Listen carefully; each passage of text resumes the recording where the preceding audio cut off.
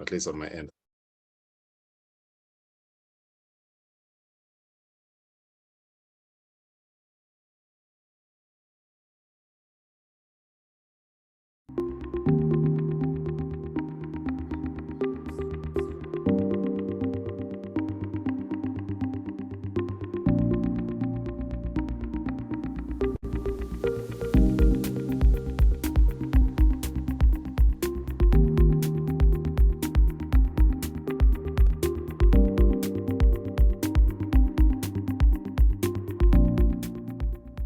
I would like to take this opportunity to welcome all of us, and usually first things first.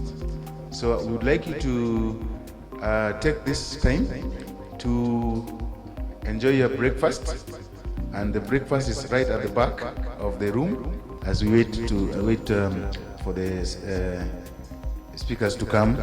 Kindly do the needful. Thank you.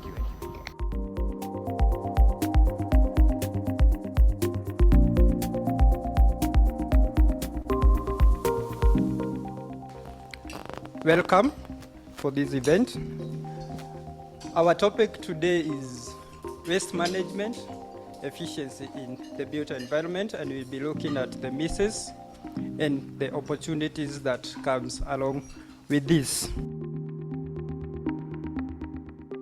There is need to protect the environment of the urban areas. It's common heritage. We are called upon to protect the land resources we have, the water resources within the urban environment. And even as we embrace new technology in construction and the attendant challenges,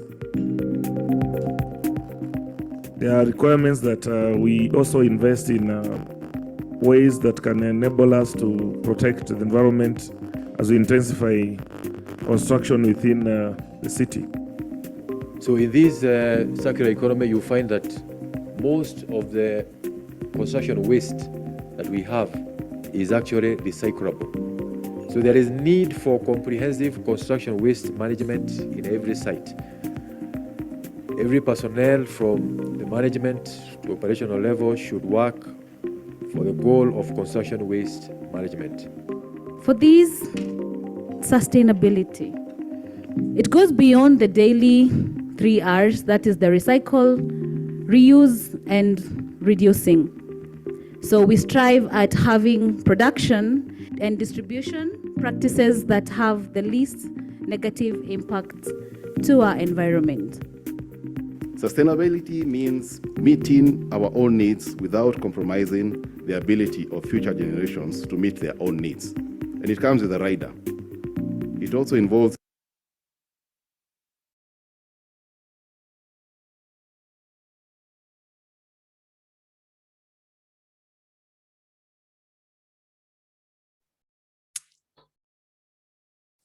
Hello, hi everyone. Thank you so much for joining in on our Urban Thinkers campus. I can see we are off to a great start. We have 75 participants. Our speakers are in the room and ready to start.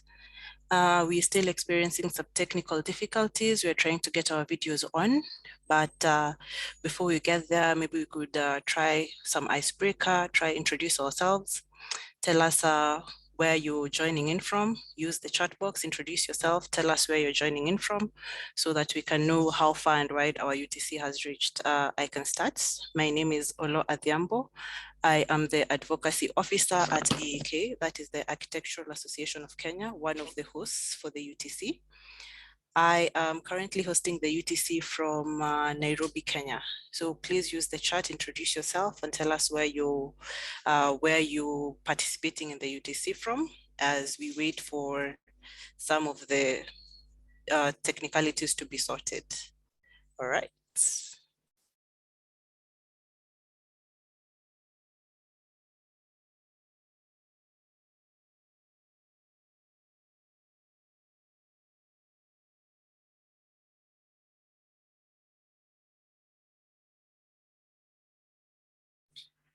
My apologies, just a minute. Ooh.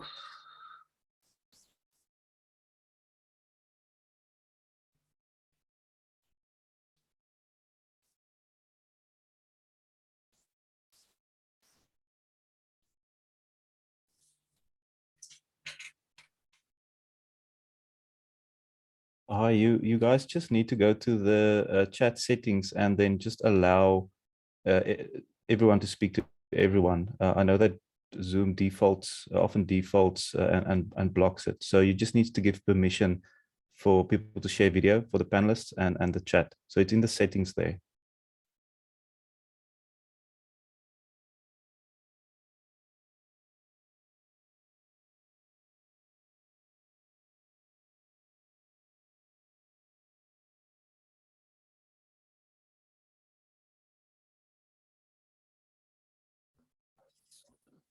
Okay, just a minute. Seems like the chat box is also disabled at the moment as we sort it.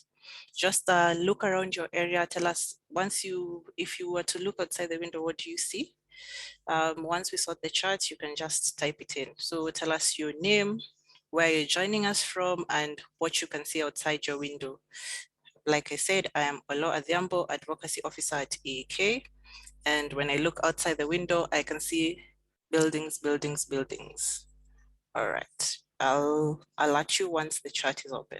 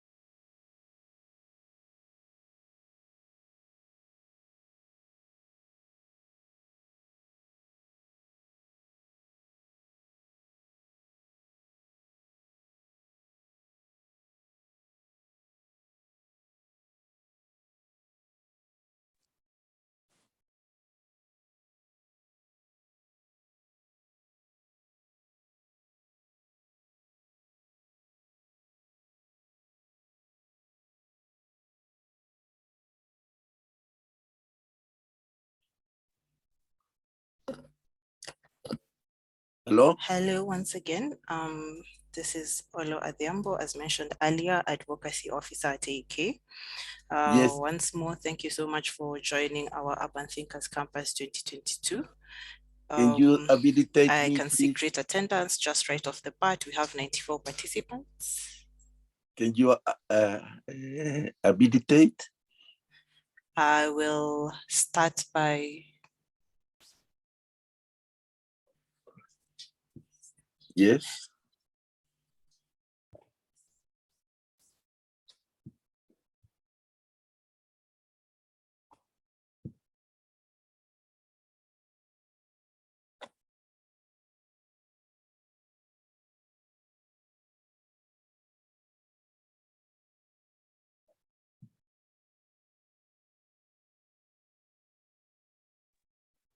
okay. Thank you all once again for joining in. This is the third time. I'm hoping that third time is a charm. I can see our speakers have managed to access video so we can see some of our speakers. We have such great speakers lined up, both from national, regional, and international levels. And as said earlier, we were going to try to do an icebreaker. We were requesting participants to tell us their name, where they're joining us from, and also tell us if they were to look outside their building, what they see. I can see some participants have decided to become creative and use the Q&A section. I can see Ojuka Calvis Omondi, an undergraduate student at the University of Nairobi, taking degree program in urban and regional planning. He says he can see buildings and vegetation. Yes, Cecily Murage, you can use this as the chat box is being enabled. And before I've just been informed that the chat box is enabled, so let's continue. Introduce yourself, tell us where you're contacting us from, and tell us if you were to look outside the house, what do you see? We are here to talk about essentials of city buildings, managing urban development. So if you're in an urban area, what do you see outside your building as we continue? So I can see responses. We have Wilson Mugambi, architect, joining from Nairobi. I see apartments, trees, and birds from my window. I can see Malo from Timor-Leste, currently practicing as architects and planners. Amen to accessing the regional and international bit. Okay, so there's architect Erastus from Nyamuri. So as more people continue filling it out in the chat box, I'd like to take you through the program for the UTC and then head on to invite our first speaker. I've seen Marilyn Musimi joining in from Naivasha. I see bush. I'm guessing she sees bushes. Interesting. Okay, I'm now sharing my screen so that we can all go through the program. All righty. So our UTC campus will span for 3 days. For the 3 days, we will have 7 sessions. 6 of the sessions will be virtual and 1 will be a hybrid session. So for the first session, we will have our opening ceremony. In our opening ceremony, we will get to hear from architect Wilson Mugambi, president of AEK. Then we will get a keynote speech from architect José-Luis Cortés, that is the International Union of Architects president, and then we will follow through to a keynote speech from architect Peter Oborn, who is the Commonwealth Association of Architects president. And then for today, we will have session 1 on managing urbanization critical analysis, and session 2, the silver bullet in urban management. And then we will have closing remarks. We hope that our sessions will take a maximum of 1 hour each for us to hear the panel discussion and also for the Q&A session. And then on day 2, we will have sessions 3 to 5. Session 3, or day 2 actually will be next week on Tuesday, and we hope all of you will join us next week on Tuesday. The session will start at 12 noon. The first session, which is session 3, will be resilient urban housing. We will have a recap from our research officer, that is Michelle Ouma. And then we will progress on to the first session. The first session, as mentioned, will be on resilient urban housing, which will take a maximum of 1 hour. Then immediately at 1:35 EAT, that's East African time, we will have our second session, that is session 4, on the nexus between health and homes. And then a Q&A session. The session will end at 3 o'clock. And then immediately at 3 o'clock, we'll have our 5th session, which is the 3rd session for the day, and also the hybrid session. It will be on adaptive planning in upgrading informal settlements. This will be conducted at the University of Nairobi ADD building, and we invite all participants who will be able to make it to come to the session. We will be having presentations and a panel discussion on the Mukuru spatial planning area, yes. And then finally on our day 3, which will be the last day, which will be on Thursday 27th, which is next week on Thursday. Our first session, which is session 6, will start at 12 noon. It will be on management of urban mobility. Then I will be sharing the recap of our day 2. Then we will receive a keynote speech from the Uganda Society of Architects president. that is Dr. Emmanuel Siniabulia. Then we will also receive another keynote speech from the International Federation of Landscape Architects President, that is Dr. Bruno Marquis. And then we will move on to the first session on management of urban mobility with experts on urban mobility, looking at inclusive, resilient, green urban mobility.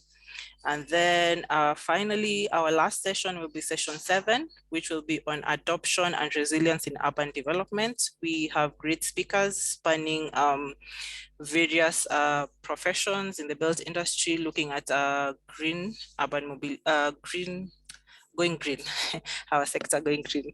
So then we will have a plenary session, and then we will be closing the session. And then we will have our closing ceremony. During our closing ceremony, we will have our UTC convener, that is the Urban Thinkers Campus convener, Cyrus Mbisi, who is also the chair of the Town Planners chapter of AAK, who will share the recommendations from the UTC and the call to action.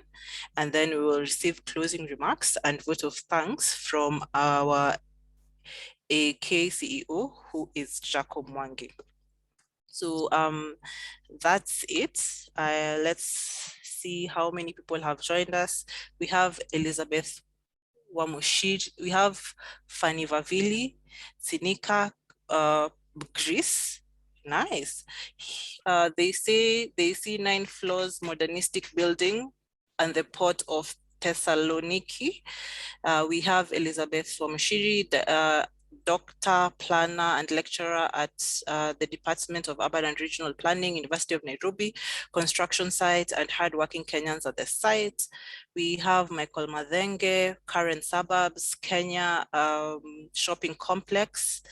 We have Ojongesa, Nairobi, they see buildings.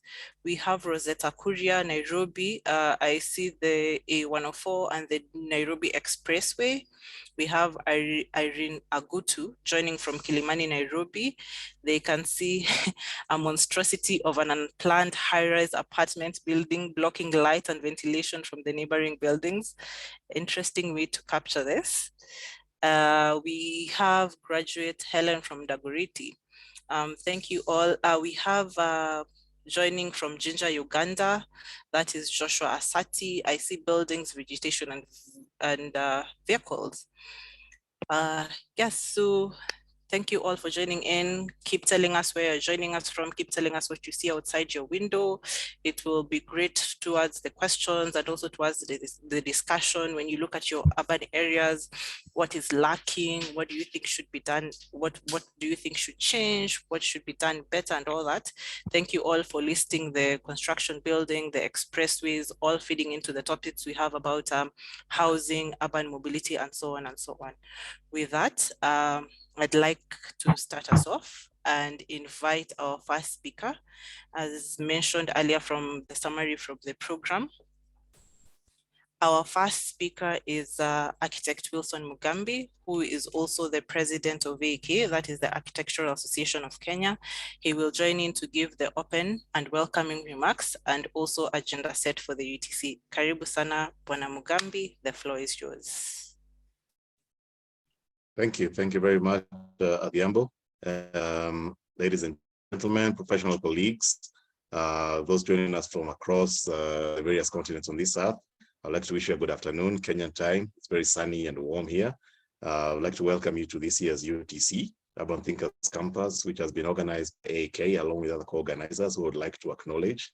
That is ISOCAP, International Society of City and Regional Planners, UIA, International Union of Architects, CAA, Commonwealth Association of Architects, IFLA, International Federation of Landscape Architects, and also the Uganda Society of Architects, which we also call USA. So this has been a culmination of a lot of planning and discussions on how to go about addressing the phenomenon of urbanization. And I like what Adhiambo was asking us to do to describe what is outside our windows. And as you can see, it's a mixed bag. The people who are seeing N&Bs, others are seeing modern buildings, others are seeing monstrosities, others are seeing highways. So in essence, we sort of all are joining this from an urban setting. So when you look at what the UTC is trying to achieve, we're trying to look at the governance in cities and urban areas, ideally in Kenya and of course other urban areas in developing countries. And we see that a lot have been set out in terms of what kind of impact or devolution in our systems will have. And once the devolved governments took over the planning and implementation of projects, there was need to see how can that be coupled with a good amount of capacity building. And we look at this and say that the phenomenon of urbanization has come at a point in time whereby we have a lot of population growth, the middle class has been growing. So it's a very pertinent agenda. And this year's theme, which looks at essentials of city building, managing urban development, envisions a more sustainable future through which we can observe standards and also principles of planning to provide an environment where people are also able to access and benefit, and get benefits from their respective cities. And objectives of the ETC to establish, or the UTC, are to establish the challenges facing the management of modern urban areas, as well as examine the mechanisms and innovations that are necessary for sustainable urban management. Another thing we're trying to achieve is also establish the role of stakeholders like yourselves, ladies and gentlemen, and your contribution to the management of modern urban areas. I know most of us have the built environment, and of course we feel the pinch when we see management is not being done well. And ideally, another major what I would call deliverable that we're trying to achieve is to activate relevant partnerships such that we initiate and sustain necessary actions in urban management for sustainable development. AAK organized the first UTC in the year 2020. That was Urban Thinkers Campus 5.0. And the theme then was designing a multi-hazard resilient city with specific reference to the coastal towns in Kenya, which were case studies at the time.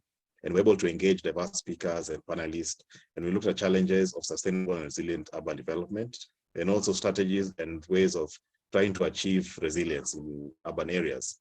And this being the second UTC, it's labeled phase 7.0. And ideally, we'll be reflecting on a lot of the SDGs, because you see, when you talk of sustainability and resilience, you're definitely touching on the sustainable development goals. And I'll just go through the ones we are touching on here. We have goal number 3, which is on good health and well-being. Goal number 4 on gender equality. Goal number 6 on clean water and sanitation. Goal number 8, which promotes decent work and economic growth. And goal number 9, which highlights industry, innovation, and infrastructure for improved productivity. Goal number 11, which calls for transformation in managing urban areas in order to build sustainable communities and cities. Number 13 on climate action and resilience. And finally, goals number 16 and 17, which call for cities to be managed through public participation and democratically systems of governance.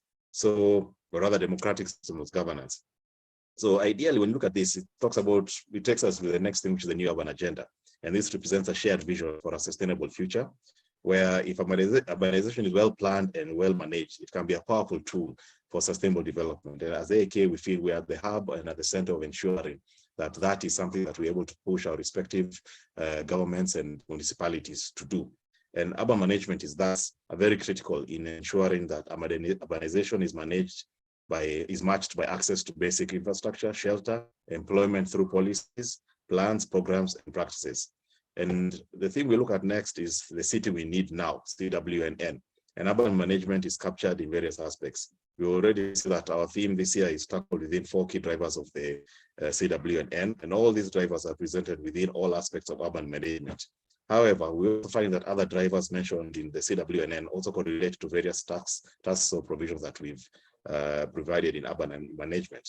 And some of these drivers, which are key to the focus of our campus, include governance and partnerships, planning and design, finance, land, housing and services, health and safety, technology, and of course, M&D, or monitoring and evaluation. So in this year's UTC, our speakers will be addressing the following. They'll be managing urbanization, a critical analysis. That's the first one. Second is the silver bullet in urban management. Third is resilient urban housing. Fourth is the nexus between health and homes. Fifth is adaptive planning in upgrading informal settlements. Sixth is management of urban mobility. And I think most people who are against the experience will have a lot to say about mobility. And there's also the final one, adaptation and resilience in urban development. So the program that we've laid out, as that Liambo Law has pointed out, how you can see we're really trying to ensure that those 3 days we capture as much as possible by engaging as many experts who are able to shed light on those critical areas. And mine is just to invite you to enjoy the campus, the discussions. Please participate. We look forward to a lot of feedback, and ideally, given ourselves a lot to do in terms of the way forward, ensuring that urban management is something which is at the core of our practices and at the core of our governance. So without much further ado, I'd like to thank you all for being part of this and welcome you to the Urban Thinkers Campus 2022. Karibuni.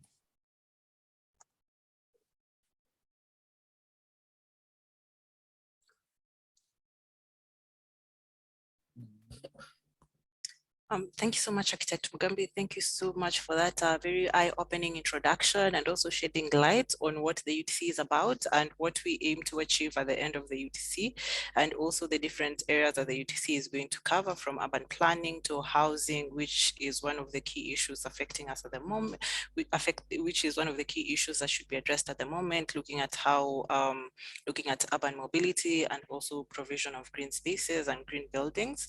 Also, as we head towards the COP27, what are some of the recommendations we can carry from our UTC, and also towards that. Also, thank you all for participating in the exercise. I hope after listening to Architect Mugambi, it makes sense. The exercise helped us to not only know how far and wide we've reached, also just for you to have an inkling of what we want to talk about during the UTC. When you look outside your building in urban areas and spaces, what do you see? What do you expect to see? What do you think should be addressed? What do you think should be done better, from those talking about monstrosities and buildings, and so on and so on. With Architect Mugambi having set the pace, we will now be moving on to our key speakers who have prepared for us fantastic speeches and presentations, which will also guide us further into what the UTC is trying to address and possible solutions and recommendations. With that being said, I would like to invite our first keynote speech. This keynote speech will be by Peter Oborn, who is the president of the Commonwealth Association of Architects. Welcome. We look forward to your speech, Asante. And as he continues, please feel free to share all your questions in the Q&A, either the Q&A or the chat box. Feel free to ask any questions or seek clarifications from all our speakers. Please also join us in advertising the UTC on social media and sharing information about the UTC. Thank you.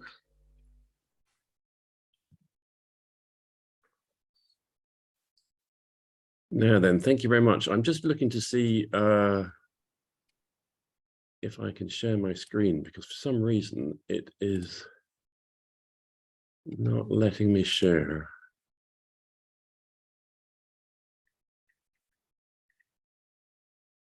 No, sorry, just 1 second.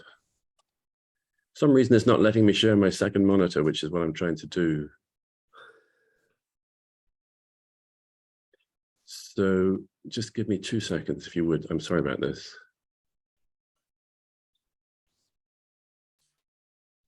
That's all right.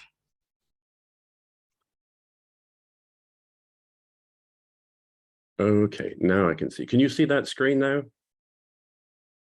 Yes. Yes, yes. You can. Good. Okay, Yes. I'm sorry about that. So thank you very much for inviting me to be part of today's event. It's great to see such a good turnout from around the world, not just from Africa or Kenya.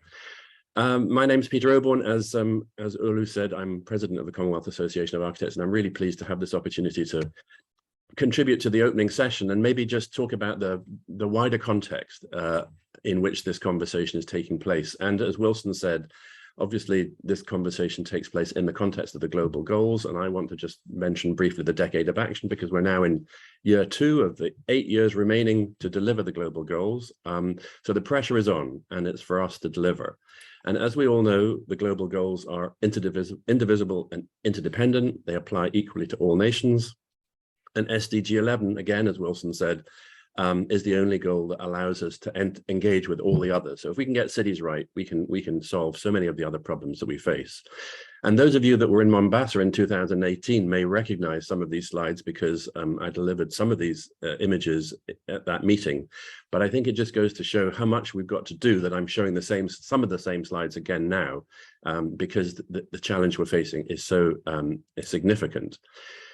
So we all know that UN Habitat projects 2.5 billion more people living in cities between now and 2050, and 95% of that growth taking place in Asia and Africa, where the majority of the cities most vulnerable to climate change impacts are also located. At the same time, we see here figures from the International Energy Agency of the scale of the growth anticipated, and you can see on the African continent, the scale of growth is enormous. And so there is a sizable challenge ahead of us. And speaking as I am on behalf of the Commonwealth Association of Architects, when you look at those figures and analyze them in detail, you realize that nearly 50% of that growth is taking place in Commonwealth countries. So for us in the Commonwealth, it's a really significant issue. And much of that growth is actually taking place in secondary cities and intermediate cities, which don't feature often in dialogues of this nature, but they're incredibly important, because unless we can solve the intermediate and secondary cities growth as well, then people will continue to migrate to the larger cities, just making the problem worse and worse and worse. So it was against this backdrop that we in the Association of Architects, together with our planning, surveying and engineering colleagues, undertook a survey of our profession back in 2020 to see how well equipped we were to deal with the challenges ahead. And some of you may have seen this slide before. I show it over and over and over again, but for me, it's just the defining image in terms of the challenge we have to face. And that is that in the countries which are urbanizing most rapidly in the Commonwealth, there is a critical lack of capacity. So when we look here at Uganda, always the country I quote, about 250 architects, about 100 or so planners in a country of 45 million, urbanizing at over 6% per annum. A staggering capacity gap, which has to be filled somehow if we're to achieve sustainable development. A similar capacity gap in terms of educational and institutional capacity. So this is the same group of countries organized in the same sequence, which show that in those countries that are growing the most rapidly, which have the least capacity, there's also a lack of educational capacity. So we have to grow the profession faster. And then similarly, in those countries which do have national institutes, nearly 50% of respondents said that they don't provide mandatory, or they don't require mandatory CPD. So how can we be sure that we're maintaining the competency of our profession as we move along? And then our third key finding around built environment policy, planning policy and building code, 30% of our respondents said that their planning policy wasn't fit for purpose. 60% said it wasn't being implemented effectively.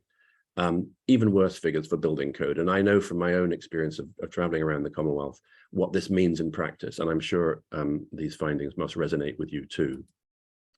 So these were our three key findings: a critical lack of capacity within the profession to deal with the growth that we're facing, a corresponding lack of educational capacity, and a weakness in built environment policy. Not a great starting point to embark on this journey. So the question is, how can we harness the potential of urbanization to drive economic prosperity? How can we harness and safeguard the power of cities to reduce risk and vulnerability, which we see all around us in the global north and in the global south? How can we harness cities to promote health and well-being? And unfortunately, we see the opposite around us in so many places. And how can we reduce inequality through sustainable urbanization? These are the questions before us. And these are the questions I know you're going to be talking about in the course of the next few days. And how do we avoid unplanned settlements? How do we avoid poorly planned settlements? And how do we move towards better planned cities and human settlements?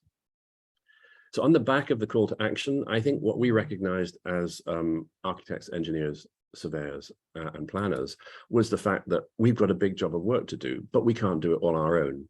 And that the Commonwealth provides the most incredible ecosystem from which to draw upon.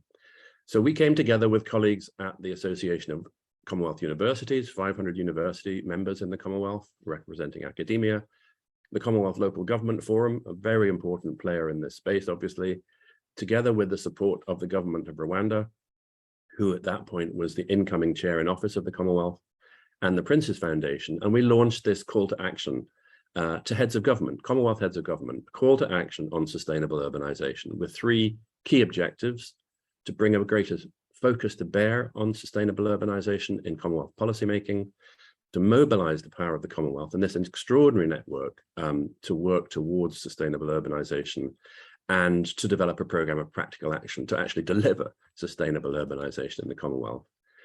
We worked very hard just before the coronavirus hit, and then during coronavirus, obviously online, with a significant advocacy campaign. We were reaching audiences around the Commonwealth. We were present at WUF 10 just before the coronavirus hit. We lobbied high commissioners and such like, and we got our member institutes to write to heads of government in their home countries, leveraging our network to advocate as strongly as we could. And we arrived in Chogam finally in June of this year. Wilson was there with us and waited with bated breath to hear what heads would decide. And we're absolutely delighted when in the communique, which is the official document that follows the heads of government meeting, there was reference to sustainable urbanization, and heads of government adopted a declaration on sustainable urbanization. So sustainable urbanization is now firmly embedded in Commonwealth policymaking, and the declaration, which is available online, highlights, amongst other things, the need for integrated and inclusive urban planning. It acknowledges the role of technology, and I'll touch on that at the end of my presentation. Talks about the need for finance, which I'm sure we'll all recognize, about mobilizing resources, about knowledge sharing through dialogue, which is what we're doing here, and increased opportunities for professional training. So this declaration, which is everyone's declaration, it's not just ours, is available for you to use as leverage with your governments to encourage them to engage with you and drive forwards this agenda. So the CAA hasn't just been talking, it's also been doing, and we've been trying to engage with some of the findings of that survey that I mentioned earlier. So in 2020 and 2021, we had two pilot programs of CPD, and I know AAK does a lot of CPD, and we managed to reach an extraordinary audience. We had over 800 participants, over 2,000 views in 33 countries, with a program that was focused on the theme of sustainable development. So there's a lot which our institutions can do to help drive this agenda, as AAK is demonstrating today. And then, of course, we are also looking to support and work with clients who really want to make a difference. And this is just one case study, and I'm sure you all have references of your own. This is a project in Kigali, which is aiming to deal with the challenge of affordable housing. And of course, affordable housing is such an enormous issue for all of us, not just in Africa. It's a big issue for us here in Europe as well. But in Kigali, there is a particular problem with affordability. Mortgage penetration in Rwanda is less than 0.3%, so very difficult for people to borrow because incomes are so low. There's an issue of housing supply. It's a relatively small construction sector. Materials are very hard to come by in terms of their import and such like. And then urban sprawl, the typologies that have been adopted, single-story dwellings have led to urban sprawl, which is actually now threatening food security because it's such an issue. Rwanda, incidentally, has one of the highest population densities in Africa, which is quite a surprise. So this project, Green City Kigali, is sponsored by the Rwanda Green Fund, FONAWA, and FONAWA, supported by the German Development Bank, KfW, produced this project vision. I have a different hat on here, which is working for the RIBA as a competitions advisor. I acted as architectural advisor on this particular project, and we were tasked with finding the right master planner for this project. And in order to do that, we helped write the brief, which included a series of principles. And one of the principles was about using this project as a catalyst for change in Kigali and beyond. So we really need to help promote good case studies that can be used as exemplars for future work. This is just one illustration from the winning submission from FCB Studios, in which they really understood the challenge or the opportunity provided by density and the opportunity provided by the slope of the site to preserve low car usage, because car usage is quite low in Rwanda. People walk and cycle a great deal, and they use the bus. And this master plan, this is just an extract from the project. This master plan has no road that is a greater gradient than 1 in 12. So it's very easy for people to walk and cycle. And that's you build that into the project from the beginning. This is just an example of a view from one of the parts of the development, and the project is going to actually feature at COP27 next month in the context of decarbonization, because it's also promoting low carbon construction. So the CPD and the Green City Kigali are what I would call, and what UN Habitat would call, normative projects. I just want to sort of end now with couple of examples of what I might refer to as transformative projects. So things that are actually going to make a real difference. This is a rapid planning toolkit that was developed jointly by the Prince's Foundation and a group of us. And it's basically aimed at communities which are experiencing rapid urbanization, but don't have the access to professional expertise to deal with that growth. And it's a simple 4-step process. Again, you can find it online, rapid planning toolkit. It's a simple 4-step process that allows communities to come together and plan for their growth in order that they can actually control that growth rather than it impacting them. This is a project in Bangladesh, which is going on currently. There's another project being delivered in Sierra Leone. So this is practical work on the ground that is helping those communities, which, as I said, living in secondary and intermediate cities. And then the final example I just want to show is, again, a transformative example, which is how we can use technology to overcome and address some of these issues, or at least engage with some of these issues. This is a project in Zambia, working with the Ministry of Local Government. Lusaka has 65% of its population live in informal settlements.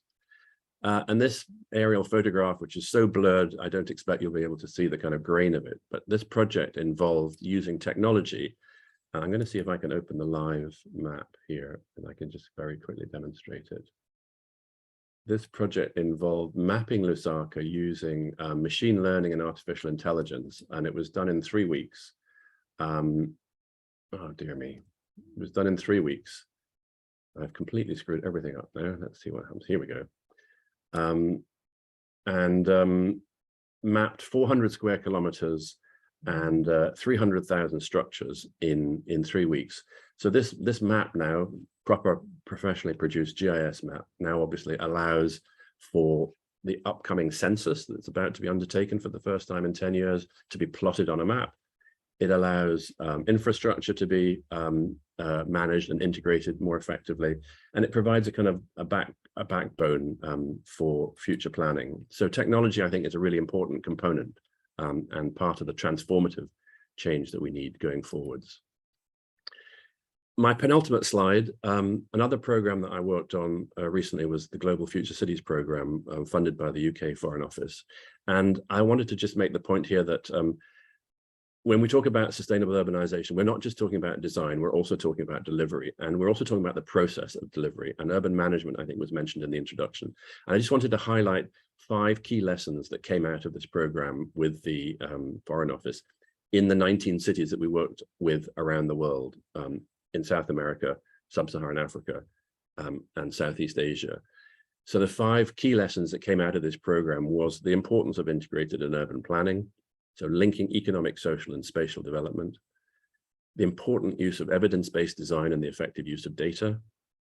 A lot of cities are now talking about data and using it, but not perhaps using it as effectively as they might. The absolute importance of governance and collaboration, of working together to deliver common objectives, both between ministries and departments at local government level. The challenge of project finance and procurement. How do you put the business case together to generate funding? And then how do you procure the project in the right way to make sure that you actually deliver the outcomes and the impacts that you're seeking to achieve? And then finally, and I think Wilson mentioned this again, implementation and enforcement, monitoring and evaluation. The need to continually keep on top of what's happening so that you actually do achieve what you set out to in the first place. And the most important lesson actually to come from this exercise was that there is a 6th point, and the 6th point is leadership. Without leadership, nothing is going to be achieved. And so this is where I think this Urban Thinkers Campus is so important, because I personally see you all as future leaders or as today's leaders, and we need leadership to drive this process forward. So I'm going to end with this final slide, which is just to say that for us at the Commonwealth Association of Architects, I think what we've recognized is there are gaps that we need to close. So how can we close these gaps? The capacity gap, which I've mentioned, the skills gap, the data gap, the policy gap, and the finance gap. I think the finance gap is probably best left to others. It's not my specialization, but we are certainly very focused on the others. And only if we can fill those gaps can we deliver effective planning. Only if we can deliver effective planning can we deliver effective programs.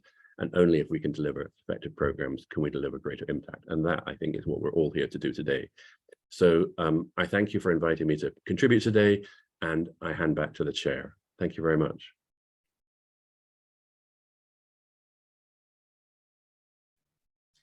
Thank you so much, Peter Oborn. That was a very interesting and informative keynote speech with a lot of information and a lot of pointers and takeaway. Maybe just a question. How can the participants access this information? Is it available on your website? I will very happily send you a link to this presentation in a few moments. Thank you so much. That would be much appreciated. So I urge all our attendees, in case you have any questions for our speakers, please feel free to ask the question via the chat or the Q&A. I've also shared the pages to tag and the hashtags for the session. Please feel free to also engage us on social media so that we get the conversation trending and more people talking about urban planning.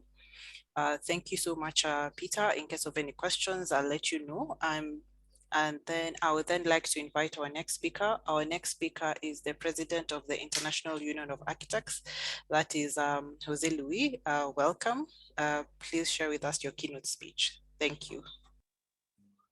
Thank you very much. Good day, everybody. It is a great pleasure to be today in this wonderful event of urban thinkers. And I am José-Luis Cortés, president of the International Union of Architects, and I'm from Mexico, so warm greetings from Mexico. Here it's early in the morning, 4:30 in the morning. So I wake up very happy to participate in this event. I want, on the name of the International Union of Architects, to congratulate the Architectural Association of Kenya for the organization of this event, to all the colleagues that are part of the council of this association, and at the same time, the president, Wilson Mugambi, and all the different members of the council, landscape architects, planners, and all the colleagues that are working very hard in Kenya. I want to congratulate my friend Peter Oborn for this wonderful presentation. The Commonwealth Architects Association is working very hard, and I'm very happy for all what they are doing. As you know, the International Union of Architects is conformed by 115 countries around the world. And one of our main issues is how to share experiences from one country to another. The reason why we were created in 1948 is because after the Second World War, many cities were destroyed, and all members of society in Europe and many other countries said, where are the architects? We need the architects, and that's the important thing. Architects, you know, we have been created and formed in the schools in order to help societies have better quality of life. So we have to participate actively in implementing all what we have been learning during our educational process. And in such a way that what we were living in 1948 after the Second World War is that many cities were not facing their own problems in a good way. A lot of heritage was destroyed, and a lot of housing was missing, and we have for many decades a very big task. After 75 years, I can say that at the moment we have been facing similar situation of that war.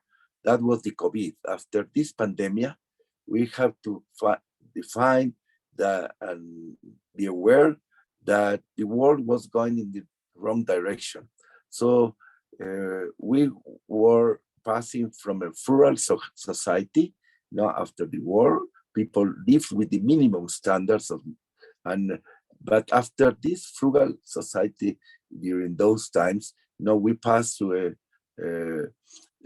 a society, that was looking for all the different items in order to have a better life. But nowadays, after this consumption society, we are facing the situation that in many parts of the world, we are producing a lot of garbage everywhere, and we have been destroying our planet. So the International Union of Artists is very aligned with the United Nations and with UNESCO in order to face what are the main problems of our planet. And as Peter mentioned and Wilson, all these sustainable targets, sustainable goals are important if we want to have a better place to live. So we want to face first the overall situation, the macro situation, and that we realize that we cannot produce more emissions, toxic emissions to the planet. We have been destroying the land where many territories, because transforming agricultural areas in urban areas during this process of urbanization, we have been polluting many rivers. We have been polluting the quality of air, and we have been polluting, the different underground, earth under the cities by all this contamination, on the urban drainage systems, and mixing factories that have very high carbon emissions, with the people that are living close to them. So this process of urbanization has been, in a way, affecting all the planet. So now what we believe we have to do is that we have to face the situation in a global way, but at the same time, every country has to face their own situation. The countries don't have the same political, economic, social, and climatic situation. Every country is different. So, but one thing that is in general terms equal is that all of us, all around the world, have been passing for this process of urbanization, and we are facing the situation of this migration from rural areas to urban areas. And these migrations are due to different situations. Some of these migrations are because the climate change, people cannot live with high temperatures and they have to migrate to other cities. Some people are migrating because they don't have a job, they don't have any expectation for the education of their children, they don't have food to feed their families, and they don't have the minimum standards of living. So that's why people migrate from rural areas to the cities. But some people are migrating because political situations, that feel that the cities are, the places where they live are not safe. And that's happening with many people around the world, that people don't feel that they are safe in the places where they live, either for political issues or climatic issues. And so we have to understand the reality of each country. One of the main issues that we believe we have to face is how to administer in an intelligent way the urban areas. And that's the main issue. We have been in the last years with limited resources in every place, but we don't have priorities in order to spend the money we have for every city. So the administration of a city is very important. How to implement a program, a plan where we define the priorities. And the International Union of Artists has decided that this year will be the year of design and health. Why? Because after the pandemic, we realized that we were not resilient. and more than 6 million people around the world pass away, die by this virus of COVID-19. So we cannot face this situation again. That means that cities have to be more resilient, and that's why we have to define priorities. And one of our main priorities, first of all, is health. How to give the minimum standards of health to everybody wherever they live. And in order to have good quality of health, we need to pay attention on the sanitation of the urban areas. Now, urban areas have to be clean, needs good water supply, use and reuse of water. They need good drainage. They need good level of minimum standards in their clinics and hospitals, and they need to prevent, the different sickness that they are facing. So health is related very much with prevention, and not to that after they have to spend a very high level of or percentage of their salaries in buying medicine. So how to make prevention of good health in every city. So that's one of our main priorities. Sanitation is an issue. And after health, we have to pay attention we are talking about safe cities. How to make cities safe? Well, all the community, we have to work together. We have to work united. And that's why the planning of a city cannot be just faced by architects. It has to be faced by all architects, engineers, developers, real estate agencies, and constructors. Have to be faced together with the different persons that work at the municipalities, at the state governments, and at federal level. So Peter was just showing the case of Lusaka in Zambia.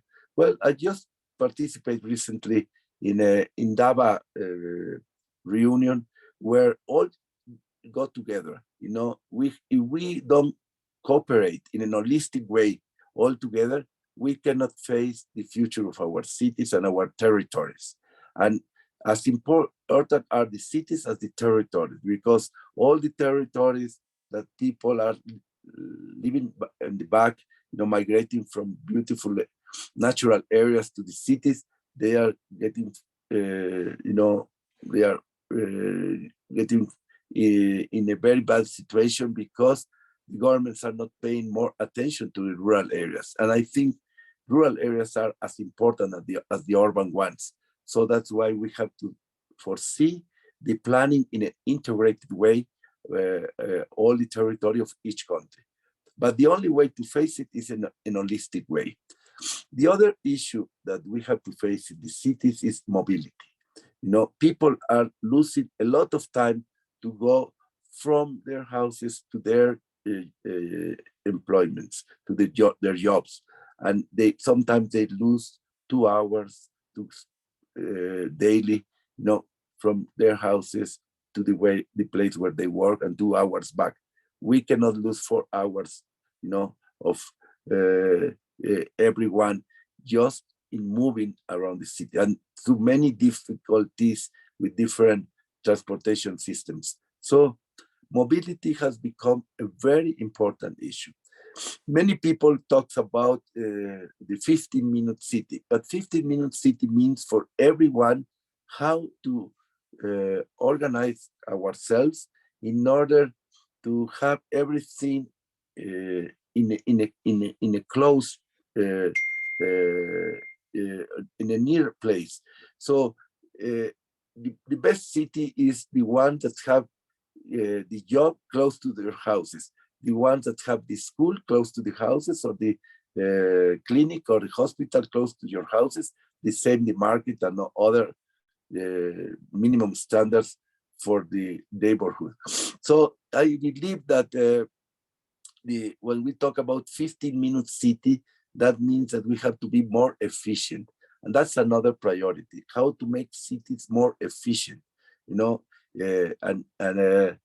it's important analysis for everyone, you know, to live in a compact way in order that we don't lose time. Time is the most valuable issue for everybody.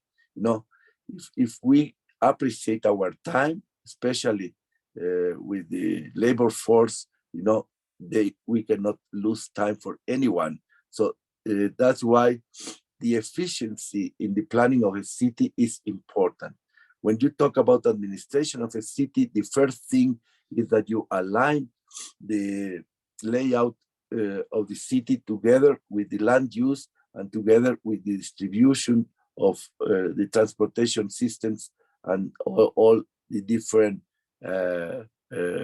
uses that the city needs, you know, for all the facilities and services. So we have to face our targets in an holistic way, but with good ideas of how to make cities more efficient, because the city belongs to all and looks like we are just taking care of everyone, taking care of ourselves and forgetting about the community. So it's important to think about the common issue. If we think more about the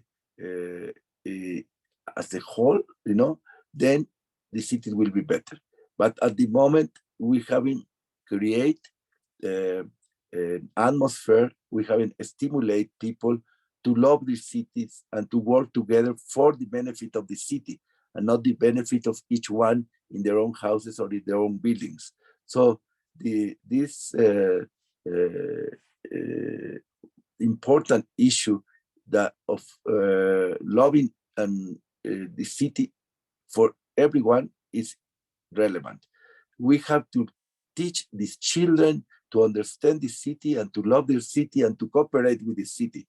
Yeah, and the same the women and the young generations and everybody. So if we don't love our cities, the cities will be growing in a different directions and in a very inefficient way. That's why we have subutilize all the urban spaces. And the public spaces are as important as the private ones. The public spaces are the extension of our houses. We have to pay more attention to the public spaces.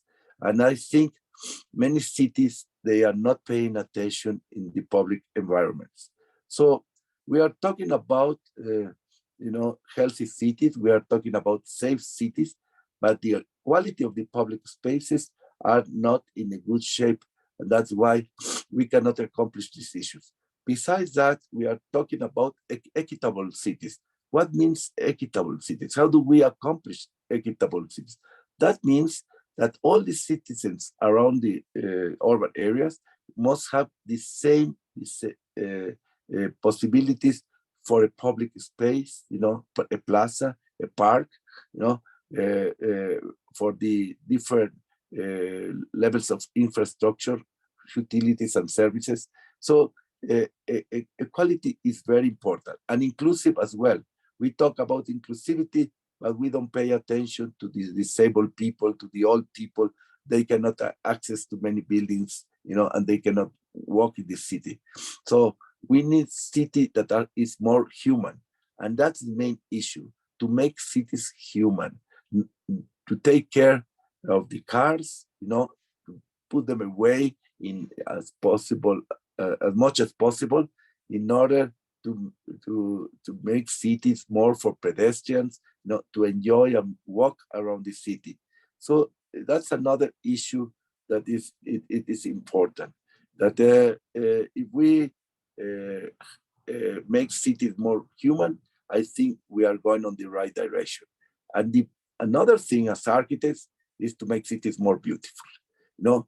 Things that many developers or real estate agencies, they don't pay attention about the beauty. They build a lot, but in an awful way.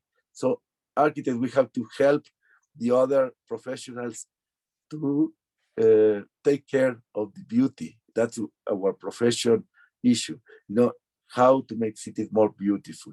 And because beauty, you know, and the balance between built-up environment and nature, it is important. This balance between built-up environment and natural environment in a nice way, it has to be related with the beauty of the cities. So I believe that there are many important targets that we have to settle, but always in a definition of priorities, step by step. We cannot do everything, but we have to define together with the community, together with the politicians, and monitor every step one by one, because otherwise if we don't put specific targets for the next 10 years, for the next 20 years, it will be difficult to face the future. And we have to be aware as a planet that we have to receive 2,000 million of people more in the next 30 years. So how are we going to accommodate them if we don't have we haven't cleaned our house, if we haven't cleaned, when I mean our house, our cities. So we have to be prepared for some challenges that are coming in the future, you know. We don't know how many viruses are we going to get in the future. We don't know what will be the climatic situation in the future, that we have to be prepared for it. But at the same time, to be prepared to receive all the population that is coming in the next 30 years in the whole planet. So I congratulate very much all the urban thinkers, and I stimulate you to work all together. We have to be united.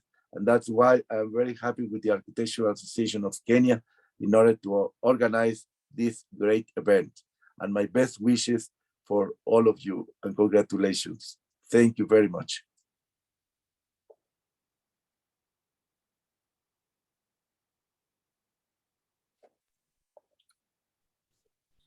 Oh my, that was a very, very beautiful speech. A lot of nuggets to be picked from it. I specifically loved when you talked about, let us make our cities human. Let the cities work for us and we work for the cities for all and all for the city. Very, very beautiful presentation. Just some overriding themes through our first three speakers. They've all talked about rapid urbanization and how rapid urbanization is affecting our cities and towns, and how at the moment we are not ready or prepared to accommodate it, either through the lack of capacity, lack of education and training, or the lack of professionals to cater for this, or unplanned governments.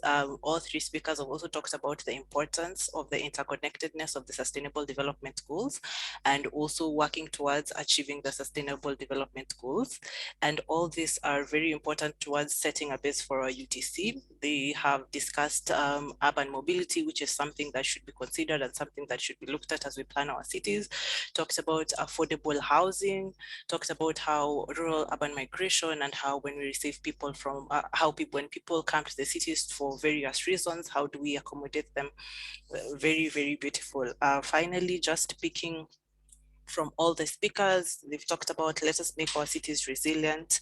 Let us make it be able to cope with any emergencies that come in the future. We were very unprepared for the COVID-19 pandemic. So how do we work around that? How do we adapt? The world is changing and adapting. How do we also adapt and change with it? Let us make our cities inclusive and accessible for everyone, including persons with disabilities. Let us not forget them in inclusivity. Let us not tokenize them. Let us make our cities equitable. Let us make our cities efficient. Let us make our cities healthy. A lot of us are talking about COP27, how we're heading to COP27, but we are still reeling from the effects of, I can call them the three C's. We saw the COVID-19 pandemic, then came the conflict, the Russia-Ukraine conflict, which destabilized markets and also the industry. Then there's climate change. So how do we make our cities ready, or how do we ensure we can cope with that? Also the importance of going green. And also, how do we make our cities beautiful? As we build, as we continue, how do we make sure they are beautiful? How do we get that pristine balance between the built and the unbuilt, or the built and the natural? Yes, so how do you make cities human, and how do you make cities work for all of us? Those are very, very beautiful nuggets from all our three speakers, and that's a very beautiful base for our UTC. So before I proceed, I will do all of us a disservice if I don't introduce the convener of the UTC, the mind that has been behind all of this planning, who is Cyrus Mbisi, who is also the chair of the Town Planners Chapter of AK, to also come and thank our speakers before we proceed to our next sessions. Karibu sana, Bwana Cyrus. Thank you. What a generous introduction. Thank you, Lo, for taking us through the first phase of these Urban Thinkers Campus, and indeed is a place for thinkers and a lot of good ideas, a lot of good strategies, a lot of ideas pointing us to the right direction in terms of taking action and improving the governance of our urban spaces. Indeed, it is a great pleasure to have listened through the three key speakers who've gone before. And I'd like to thank them most sincerely, starting with President José-Luis Corté. I think he's been linking up from Spain, and I can't fail to Mexico. Oh, Mexico. Okay, thank you very much, and I thank you most sincerely for that. And I can't fail to notice your individual sacrifice. I'm sure it's around 4 a.m. or thereabout, and it actually shows a lot of commitment and support to AK. And also remember, just a few months ago, you joined us in Mombasa, which again was a very informative, and you've really helped the conversation about our shared urban future most improved. So I think I would like to commend you for that. I think secondly, I would want to appreciate Peter Oborn. I think we had a session previously, and again also for being a frequent visitor to our events. I think in his discussion, he made reference to a session he joined in Mombasa, where again he presented relevant material in our continued advocacy towards better living conditions where we subsist as humans. And I think that is most appreciated. And I think specifically there is a slide that I can't fail to mention, where you've actually connected the challenge to the impact. And I think that's the place of project implementation. And I think those of us who are listening in or following this from Kenya, those challenges and those gaps are not new. And I don't know if they wasn't or someone is trying to improve those particular ones, especially filling the gap on policy, of capacity, and then again, of having the entire ecosystem of decision making, right from policy to planning to program and to project implementation. I think there are serious gaps therein as far as Kenya is concerned. I think, and I'm happy that we also joined by government in this Urban Thinkers Campus, and I'm sure it is their business actually to make sure those gaps are addressed. And I think lastly, not least, my president, architect also Mugambi, I think for framing the whole gist or the whole purpose of actually the Urban Thinkers Campus. And I think it takes a lot of resources, a lot of support, and a lot of logistics actually to bring all that together. And I think architect Mugambi is up to the task and has provided every resource necessary to make this particular edition Urban Thinkers Campus 7.0 such a huge success. So thank you very much, Wilson Mugambi. And it's my duty actually to make sure that all these ties together, and at the end of this process, then we really have a declaration, which is basically a call to action. And I think we'll be pouring through every other presentation, every other comment, every presentation to get those relevant punch phrases, punch words that really goes to the declaration and actually forms part of the action we expect from government, supported by those many stakeholders. I think President José-Luis Corté has really elaborated. And I like actually his rally call, "We must love our city." I think that should be the basis upon which then we build the broad coalition to push for change. I think there is consensus on the challenges, there is consensus on the targets, the goals, where we want these cities or urbanization to go. But where the action is needed, I think that's where we don't seem to agree so much. So I think if we follow systematically, we are able to resolve most of these issues. So I think, thank you all, and Karibu Tena at AAK. This is a place where we want every mind in urban spaces to be convening, possibly every year, so that we're able to push this agenda forward. And at the end of it, we make sure we also do self-assessment, monitoring, as elaborated by President Peter Oborn. So thank you very much, and it's my pleasure to take this back to Madam Olo. Karibu.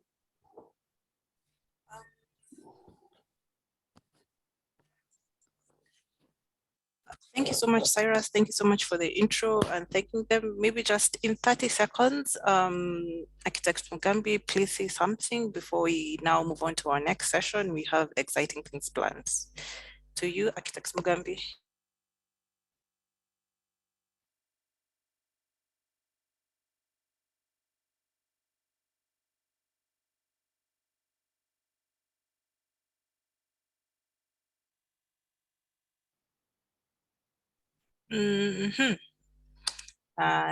Seems he cannot hear us, or we cannot hear him. I take this opportunity. Oh, yes, we can hear you. Go ahead. Yeah, I seem to have gotten disconnected. Yes, what did you, to give some closing remarks? In 30 seconds. Not closing. Thank you. I mean, for this session. No, yeah. I'm not closing the campus. We still have another week. Yeah. Yes, mine is to say thank you to everyone who's taken part. I would like to really applaud and appreciate the gentlemen who have been with me in this session. That is CAA President Peter Oborn, Architect, UIA President José-Luis Cortés, Architect as well. And you've both really enriched this discussion, and I believe people are sufficiently challenged as to what they need to think, action, and plan for the way forward for our urban areas. José-Luis, of course, we sympathize a bit. We had to really wake you up very early, but as usual, you come out for your members, and ours is to say thank you very much, or as we say in Swahili, asante sana. So Peter Oborn, once again, my other president, asante sana, and we look forward to engaging more with you gentlemen. So thank you very much, and I wish everyone else a fruitful deliberation this afternoon. Thank you. Thank you very much, Wilson. Thank you, Wilson. We appreciate you very much and congratulate you very much. And it's very nice to be with Peter here. And look forward to seeing the declaration at the end of the week. Wonderful. It will be very important. Yes, I agree with you. Bye-bye. We must make a long-term plan. You know, what is the next step of urban thinkers? Correct. Thank you. Thank you very much. Bye-bye. All right. Please don't leave. I can see people leaving. That was just the closing for the first session. We are now moving on to our panel discussions. Once again, I want to thank our speakers for all the information they poured in. I kindly remind all our attendees, if you have any questions for our speakers, please feel free to use the Q&A tab, or please ask your questions in the chat. Just to mention that Peter Oborn, that is the Commonwealth Association of Architects President, the first one to speak, the second person to speak, will not be with us throughout. So in case you have any questions, please feel free to share them while we're in. I also noticed that though most of you have very interesting comments and information to share with us through the chat, I kindly request you to make it public. So just change the settings and send it to everyone so that everyone is able to see the discussions afterwards. At the moment, most of you have set your chats to hosts and panelists only, so we're the only ones who can see them. So just make the change so that everyone can see them. With that being said, just picking up from what our speakers have talked about, planning our cities, ensuring that our cities are inclusively planned with communities and everyone at the table, identifying the priorities for planning, identify the targets, and also monitoring an implementation plan. That would be a very good entry point to our first session of the Urban Thinkers Campus. So session 1 is on managing urbanization, critical analysis.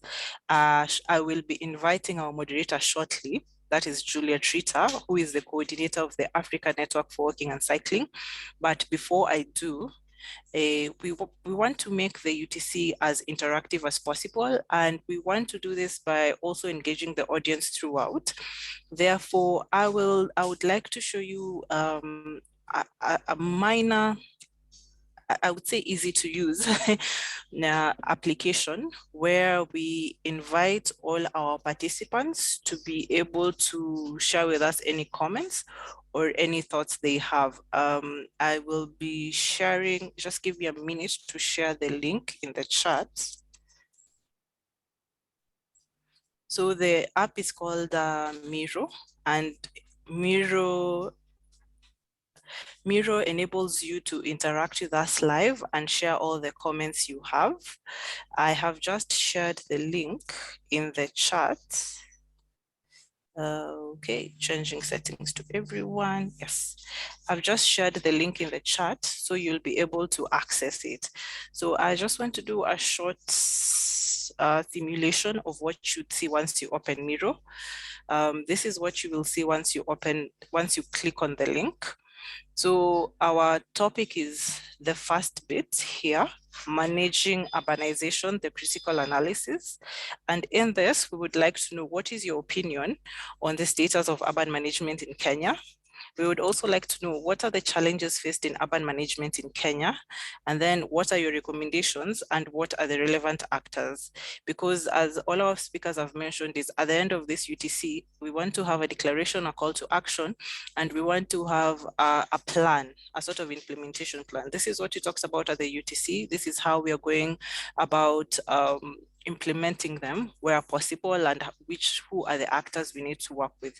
So how do you comment on Miro? Once you open your Miro, you just left click.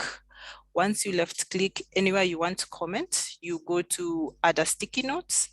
Once you add a sticky notes, it appears and you can just edit within the sticky note. So whether you want to tell us on your opinion on the status at the moment, or you want to tell us what the challenges are, what the recommendations are, and the relevant actors, please engage us, please talk to us, pick nuggets from the speakers and just put them there so that we can have a lively interactive discussion. With that being said, I will now stop sharing my screen and I will invite the moderator for our next session, Julia Trita. Take it over, Karibu. Thank you very much. And it's been a very interesting session in the very first session where we had keynote speakers giving us very powerful presentations and messages. It is indeed a very interesting topic in terms of looking at how we manage urbanization. We cannot run away that we are urbanizing at a very high rate. Considering just in Africa alone, we have already over 47% of our population living in urban areas. That said, I would also want to just rename my gratitude to be here as a moderator for this session.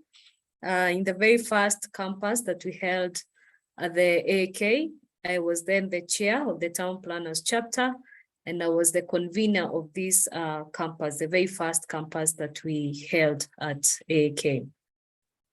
That said, I want to very interestingly just go straight to the session for this afternoon.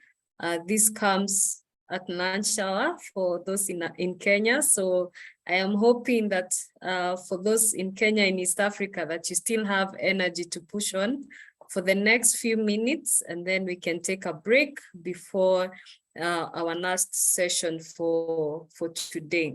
So we are discussing a very interesting topic of managing urbanization, and we are saying the title is Managing Urbanization, critical analysis. And just when I was thinking of managing, I was just asking myself in terms of what is the easiest way to understand management, and tying it together with a very big word of urbanization. And the easiest way came about in terms of just putting it across. Sorry, I like trying to make things easy. I'm a teacher by profession also. I'm a lecturer at the Technical University of Kenya, and I'm also the coordinator of the African Network for Walking and Cycling, which is an initiative of UNEP and Walk 21 Foundation. So at the African Network of Walking and Cycling, we're just trying to put everyone together in terms of advocating for better conditions for walking and cycling, as well as supporting organizations that are advocating or carrying out initiatives in walking and cycling in African cities. So back to the definition, or just a simple way of understanding management before we go to a discussion for this session. I was just looking at it as a way of trying to understand the art of managing the decisions of the many stakeholders involved in the development of urban areas towards a higher quality outcome.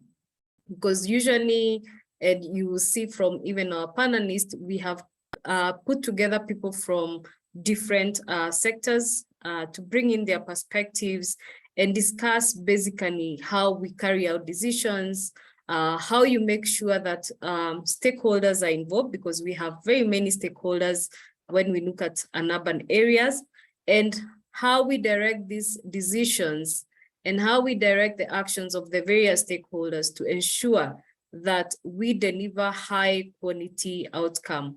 Or basically, we try and see how best we can create urban areas that can be enjoyed by all people. So without further ado, I want just to quickly mention the panelists that we have for today's session before we go into the discussion. And with us today, we had Daniel Clansen, who is the MD of Future Cities Africa. Unfortunately, because of time and having other engagement, Daniel has had to drop out of this session, but we have a video recording of his presentation, which will be played immediately after this introduction. We also have with us the current chair of the Town Planners Chapter, Architectural Association of Kenya. That's Planner Cyrus Mbisi, who's just spoken a few minutes ago. So we'll have him also in this panel just discussing how we manage urbanization. With us, we also have Wanjiro Kanyiha, and she's coming from Kilimani Project Foundation. So I think this will be a very interesting discussion with Wanjiro today. Then we have from the national government, we have Planner Mary Gundo, who is the Deputy Director, Land Use Planning at the National Land Commission, NLC. And then from the private sector, we have Gikonyo Gitonga, Gigi, the CEO of Access Real Estate Limited, and also I know he sits on the board of lands at KEPSA. And we also have Planner Miriam Maina, who is the co-founder of One City. So karibuni sana, and thank you so much, the panelists, for joining us for this session. I'll take it back to the Secretariat to have the video by Daniel Clansen played. Then we'll proceed to hear from the other panelists. Thank you.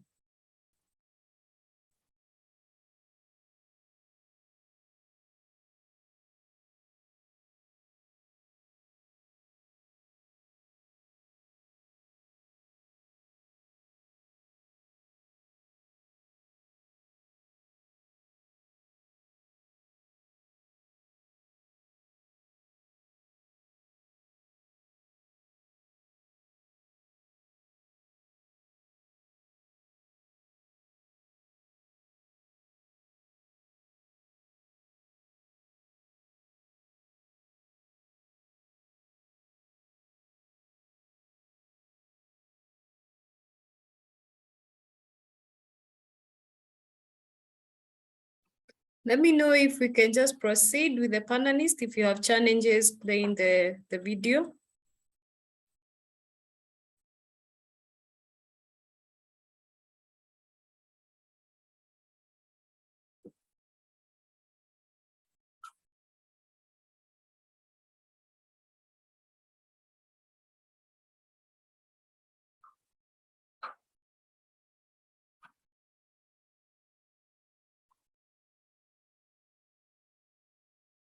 Now, hi, Planarita. Please proceed with the panelists as you sort this out. As soon as we're ready, we'll let you know. Thank you so much. Okay, thank you very much. So we'll proceed to hear from the other panelists, and we can have the video either uploaded later or shared with the participants. But Daniel was coming in to present Future Cities Africa and tell us more about what they do on the platform. But you can also visit their website. Maybe the Secretariat will share the website, where they allow for one-on-one digital discussions on various topics revolving around urbanization. So it's a very good and interesting platform. I know some of the people here that I've seen have already contributed some articles there. So it's a very interesting and resourceful platform to even familiarize yourself with. So without further ado, I'll start off with our chair, Cyrus Mbisi. If you can just come in, we've already had you introduce yourself, so you can just go straight and speak into the topic and tell us your broad perspective in terms of how we can properly manage our urban areas from a critical analytical point of view. Karibu, Cyrus. Thank you very much, Planarita. Now, maybe for the sake of the audience, I think Rita is immediate past chair of the Town Planners chapter. So I'm trying to fit in her shoes, and I hope I'm able to do that. So thank you very much also for this opportunity to discuss really how do we best prime our urban areas for the dramatic, almost dramatic change that is until now unprecedented in a way that the challenges we face, especially in this country, everyone agrees we have a problem of how we allocate our resources, how we manage urban development, how we approve, how we process, and basically the entire space of decision making. And why I'm calling it the entire space of decision making, because decisions really have an hierarchy. If you're to start from the policy level, or even better, if you start from the vision of a country, where a country wants to go, and then to take a country to where its vision is, you actually need almost immediately, you need the policies to enable you to achieve that vision. And below the policies, then we have the plans. Below the plans, then we have programs. And the very lowest level, and we've been well guided by previous speakers, we have the area of impact.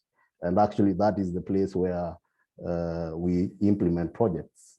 And my observation on being around here is that we are fond of jumping right from the challenge to the project.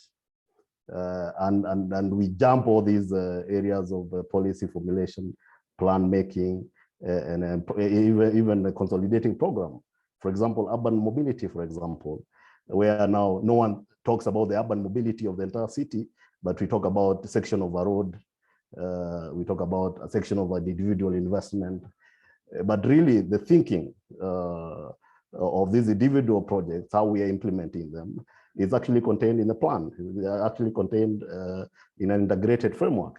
So without the thinking, without the plan, then you cannot really justify a project and say that it's going to reduce congestion. It's going to reduce traffic congestion in our towns. It's going to impact, because a project cannot really justify itself. It needs to be justified by a higher level decision. And in this case, it must be justified at the plan level. And this is where I have a big problem, actually, with the status of affairs in this country, where how we are making decisions about what to implement is really not being informed by planning, integrated planning framework. And I dare say or argue that we are in a spending spree where we are actually wasting a lot of public resources on individual projects. And I think we've really vacated the space of thinking, where is the planning making process, and now we're in the business of doing business, which is project implementation.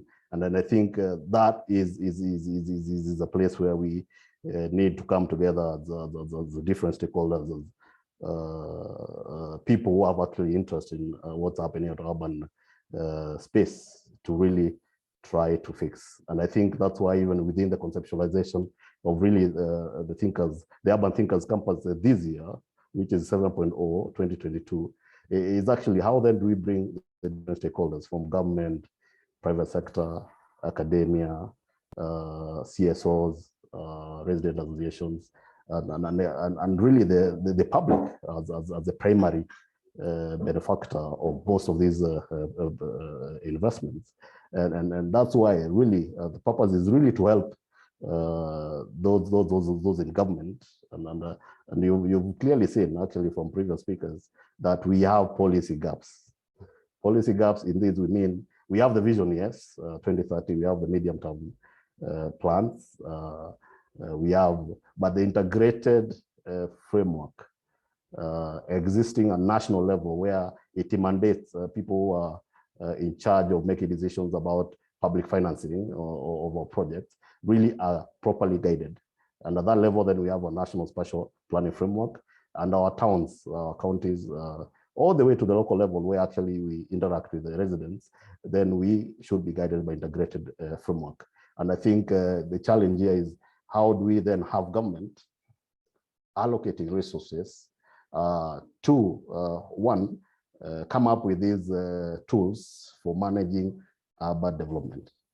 Do our towns really have these plans in place? Are they up to date? And remember, these are all legally mandated with very clear timelines, 5-year plans, 10-year plans, and the long-term strategy, which is actually a 25, 30-year strategy. So without that, then the thinking is not there. The thinking is absent. And then no wonder, then people are jumping from the challenge to the project because they don't want to address really the shortfall, where we're talking about the plans themselves. Are they there? Is there really that interest to have them? Because a plan really places some limitations on what really people can do. And that's where actually, when we talk about the urban poor, that's where really they are losing their stake in what happens in urban areas. Because it's only a plan that can really ensure equity, can ensure that the urban poor are able to access facilities, sanitation services, and all that. So without that, then the people who are jumping right from challenge to the project, then they are able also to bypass that duty of care to this segment of society. So I think for my part, so that I also allow other speakers to come in, is let's empower the decision-making forums. And that's why it's a place of governance, it's a place of leadership. The right leadership really should be at the forefront of allocating enough resources, making sure these tools exist and they're up to date, and also providing the capacity, the skills gap, so that we are able now to manage urbanization in a more, if I'm allowed to use that, in a schooled way, so that we don't grow organically, and only God knows where we go next. So thank you very much, Vita. Thank you very much, our chair, Nana Swarius Mbisi. And you've brought in a very interesting conversation in terms of having the right tools, having the right plans, a right vision, so that we can even empower the decision makers when we are talking about urban management. In that line, then I would like to invite Planner Mary from NLC Mary, if you could just introduce yourself, tell us overall what NLC does. I know some people know just NLC in terms of getting back land from people who had taken land illegally, but I know your scope where you sit as the deputy director, there's much more that you are charged to do as NLC. And also just if you could also in the same line touch on how you come in terms of oversight, especially on implementation of plans. So karibu sana Mary, and start by introducing yourself. Thank you very much, Rita. My name is Mary Ngundo. I'm a planner by profession, and I work with the National Land Commission as a deputy director in a directorate of land use planning. And as Rita said, we are known very much as reverting back land which has been grabbed. But actually we have a very important role. When the commission was formed, Article 67 of the commission give the commission the mandate to undertake a monitoring and oversight role through land use planning through the country. That is making sure that planning is undertaken according to the law and not on one category of land. It is on all parcels of land. That is public, private, and community. And you know very well, there has been a challenge when it comes to planning as parcels of land other than the public. Community and the private, they feel like you have no mandate when you come to planning my land, which I own at a private level or at a private category. Before I delve into what we do, I really like what Planner Cyrus Mbithi has said. We really like jumping from the challenge all the way to the implementation through a muddling through process. And that's the reason we are where we are today. As an institution, the National Land Commission is a new institution into the planning realm. Remember, before the devolution and also before our constitution, we never had an agency undertaking monitoring, making sure where are we in terms of planning, which direction are we going. But after the constitution, the National Land Commission was brought into effect. And its mandate is to make sure we assess the status of land use planning in the country. Because without the status of the land use planning, without the planning, then our goal to make urban areas livable will be only a dream. When I come to the issues of planning, you find that the uptake of planning in our country is very high. We are very good at starting plans. We have policies all the way from the national level. We have a national spatial plan, which guides planning in the country, and all other plans now cascade from that. When we go to the counties, you find we have the county spatial plans, which are a framework which are supposed to guide planning in the country. But what is the uptake as of now? You find out of the 47 counties, only 8 counties have been able to start and complete their spatial plan 10 years later. You can imagine, where are the other 37 counties? The uptake of planning is really a challenge, even with the policies which have been laid on the ground. And you find like a county like Machakos, which is just near to the power of Nairobi, is yet even to start their plans. They have never decided to undertake planning of their county. Yet Article 104 of the County Government Act says that no funds shall be appropriated outside a planning framework. Yet we have been using funds since the constitution, since the devolution. Counties have been using funds. How do they appropriate these funds without the spatial framework, the county spatial plans? That means I'll wake up one day and decide we need to build a road. Where does that road lead to? Who is it serving? Have you known what is on the plan in regard to that plan?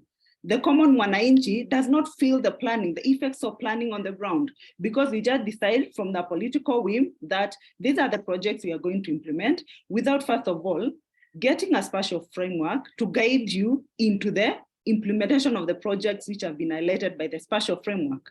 And we come to a level where we find most of the plans don't adhere to the legal frameworks, don't adhere to the constitution, don't adhere to the needs of the common mwananchi. And when the needs of the common mwananchi are not adhered, then the plan which is in question will be null and void, and we will be leading to a place where even our urban areas are not livable. Because I just want to bring just an issue of, when we are talking about development control, they are all pegged on the spatial plans or a spatial framework. And if at all the spatial framework has not been done in accordance to the law and to the needs of the common mwananchi, you find that even the change of users which are being undertaken, we don't have a basis for it.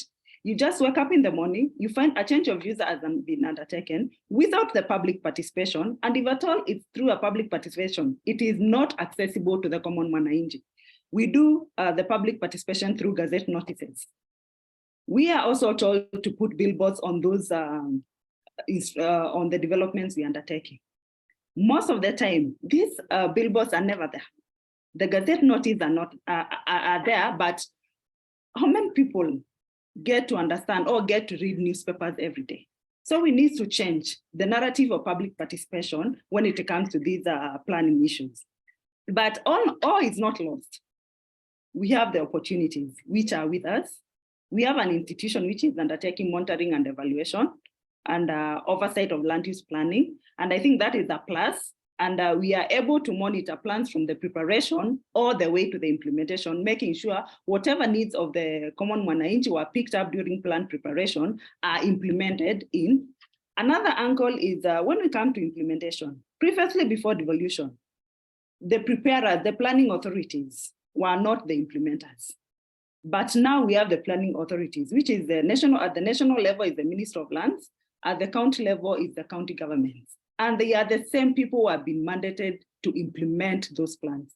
So you can implement what you prepared. You have gone through the plan, you understand it very well, so implementation becomes very easy for someone who prepared. So that is also another opportunity we need to take up with and run with to make sure that the plans which we have prepared are able to be implemented.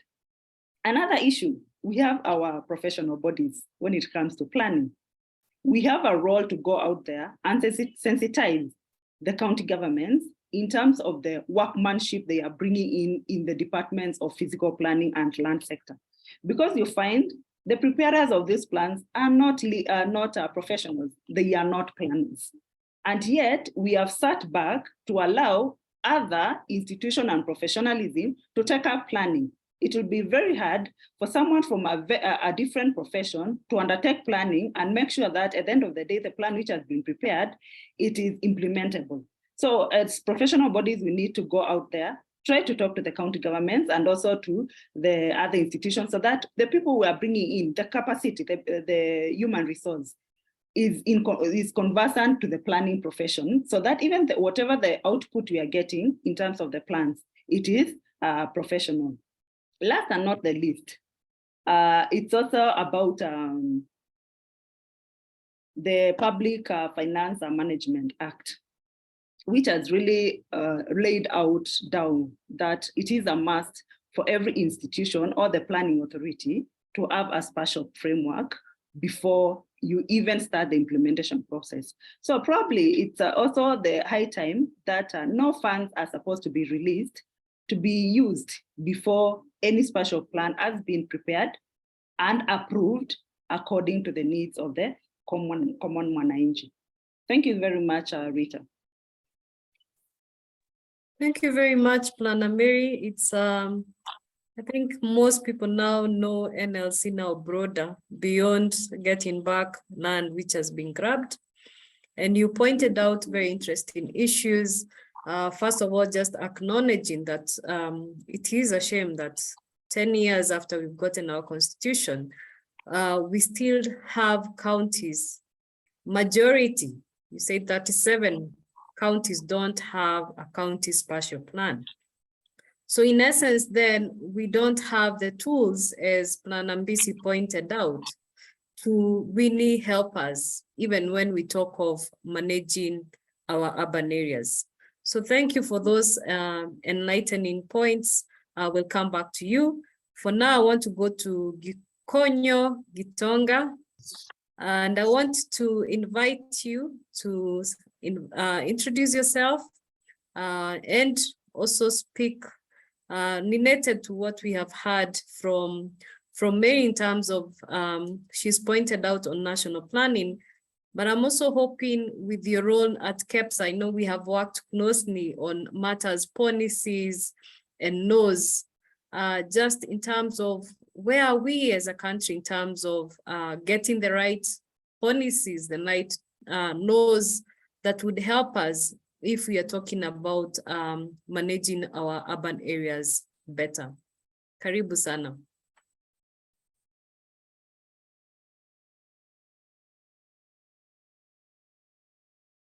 You're still muted.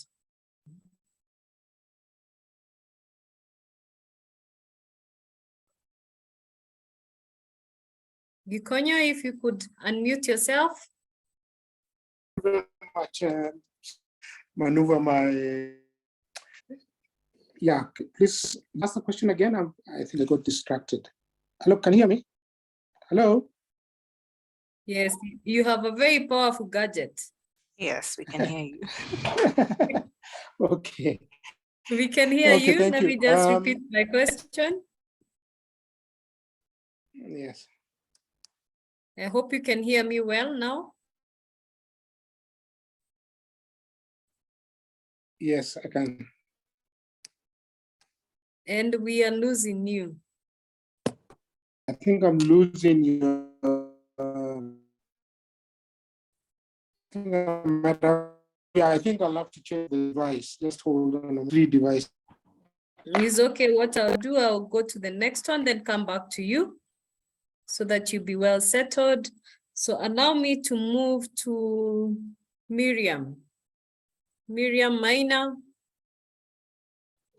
Hello. Just come in. Hello. Can you hear me? Yes, we can hear you, but we cannot see you. Now we can see you. Cool. I really wanted to go after Gikonyo because I know he's such an expert in this field of coordinating and really understanding how the gaps that are manifesting in public sector, for example, can be leveraged by some of the skills and expertise in private sector, which was, I thought, what I wanted to cover or maybe just go over today. So if you'll allow me, I'm going to just put up a few slides if we have time. Is that something I can do? Just let me know if you can see this screen. Oh, yes. Yes, we can see. Okay, and I'm going to, no.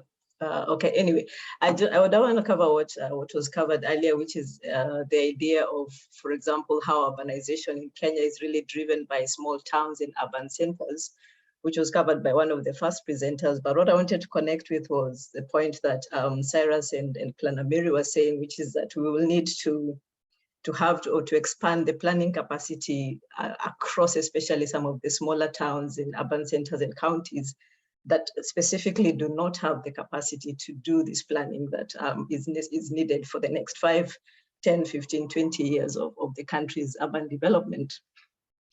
And again, as Planner Mary has said, the idea that our policies already know and say and define the problems of urbanization that we have. The vision is so clear. It has been set in the Constitution, in Vision 2030, in subsequent economic development plans, and all the policies that are following the Constitution, whether it's urban development, land, housing, all these policies understand. And it's an expression of a clear vision in at least national government to drive the country to where the Constitution requires us to be. So the problem is understood, and where and how we need to get there is, I think, relatively also understood. And most of the policies also point to what the challenges are, whether it's a technical capacity, institutional capacity, human resources. When the policies are looking at what maybe the public sector institutions need to do to meet these goals, the gaps in capacity are particularly highlighted in the documents. So my provocation today, what I was going to perhaps nudge us towards beginning to think, especially since this panel is to begin to think critically, is if there is a gap in capacity in especially county administrations to coordinate the kind of governance that's needed to take our towns and cities to where they need to be in the next 50 years. So we need to develop systems of planning, city building that can outlive our 5-year political cycles that we're really that are really structuring what we're doing. So how can we begin to put these things in place? And what I think we need to then think more critically about is how to embrace partnerships and collaborations with other actors that are participating in the city building space, in the knowledge generation community, but also residents in NGOs and CBOs and professional bodies that are continually thinking about and innovating on these problems. So how can we pull this innovation into our systems of whether it's governance, whether it's planning, whether it's budgeting, so that they become part and parcel of how government does its business, as opposed to waiting for a future time, what we can call actually a mirage, when our governments will have the capacity that is necessary. So that's what I wanted to perhaps share today in terms of a provocation. Like, we do have the skill, we have the capacity. It may not be sitting in public sector and in the counties and in the constituency, but we have it. And how can we leverage our system so we can move up to it? And a good example is already put up in the National Urban Development Policy, whereby they envision the creation of an urban observatory or a research center that would be sort of a knowledge production unit for Kenyan urbanization. This is put in the NUDP. If you go to the National Housing Policy or the Housing Bill, they also propose the creation of like a housing research center, research organization. So especially because I'm sitting in a university or research, I'm beginning to think, how can we capacitate or rather draw this knowledge that's in the universities to government, and to use that almost as a space for exhibition, a space for knowledge exchange, but not just for the sake of publishing research, but for the sake of informing these plans that are not being made. So if a county truly does not have the resources or time or energy to develop a CIDP, we have planning schools in a few counties in Kenya. Can these planning schools be capacitated perhaps to inform the county planning making? How would this look like if this was a mandate or a program or a policy target that could be given funds? How could we begin to think about this as a way to actually structure the county budget such that there's a fund provided to this center that then begins to feed into the plan, and connecting back to perhaps some of the inputs that we can hear from KEPSA around what can private sector then provide in terms of its own expertise and knowledge. So we don't have to keep waiting for public sector to do this work alone. And because I was listed as one of the co-founders of One City, I just wanted to share a bit more about what we do at One City is really to make that point exactly. That, for example, when we think of a future where we have an urban data ecosystem that informs integrated planning, integrated budgeting, we normally think of this distant future that our cities and towns will never reach, because maybe we don't have the ICT, the analytical capacity to one day have this sort of ecosystem of data management, data analytics within the counties or within the constituencies. But our argument at One City is actually this data is already there. It may be sitting at, for example, NEMA have environmental data, the Department of Housing or the planners have some approvals data, someone else is registering matatus and they have transportation data. Bureau of Statistics is counting the population and they have demographic data. But we have this information, but what we have it currently is it sits in separate silos and does not inform an integrated system of planning and decision making. A lot of this other data also sits, for example, in Google, in OpenStreetMap, information on how the urban system looks. So at One City, we try to pull this information together to see how we can begin to understand cities differently, and maybe begin to inform developers, to inform investors on what they can do or how they can channel the investments towards whatever priorities are informing them. But the same tool, the same ecosystem or the same logic can be used to drive constituency development planning, for example, CIDP planning. The idea is to say, okay, all this data we have in our region can be put into a knowledge system that can inform how we plan, how we invest our capital budgets for the next 5 years or 10 years, or if a developer comes to this constituency and they want to put up something, we know exactly where to target them because we have put our knowledge systems together. So that's some of the advocacy we do around one city when it comes to data, but it's obviously rooted in this deep understanding of how are we going to build our cities and our towns in future, knowing what the mandate is, which is to create better cities, and knowing some of the gaps that we have in our current administrations, which is a capacity gap. So how do we pull all our energy together so that we can create a better future? Thank you very much. Thank you, Rita, and I look forward to the rest of the sessions. Thank you very much. It's interesting to hear from somebody in academia, but also speaking on the reality of things, because as Miriam pointed out, we do have most of these resources, most of these tools. We do have the laws, we do have the policies, we do have skilled manpower, but there's a gap, there still remains a gap, and they still remain an area that we need to look at and ask ourselves. And I'm just thinking that could be one of the areas that I would like to hear from the participants, and maybe using the mirror board, you can put your ideas on how we can leverage all these resources that we have, these policies that we already have, these plans that we already have, the manpower that we have, the data that we have, though it's not put in an integrated system. How can we leverage on that to better manage our urban areas? So if you could drop your thoughts on the chat box, on the mirror board, just to keep that conversation going. Back to Gikonyo Gitonga, I hope now you're settled. Yes, Rita. I know you want to see me on the video just to make sure. Just want to make sure that I'm not a ghost.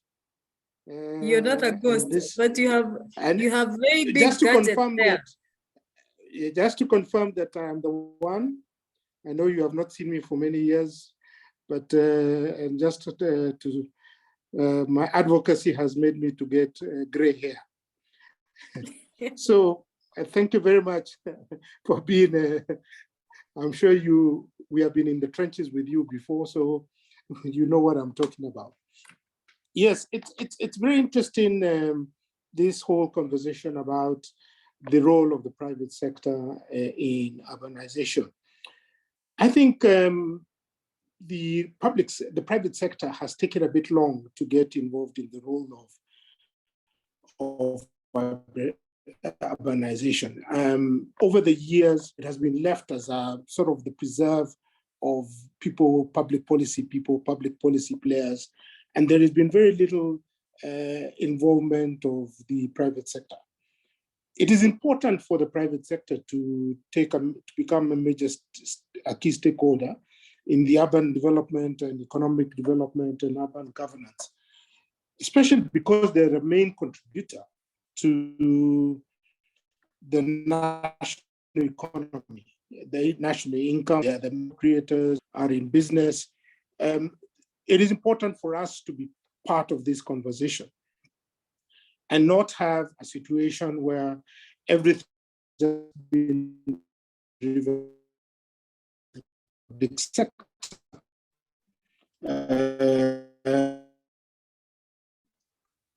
I think what we are starting to realize that a lot of cloud be able to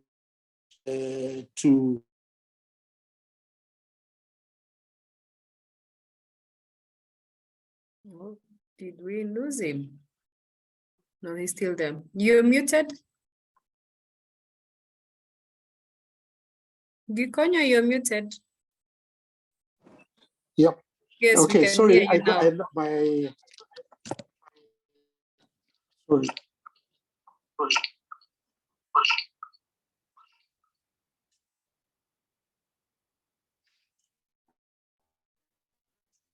I'm trying to go many gadgets because of the internet. So what I was saying is that the public sector, the private sector needs to get more involved, because of this planning is taking place, and it is actually going to affect the private sector in what they do. The private sector is providing most of the social developments that are taking place in urban areas.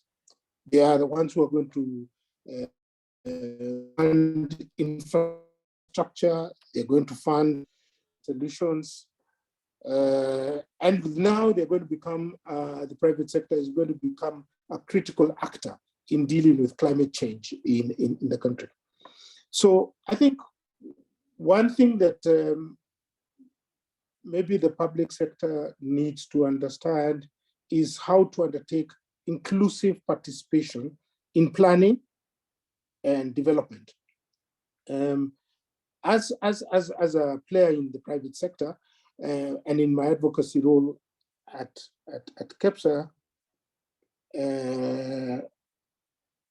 my advocacy role at KEPSA is because we have seen that the word public participation and stakeholder engagement seems to be an alien word for a lot of people in the public sector.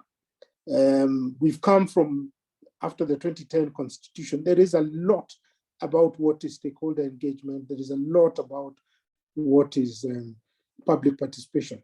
And that's what needs to be driven in the public sector for them to understand that that planning has got to be inclusive.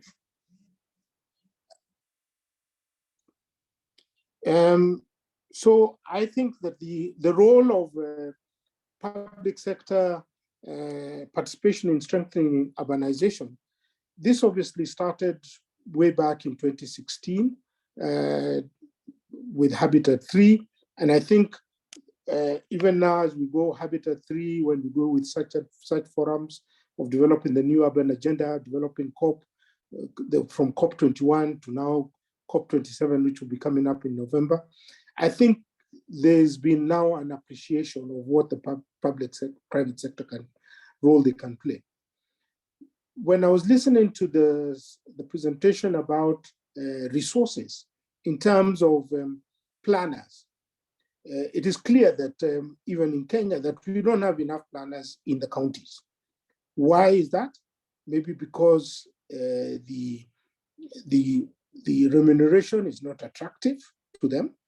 I think we have also had a problem of a focus on that when there is recruitment of various planners or various chief officers or people, some of the county governments are putting requirements that the person has got to be a resident of that county. So that means that we are not going to be able to attract enough planners in these counties. And then there might not be enough planners in those counties. So what will we do? Let's say, for example, Turkana or West Pokot, with all due respect to them, maybe there are no planners who come from those counties, or even if they are planners who come from that county, they don't want to work in those counties. They want to work in Nairobi or the other urban areas. So I think the other thing is that the private sector is going to start playing a big role in strengthening urban governance. And we're going to see more of the private sector being picked to be committee members, board members in the various municipal boards or city boards and things like that. So there's a big role for various BMOs, business member organizations, economic, private sector players, big corporates within these cities or urban areas, playing a big role in the management of these areas. So definitely what we need to emphasize is that the private sector needs to step up its participation in the development and governance of urban areas. They're able to provide innovation. They can help in developing strategies, implementing the plans, creating a close coordination with other stakeholders, and we need them to be more participate more in as actors and business and citizens in the place. So that's the only way we're going to be able to achieve inclusive and resilient cities or towns. And there's certain aspects that which the private sector is best placed to do or have the best capacity to do. When we look at housing, affordable housing or whatever housing, construction sector, green and energy and low and carbon free, that's where the private sector, because they understand the need to develop for profit, for value for money, and that is something that we need to drive as private sector, because the people from the public sector will be looking at it maybe as a social good or as a responsibility of to provide certain facilities. So I think that's all I would like to emphasize. Maybe I could answer some questions, or whether when the discussion goes on, we can be able to discuss more. Thank you, Rita. Thank you very much, Gikonyo. And for me, I've taken two major points in terms of really private sector stepping in and being more proactive. And I'll relate it also to the issue of stakeholders, because usually we say involve stakeholders, but we also have to, I think in my own view, we really have to do a lot more advocacy for normal residents and other stakeholders to take it upon themselves and acknowledge and appreciate that they do have a right to put pressure on the government, on the county governments, to have particular plans implemented.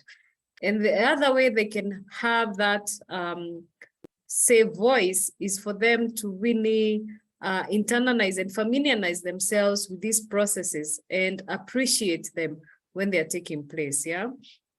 The other thing that you brought up very clearly is the role of professionals, and especially at the counties. And I want to agree with you. I think to some point, we are limiting ourselves as a country by requiring that professionals who sit in these urban management boards, and we have a very good act of the Urban Areas and Cities Act that created these urban management boards. If we limit them to just professionals residing in the counties, then we may miss the opportunities of benefiting from professionals, bringing in their expertise in managing of these urban areas, and especially in areas where maybe they don't have the professionals within the counties, or the professionals that are residing in the counties are actually working somewhere else, and they don't have the time to put into the management of these urban boards. So very, very interesting cases, and we'll come back to you as we wrap up the session. For now, I want to go to Wanjiro from Kilimani Project Foundation. If you could just, Karibu sana Wanjiro, if you could just introduce yourself and what you do at Kilimani, and speak broadly on the issues of urban management, yeah. And especially now coming from a very small area where Cyrus said it's now coming down to the area of impact. And I know coming from more or less a very small area where you're managing, you can really speak into issues of urban management. Welcome. Thank you so much, Julia Trita. I hope you can all hear me. All right, good afternoon and good morning to all the participants, and thank you so much for inviting us to, to participate in this session. As you've heard, my name is Wanjiru Kanyiha, and I'm the Executive Director of the Kilimani Project Foundation. Just by way of introduction, the Kilimani Project Foundation is a residents association and community foundation that represents the residents and business owners within Kilimani ward. Obviously, our work goes beyond the ward because of the nature of, of representation, but our focus usually is the residents who live, work, and play within Kilimani. And Kilimani is famous, sometimes infamous, because of being in the news for various reasons, but we highlight, the need for proper planning, because for us that we've seen is a big challenge and has led to many of the pain points, for both residents and businesses within Kilimani. So as you know, Nairobi City is currently home to over 4 million people, and it's estimated that 5.2 million people will live in Nairobi by 2050. In Kilimani, we are at approximately 45,000 people who live in Kilimani, and it's expected to rise with the current influx of high-density residential apartments in the area. As you know, Kilimani is a middle-income community, formerly characterized by low-density houses. There were bungalows, and through the decades, the face of Kilimani has really changed, and now it somewhat has lost some of its appeal, its suburb appeal, as more green cover gets lost to built environment. And, originally the quiet and serene environment is getting infiltrated by insecurity, noise pollution from bars and restaurants, and uncontrolled development. I know, you've seen the latest fight, if I can call it.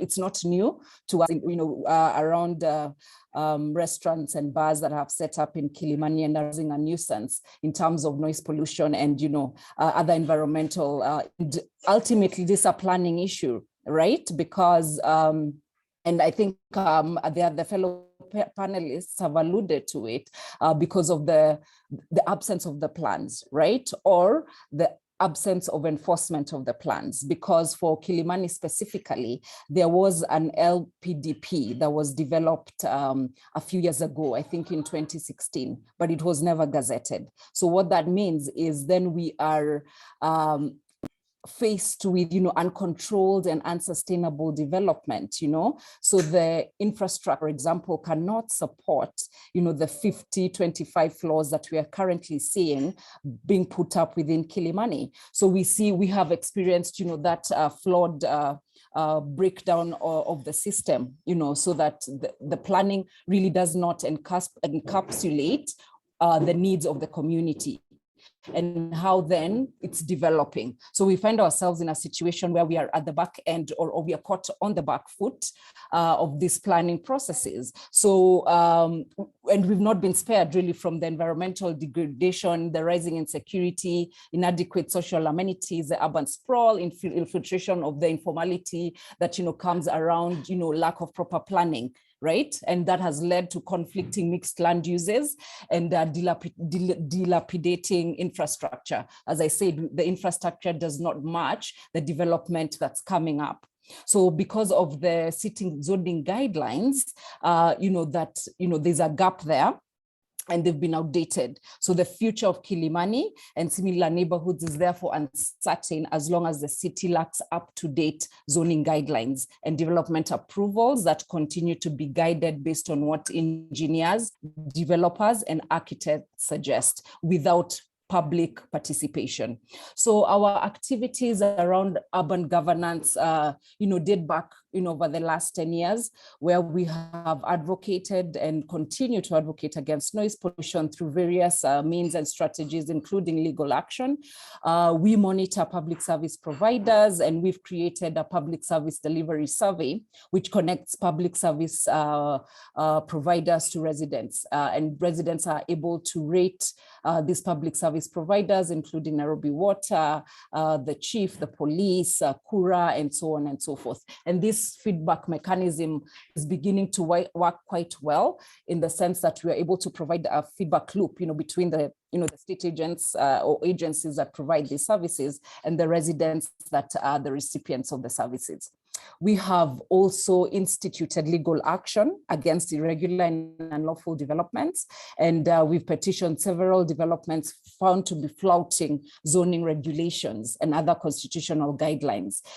So through this collective litigation, residents have been able to file their complaints and acquire social justice, but obviously we know the court processes are a bit, they're long, they're laborious, they're tedious, they're expensive. So this also does not provide, the quick action, that we need in terms of, proper enforcement around sustainable planning. Within the foundation as well, we host what we call Plan Development Barazas or Foras. And here we bring together community members, state agencies and developers within Kilimani. And we're able to probe upcoming developments, to check their legitimacy, if you will, the process of acquiring the change of use, and how the developments are situated in Kilimani and the impact, the environmental and social impact of these upcoming developments. So through these barazas, we've been able to question state agencies on issues affecting, the residents and the businesses, and to hold them accountable for the developments that are coming up. So this has proved to be quite a useful tool for us in terms of engaging both the community and the state agencies in charge of giving these licenses. Of course, there's a lot of work that could be done, around this licensing process and the approval process, because we found it is opaque at best, right? And by the time we are getting involved in terms of public participation, we feel like it's a PR exercise. The licenses, the approvals have already been given. And I think our panelist Mary alluded to it, the change of use is placed is situated or placed in places that are not accessible. So the quality of the public participation then remains questionable, because you're not having quality public participation. We're not able to see these notices in time. We're not able to probe them. We're not able to send notices that are actually that are actually looked at, and we have our concerns aired and discussed with the county government. So for us, the barazas obviously have provided a good platform for this, and we continue to engage the county government around issues of having proper and very high quality public participation. We also engage our leadership through various forums, and we are able to probe incoming leaders within the community, and the community is able to to air their grievances and participate in the election process, not only at the ballot, but even before the ballot, before the ballot and before the election process. So they are able to understand really what our pain points are, and they're able to address this. Obviously, again, there's room for improvement here in terms of how we are engaging with our leadership. And as a foundation, we have beginning to develop a framework of engagement, because we realized, if we are not getting our voices heard, even at the county level, at the national level, then it's an exercise in futility. So we are working hard to develop that framework of engagement with the stakeholders. So for us, as a neighborhood association, as a community foundation, our role in urban management really is shaping governance and the community around urban planning and what that really means, and how communities can take ownership around, a sustainable development. How do we bridge the gap between residents and governments by providing engagement opportunities and information? And I had mentioned before, the forum and the platform that we use to do this. We've also, organized and influenced social change within neighborhoods such as ours. And, there's a lot of cross-learning even with other neighborhoods, who are facing similar challenges, because again, we acknowledge this is not only a Kilimani problem. The Karens, the Muthaigas are also facing sustainable development issues, urban planning issues. So we see ourselves also as, as hubs that we can actually learn from each other. We can exchange data and ideas about how to engage better and how to, to push for some of these policies and, some of these plans. We also play a vital role in improving accountability and performance of state agencies, as I had mentioned before. We also, really try to advocate to communities, because really they are the voice, we advocate for them to move from agony to agency. So we provide the agency around, their voice in terms of urban planning. So moving from, complaints day and night to asking them to show up for their communities, to come for the public participation engagement fora, to write the objection letters, to do whatever it takes, for that engagement to continue and to be sustainable and to be, a force to reckon with, really. So that's what we do, and we provide that platform for residents as well. We promote civic engagement as well by mobilizing citizens. Thank you, Enviro. Allow me to interject. I think thank you very much, because you've given us more or less a very good overview of what you're doing at Kilimani Project Foundation. And it's good to appreciate how you come in terms of really having a hands-on hand, as in you're really into the process of trying to manage urban management as it is. So I'll come back to you, and as I come back to you, I want to leave you with a question that you probably process, so that when I come back, you can give us your own point of view as a resident association. And the very first question, or the very first approach, of course, that we are heading to is we are urbanizing. And Nairobi is growing at a very high rate. In Kenya, we are looking at an urbanization rate of around 4% every year. That means every other year, we are having more people move to urban areas. Every other year, we are having our population increase in our urban areas. Given that we have this increase in the urban population, and we need, even if you look at the policies and the main vision for our government is we need to push for our areas to urbanize faster, because that's the only other way that we also develop faster economically. So we have to accommodate these people. And you're looking at a residential zone that is very near the urban areas, or our CBD as it is. And we are moving to approaches such as having a compact city, a density, a city which is connected, a city where people can access services, say within 15 minutes of walking, and all these ideas and approaches that we have in terms of really getting to the next step of urbanization. So how do we accommodate more people in Kilimani, yet not compromise on the image of Kilimani as you have put it, yet have a safe environment, an environment that we can easily access services, an environment which is basically everybody enjoys living in. And how then do we make sure that me and you and the other people out there, that in the next couple of years, we can still afford to live in the city, because we don't want to be thrown out of our city. We want to stay in the city. And probably the only way we can stay in our city with a growing population, with the increased demand for housing, is probably going denser. So that is a point for you to just think about, and I'll come back to you.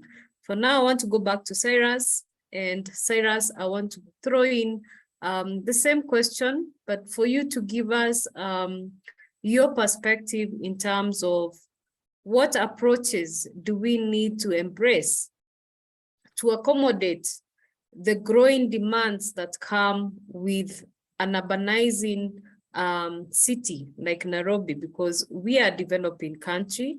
We want to urbanize. We want to have more people living in our urban areas. We want to have more urban development. So what approaches are appropriate to accommodate this population?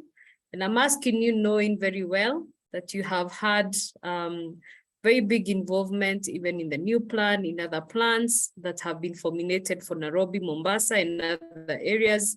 So if you could give us your perspective from that angle.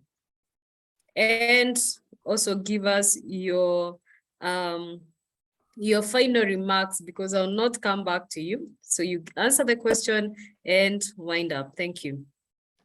Thank you. Thank you very much, Larita, for that question. And I think it's a very important question that needs to be answered, not just by me, by very many people who actually hold leadership roles in urban development, both at national level and at county level.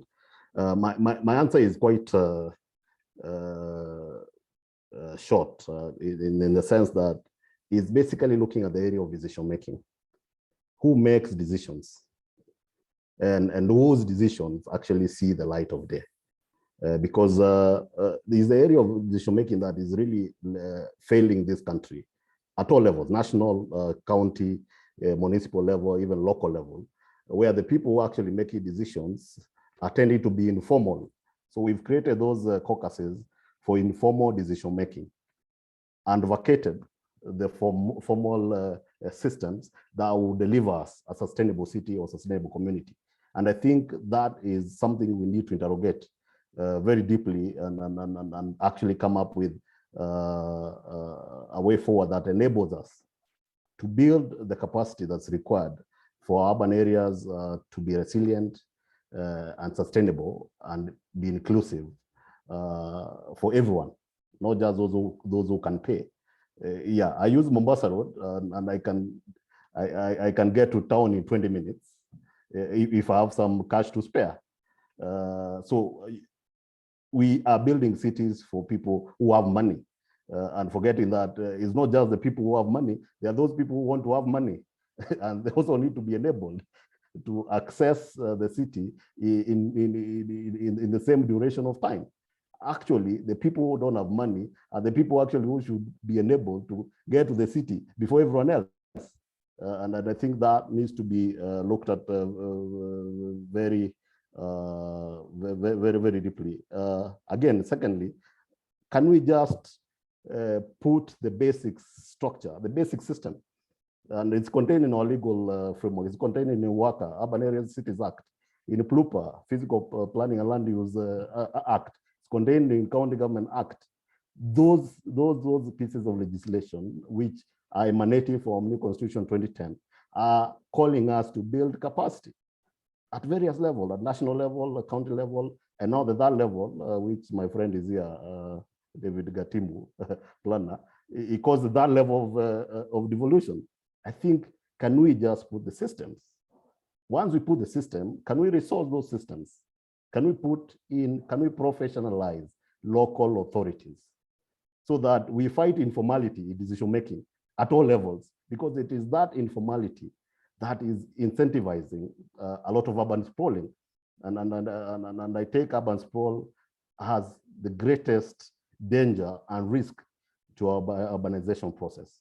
And this urban sprawl is increasing the cost of delivering services even to government at all levels, national, subnational, and even local. Because if you're sprawling over a greater extent of land, then to deliver services to single dwellings spread across the landscape. Now you can't even tell when you're in Nairobi or when you're in Thika or when you're in Machakos. It's just one continuous line of structures which are not efficient, in the sense that few of us are spread over greater expanse of land.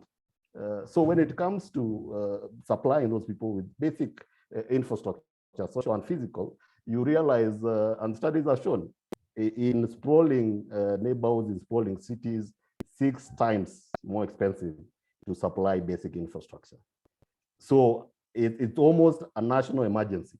And in the spirit of cost cutting and trying to make our management and urbanization efficient in terms of how much resource we're able to deploy both for supporting urban development, then we need to look at how far or how wide we are spreading as city residents. That is the only way we are able to secure our urban future and to actually be able to meet most of those sustainable urban development goals and be able to do that. So number one, let's formalize decision making, both at national level, at county level, at municipal level, and local level. And let's provide that formal system with the tools required to do that. I've had a lot of, especially the political class, saying you would rather. Thank you, Cyrus. Thank you, Cyrus. Let me just make this final comment. If you could wind up, Thank you. This is my. I've heard, especially from our leadership, that it's better to drill 3 boreholes than to invest in an integrated framework, basically a plan. So it's better to drill those boreholes, but vacate the thinking of it. So we'll be drilling the 3 boreholes and finding out there's no, the water table is actually very low, probably. Then we vacate all of those, and we've sunk in 200 million. So a plan for me in the integrated plan framework is actually a feasibility study for most of these projects. So let's make our urban areas, let's make our counties hubs of thinking before they actually become hubs of innovation. And we can only make them hubs of thinking if we actually bring the thinking to the resource base, to the staffing, to resource allocation and all that. So I think there's a lot of work to do, and I think government is here. They are listening and they're able to do the right thing. Houghty in the private sector will be able to support every effort towards that realization of such goals. Thank you very much, Rita. Thank you very much, Cyrus Mbisi. And thank you for those insightful thoughts. I'll go back to Mary for just a quick overview. We have a question from Mario, and I think from his question is also what I wanted to come back to you from, even the points, the main points that you highlighted at the opening session. And my question is, how do you as NLC come in and really take up the coordination role to make sure that whatever is happening, because we have a lot of planning, a lot of project implementation going on in silos. Everybody is doing their own thing. How do we have that coordination or harmonization so that we really speak to each other as, first of all, as institutions in government, and your role as NLC in terms of making sure all these things, either from the private sector, the government, really speak to each other, even as we look at plan implementation. Thank you. Thank you very much, Rita. Actually, it really pains me that we have delegated our role as professionals to the neighborhood association, as Kilimani has pointed out. Actually, that is not their role to fight for the sanity of their environment and also for their neighborhood. And given the fact that we are urbanizing, and most likely the urban population keeps on growing, we are not going back. And as you put it rightly, that we are going to see more densification of areas near town. What as NLC, from the beginning, we say we monitor the preparation and implementation of various plans, but what are we going to monitor when the plans have not been prepared? Actually, one angle we are taking is to making sure we engage, we sensitize the planning authorities first, because it has come to our attention that most of the time, when you are talking about planning, the key people who are geared towards approving the finances and also undertaking the policies and also approving the policies are in the political realm.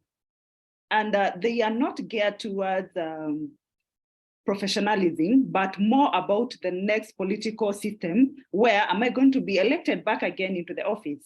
And actually you end up doing what you feel your people who are going to elect you next time want.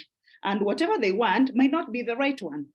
So we want to undertake sensitization and bring our planning to a perspective where we show the political realm or the political wing what they can achieve economically. Because if at all we don't go that way, they feel planning is taking away their political, their social, their economical benefits. But if at all we can bring in such a way that planning actually is going to elevate the economical value of the residents of the areas where they are living or they are ward administrators or they are administrating, and also the social capacity. And I want to give an example of when this issue of Kilimani came up, actually even at the county assembly in Nairobi, it came out, people are losing jobs. Why should we close the clubs? It was all about the jobs.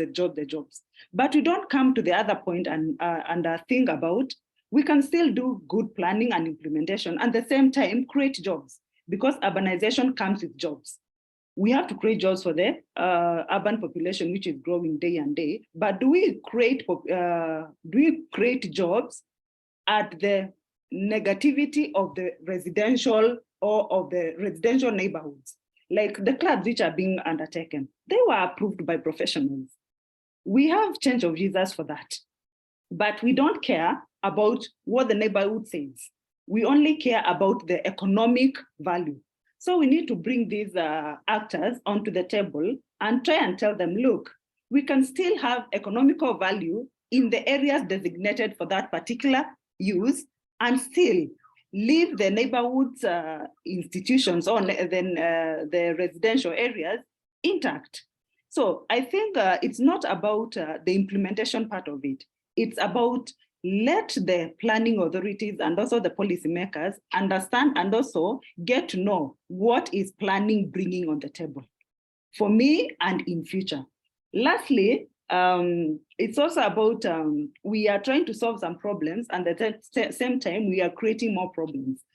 It's an exercise which is ongoing or has been ongoing for the last 1 year. I think the government of Kenya has been funded by the World Bank to create municipalities throughout the countries. And if at all you get to see how the municipalities were created, because every county wanted more money, they had to expand the municipalities. You'll find even your local village is part and parcel of a municipality. Not caring now the urban sprawl which Planner Mbisi was speaking about. Then it means we have such an extensive, vast municipality where we are not in a position to provide basic amenities. And I thought we were supposed to be very key and particular when it came to designation of these municipalities. We better have smaller municipalities, but functional ones, instead of having those fast municipalities which are not functional. So the parting shot is we need to go out there as a commission to try and have a sitting and talk in a consultative forum so that we can bring on the table the benefits of planning. How will it affect both the common mwananchi, that is the resident, and how will it be beneficial to the political realm? That is the only way we can win this fight of mismanagement and misappropriation of funds and also non-implementation of plans which have already been prepared. Thank you, Rita. Thank you very much, Mary. Before you go, we have a question from your namesake, Mary, and she's asking if you have any hand or any role in managing or overseeing what county planners are doing on the ground. Yes, actually, that is our core mandate. Because when we talk about monitoring and oversighting land use planning, planning is all the way from the start of the initiation of the plan, all the way to the completion, approval, and implementation. And that is the reason we monitor every stage of planning. And that's the reason by the time you even initiate the planners, we need a checklist to see whether the standardized issues are there. For example, do we have the capacity as a county?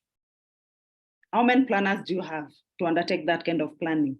Have you been allocated the funds? What are the needs of the county before we even start the initiation of the plan, so that we can understand what kind of a plan are we going to prepare. So when it comes to NLC, yes, we have a mandate, and we have been actually asking professional institutions to come in and join hands with the commission to make sure that we sensitize the county government on the kind of professionals they bring on board for various sectors. Because when you go to sectors, like there are sectors in the county where you can have a non-professional. And when I say a non-professional, is like someone not actually specific for that docket. But when it comes to physical planning and land, we cannot fear off. We have to stick to the professionals in terms of lands to undertake and steer forward that docket. So we have been reaching out to the county governments to make sure the people they bring on board are in a position to deliver the tax as earned. So yes, as a commission, we have, and we have been doing it. Thank you very much, Mary. I want to go back to Wanjiru just to give her a chance to respond to the question that I had asked her and to give her final remarks. Thank you so much, and thank you for that question. So for us, when we engage in this business of urban planning, it's not because we are anti-development, right? And we acknowledge and recognize, the densification and urbanization and, the population growth within our city. But if we don't do it sustainably, if the planning is not participatory, if the planning is not done in a way that, keeps in mind or considers the existing environment, the infrastructure as it is, then it will implode, if you get what I mean. So what we are calling for, what we are asking for is sustainable development. And the plans that are in place, a new plan, keeps that in mind in terms of, okay, fine, we do projections about the population. Not everyone will fit in Kilimani or Kileleshwa or whatever, but you see there's a plan to spread out throughout the counties, throughout the cities. So what does that look like? Without putting undue pressure on the environment, on the existing infrastructure. And what does that mean then for the plans that are coming up, for these approvals? Because then the approvals need to be scrutinized, and that whole process looked at, very critically in a way that doesn't strain or bring down the existing neighborhoods as they are. So for us as a foundation is, working closely with the county, working closely with other stakeholders to also look at this data. Right? Have community foundations and residents associations incorporated in these boards so that the views of the resident owners, the homeowners, the business owners are also taken into account, because ultimately we're living in an ecosystem that is affected by a strain or on development, as we had indicated before. So for us, it's continued to have those discussions, to continue to advocate for proper planning, because we are actually suffering the brunt of haphazard and unsustainable development as it is now. So for us, I think that would be the main thing that we're advocating for, and of course creating those linkages with other partners that then we are pushing this agenda forward. Thank you very much. And I would like to just continue encouraging people who have questions, continue posting, continue brainstorming on the Miro board. We'll have to wind up this session, and I'll invite Gitonga just to give us your final remarks so that we can go to the last session of today. Thank you. Okay, thank you very much, Rita. I think my final remark is that we just need to urge the private sector to be more involved and engaged in policy making, in public participation, and understanding how the process of how the government works. I think the challenge for us is that we've not yet understood that there are very brilliant minds in government and public sector. There are documents, there are policy documents, there are research that's been done, and whatever. it's now quite really the challenge of how do we break all these documents and make them to be implemented. The biggest challenge, like now, for example, we have the National Land Use Plan policy, we have got the National Spatial Plan, but after that, we have not put the enabling legislation, we've not put the enabling regulations to operationalize those policies. So as far as those policies are, they are as good as the piece of paper it's written on. And they just not implementing the good that have. And not trying to make our leaders accountable to the citizens. They have the elected leaders must make them accountable for it. One thing that we need to do, continue to look at climate change. As we look at all inclusive urban development, public, because even if we look at this affordable, even was invented, be effective. Of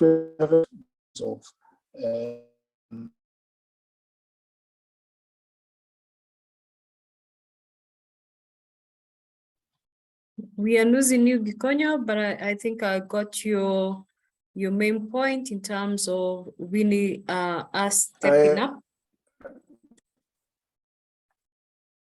Sorry, So if you're now, yes. You want to proceed, or I can wind up? You can wind up. Thank you very much, Rita, and thank you very much on this forum. Thanks. Thank you very much for your contribution. I want just to pick out on what Miriam said, and because I'm not going back to her because she kind of really summarized her session, and she gave us that challenge for this session, because I think the main essence and the main aim of this Urban Thinkers Campus is for us, we need to brainstorm and come up with solutions or action areas, key points that we can take home and we can put out there for advocacy in terms of what we want changed in our urban areas.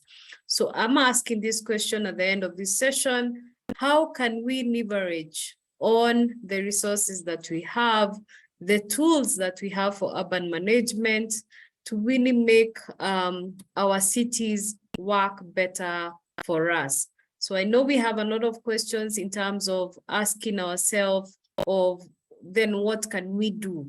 What do we do with professionals and civil servants who, as one participant said, their hands are more or less tied up? So what do you propose to all these questions, all these problems, all these challenges that we have brought out? Can we have and continue with that discussion so that by the end of this Urban Thinkers Campus, we can have solutions or clear points of action that we can take out there and advocate for implementation? So I want to thank you very much for your patience and your endurance over your lunchtime to be with us in this session. And I want to hand it over back to the Secretariat to take us to the next session of today. Thank you very much, and do have a nice afternoon and good morning to the rest of the world. Thank you.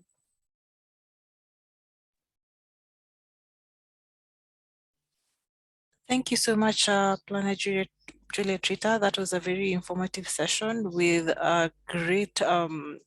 great informative top tier speakers and well-balanced speakers. We had private sector, we had government, we had professional bodies and organizations, we had our neighborhood associations and the general public. Well-balanced, and we were able to receive a lot of insights and recommendations. And it also provides a very good base for our second session. So let me just, I just want to confirm that our second moderator is with us. Oh yes, I can see them. So I would like us, before we move on to our second session, I'd just like to request the team to play a short video. As I'd mentioned earlier, the format of the session is that we start from hearing from a speaker who sets the tone for the session. And then after hearing from the speaker, we have now the panel discussion and then the Q&A. For this session, our speaker was Dan Klassen. Unfortunately, he was not able to make it due to technical difficulties, but he has recorded his presentation. It is a 7-minute presentation. And I'd like us to kindly watch that quickly as we wait for the changeover from session 1 to session 2. Kindly play the video.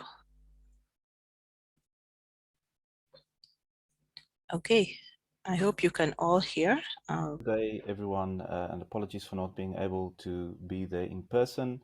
I'll give an overview of the future of African cities, drawing lessons from best practices on the continent.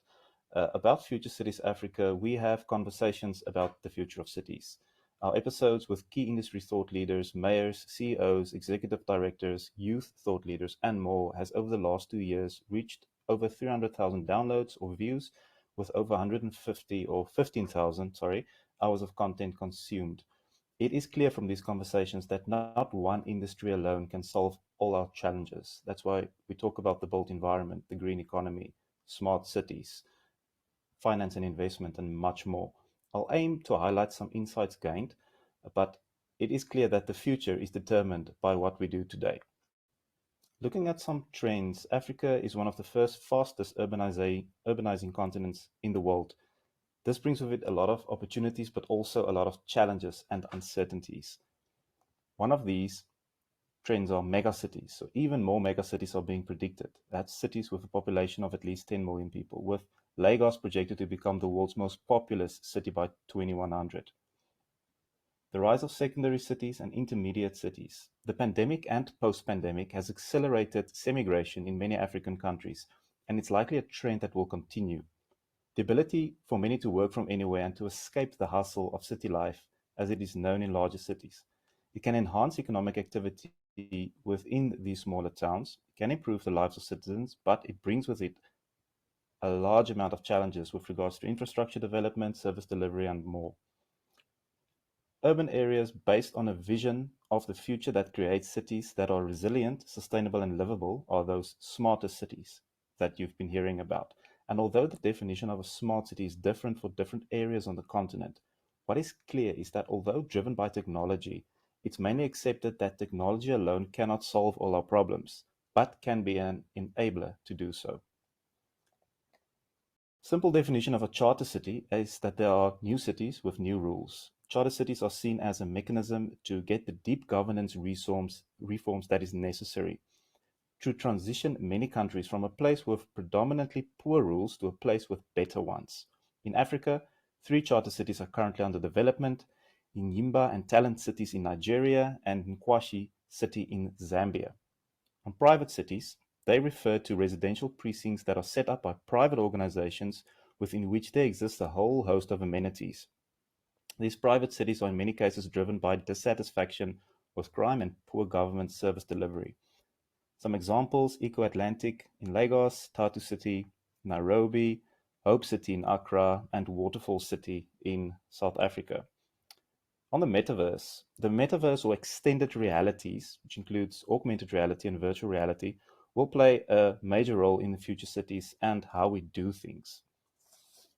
A digital twin of a city is a virtual representation of a real-world city, and a striking use case suggested by Huawei is that to include people in very slowly developing rural areas, they can, with access to the internet, be given a digital identity to get a bank account, an ID card, and then work virtually within the digital version of the city.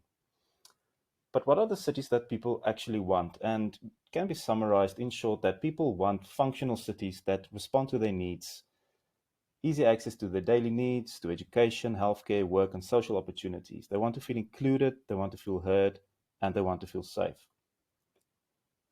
I can probably do a 1-week workshop on all the challenges, but I've highlighted just a few that keep recurring in the conversations that we have. policy formulation can be very slow and with a short-term mindset. Policy implementation challenges can include unrealistic goal setting, neglect of target beneficiaries, and much more. Poor governance in Africa hampers progress, we know that. And leadership challenges have a crippling effect to sustainable growth of our cities and businesses, and it affects both the present and the future. The role of a leader is critical to the shaping of a city's future. Working and thinking in silos inhibits stakeholder collaboration and hampers progress. Stakeholders often operate in silos. Government, private sector, non-profit sector, and communities will have their own agendas and drivers, making it a complex process to create and expand cities that truly benefit citizens. Negative perceptions of the economy, scandals, corruption, and increasing concern about crime each lead to declining public trust in government. And, in general, we are too slow to respond to a rapidly changing world. Looking at some best practice in my final slide, what needs to happen to get us where we want to be? Again, many things, but I'll highlight a few. We need visionary leadership, responsible leaders with the ability to effectively manage complex and fast-changing environments, who considers the sustainability of their actions and of their organizations, and how that talks to society. Visionary leaders have diversity of ideas and of thinking and encourages innovation, so as to solve challenges now and not sit with the same challenges 10 years along the line. And importantly, we need leaders who can balance the needs of all people. Planning cannot be short-term and not mainly focus around a 5-year term in office. Recent conversation with the mayor of Cape Agulhas, which is the southernmost municipality in Africa, they have a 30-year plan that they are working on. The plan and the vision need buy-in from all stakeholders. Cities need to be citizen-centric. It's not about the technologies, it's about the people. We need to rethink our institutions' role in the future. From a City of Cape Town conversation I had, they are already thinking of a decentralized future, and that to stay relevant, they will need to be an enabler and create a diverse range of options to make available to the public. Huawei again predicts that services will become so digitalized that daily operations of city management will eventually fall away. Professionalization means that the public sector employs people that have an ethical disposition and a sense of public service, who are qualified, who know what they are doing, and who are fully equipped to perform their public function with diligence. We need to figure out how we can improve the role of visibility of local authorities in intergovernmental dialogues and decision-making, since they are the core of implementation for most development projects. Collectively, we are stronger. We need improved collaboration between public and private sectors and also within institutions, thus breaking down siloed operations and thinking. And in closing, there is hope for a bright future. There is enough of us that want to do the right thing and build a future that future generations can be proud of. To end with a quote from William Gibson is, "The future is already here. It's just not evenly distributed."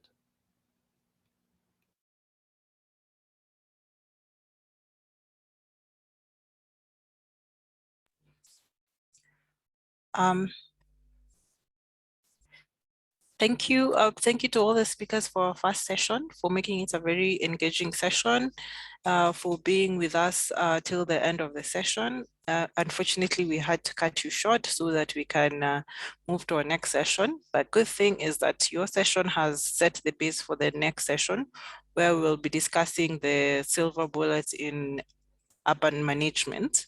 And some of the things we'll be looking at is what are the opportunities in the private sector professionals, looking at smart cities, digitalization, technology, innovation, looking at stakeholder engagement, and so on. So just picking up from where you left off as you continue, please feel free to join us for the next session and also engage with our next set of speakers. I also like to thank everyone who has participated in the mirror exercise. It's quite a fun exercise once you get the hang of it. We have had responses. We have had a lot of people participating. I don't know if, let me just share my screen just for a bit, also being conscious of time. So we've had quite a number of people participating in the Miro exercise, sharing their recommendations. I will be sharing the link for our next session for those who want to participate in Miro. Just a kind reminder on how to use Miro. If you are on your laptop, just right click. Once you right click, you'll get a menu. On the menu over here, you can choose add a sticky note, just where you are, and then on the sticky note you can type in whatever you want to type, which would also apply for the next session, which I've said we're looking at different aspects that would contribute to be as the silver bullet in urban management. I will be sharing this link shortly.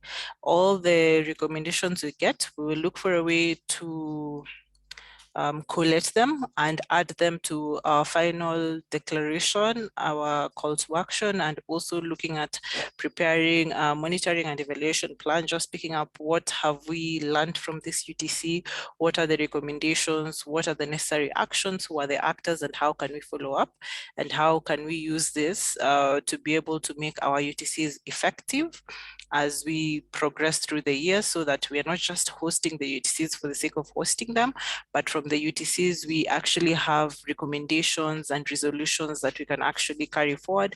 We can use to engage the different sectors present, from public, private to, all the sectors present. With that being said, I now invite our next speaker, our next moderator to usher in their speakers for the panel discussion. The topic is the silver bullet in urban management. Our moderator is Architect Marilyn Musimi, who is also the Honorary Secretary of the AAK, that is the Architectural Association of Kenya board. Karibu sana, Architect Musimi. Thank you very much, Olo, and thank you for the opportunity to be a moderator this afternoon. Thank you to the moderator and the panelists of the first session, because you have really set the pace for us in this second session. Now, I will just go straight into it. And the topic of our session is the silver bullet in urban management. And this implies that there would seemingly be a simple and magical solution to the complicated problem that is urban management. And my panelists will have the task of actually telling us if there is a simple and magical solution to this complicated problem. I will begin by introducing them and fielding an introductory question as I introduce them, so that they can then set the pace in their areas of expertise. I will begin with a lady on the panel who is Annabelle Nyole, and I will request her to turn on her video. Annabelle is an urban planner and is the coordinator at the Public Space Network, which is an organization focused on the transformation of public spaces in Nairobi to be cleaner, greener, and more inclusive. She serves on the board of WIRE, which is the Women in Real Estate, and is a co-convener of the Planned Development Committee of the Kilimani Project Foundation. Welcome, Annabelle. And I would like to just start with you and field a question that we've talked about the participatory process a lot in session one.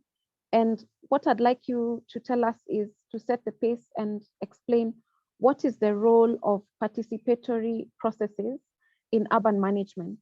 Welcome, Annabelle. Thank you. Thanks so much, Marilyn. So I think before I even go to that, briefly, as she's already introduced me, my name is Annabelle Nyole. I'm an urban planner, and I'm the coordinator's Public Space Network, in addition to all the other different roles that I play in different organizations. And Public Space Network is also part of a larger network known as the Placemaking Network. So for me, just had a brief presentation on some of the solutions that we have been able to employ as Public Space Network in terms of participatory processes for public space revitalization. So on this topic, as the silver bullet, the simple solution that we're seeing for some of these challenges, what I'd really like to highlight is what role do public spaces play in the cities, and then how then can we ensure that citizens are engaged in public spaces and able to take this up. So I'll share my screen if that's okay.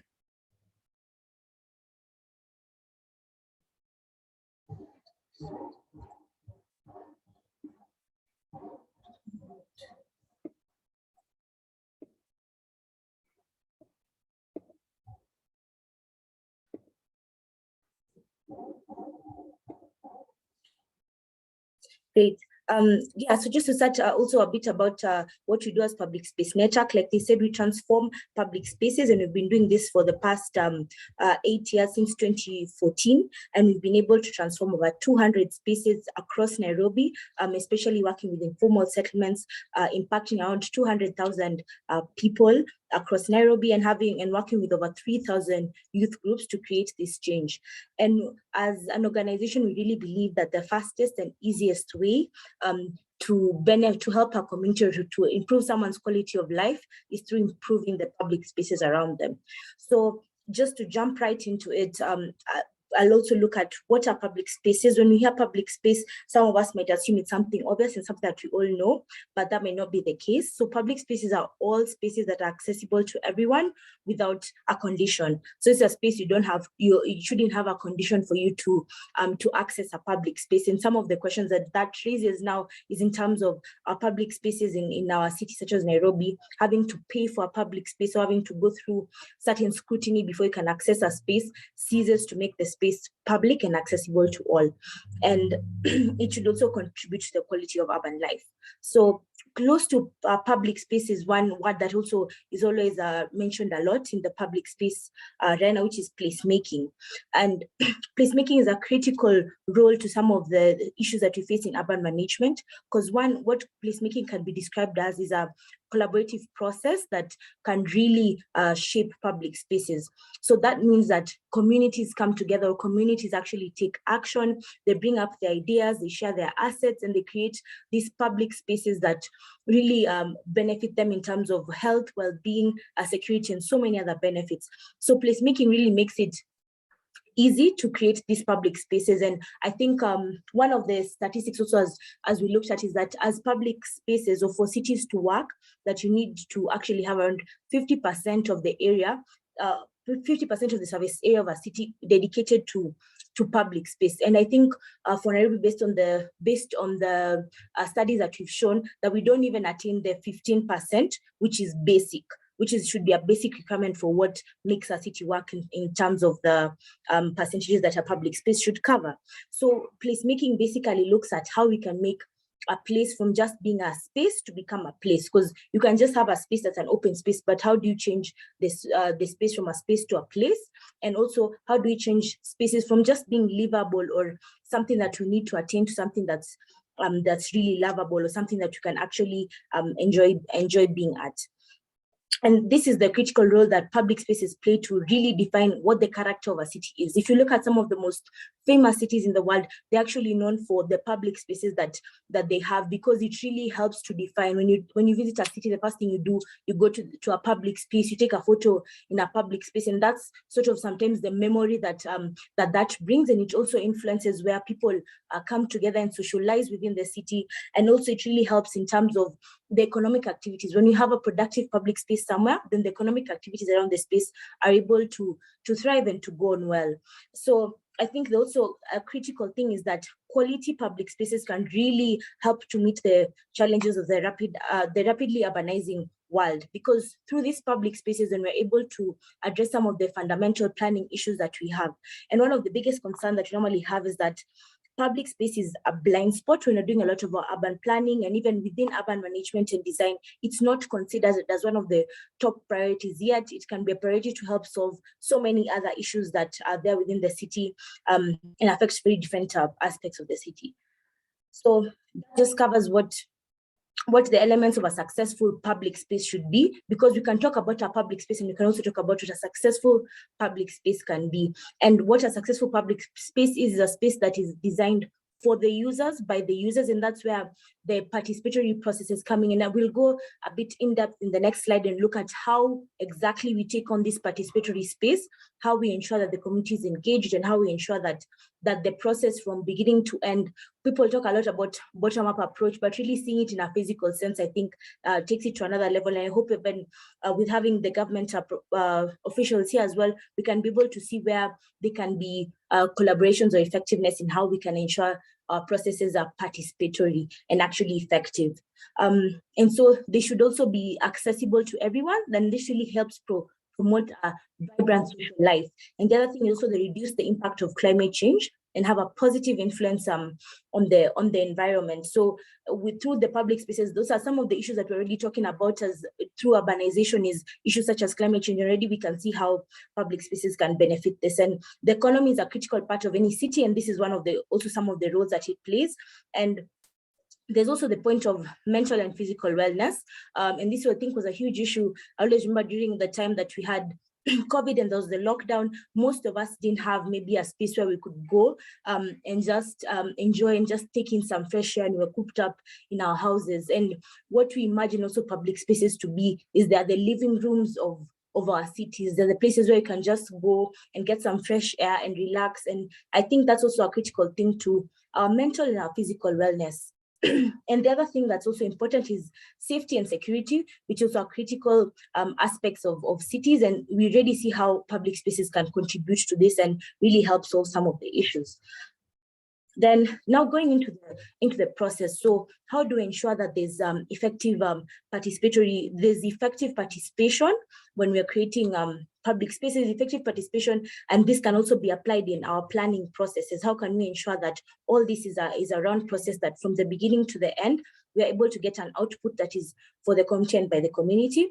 So one of the processes we look at really site identification, or really looking at where an appropriate site is. And this is where we work with the community directly. So we have community representatives from different, spread across Nairobi in different communities, and they're able to identify an unused space, and that is also uncontested. So this is as an open space that probably is being used as a dumping site or a site that is not productive to the community. And from that, then we're able to go into community engagement before taking any action. So that's involving the local authorities, taking on research of the space and looking to assure that the space is actually a public space.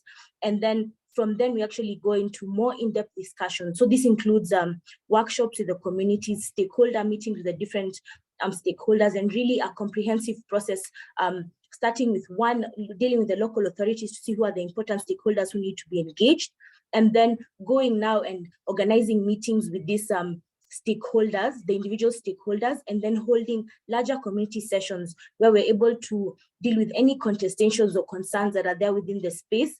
And then from there, we're able to now do more of a design workshop where the community comes together and looks at what needs they have and how they'd like these spaces to be used based on the needs that they have. And from then now we get more technical support or experts to design these public spaces to the level that would be desired, or to a level that can reach the implementation. And when we develop these designs, they're brought back to the community. So the community has to come and review the designs again and look and ensure, okay, fine, we're okay with this, we like this going forward. And then from then now we can see this is a final design. And then from then we now go and look at what available resources are there. So there's a lot of resource mobilization that is required in some of this work. And normally, especially, it's because the youth groups are the ones who have come together themselves to take on these activities, and they require a lot of support sometimes to take this on. And once the resources are mobilized, a lot of implementation and activation of the spaces. And once the communities come together, they, based on the designs, they're able to implement all the ideas that were put out. And we activate the spaces through some fun activities, such as having draft games, such as having bidding contests, and also events for the children. So one of the things that looking at an accessible space is also ensuring that all the different stakeholders are actually able to take part in the space. And then we share the stories that looks at how the storytelling and the advocacy bit continues throughout the process, but mainly at the end is where it's also really essential to show that this story worked, and that helps to create a story of change across other communities. And this is just to show some of the work that has happened, and this is done by local people within the community coming together, and this is work that was done without any support from government or without any other additional stakeholders. And once the community start to take on this work, then government also sees this as opportunities of what can happen, because this is just an area in Korogosho along the riverbank, and going further into how we can revitalize the river and the Nairobi River conversation. This is already seeing a way in how a network of public spaces along the river can help us to reclaim or revitalize the river. This is just looking at one of the dump sites in Dandora. We know Dandora for being an area where it's a dump site where there's a lot of negative stories maybe around it, especially in terms of solid waste.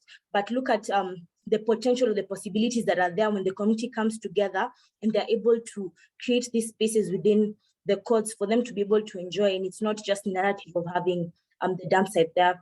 And then this is also a space, and some of this transformation only took around 3 months for this to happen. This was a 3-month project where this sort of transformation happened. And this currently is used as a space for the community and for the children to come together, and they're able to come here for after school classes, because there are not a lot of role models within the communities for children to look up to. But when you have such spaces available, they're able, if home is not safe for them, sometimes it's crime, and sometimes they don't see any prospects of a better future. But through such spaces, then they're able to get a chance to actually come and learn something new and learn different things as well in some of these spaces. And this is also still a space within Dandora where some of the work was done just through that transformation and through that process.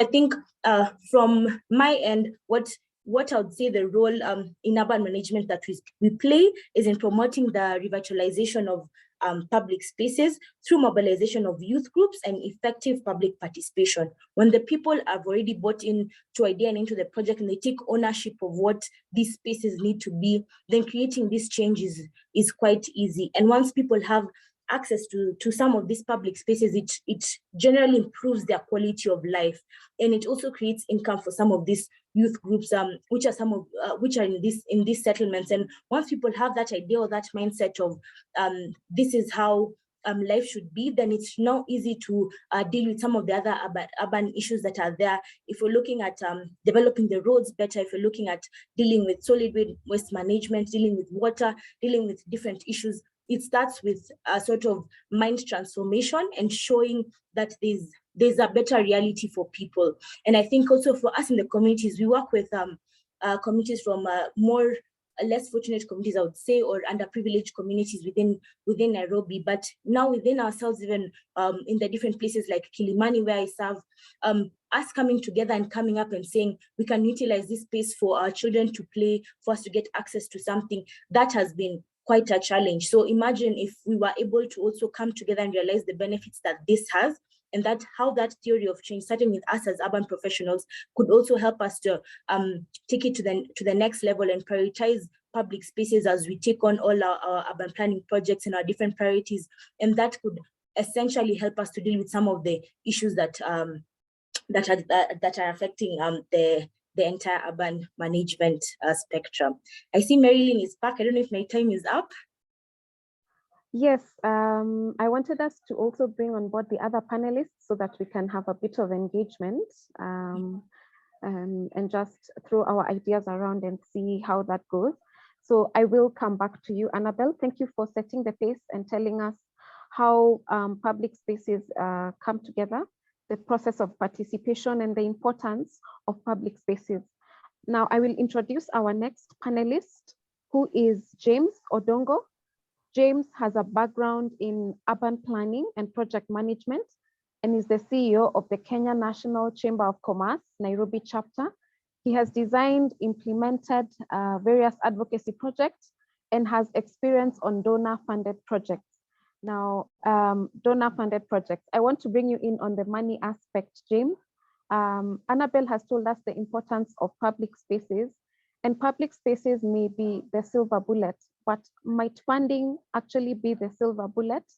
Please tell us what our space looks like in terms of the funding that we have for urban management, and just what gaps there are in funding that we could begin to look at how to bridge them.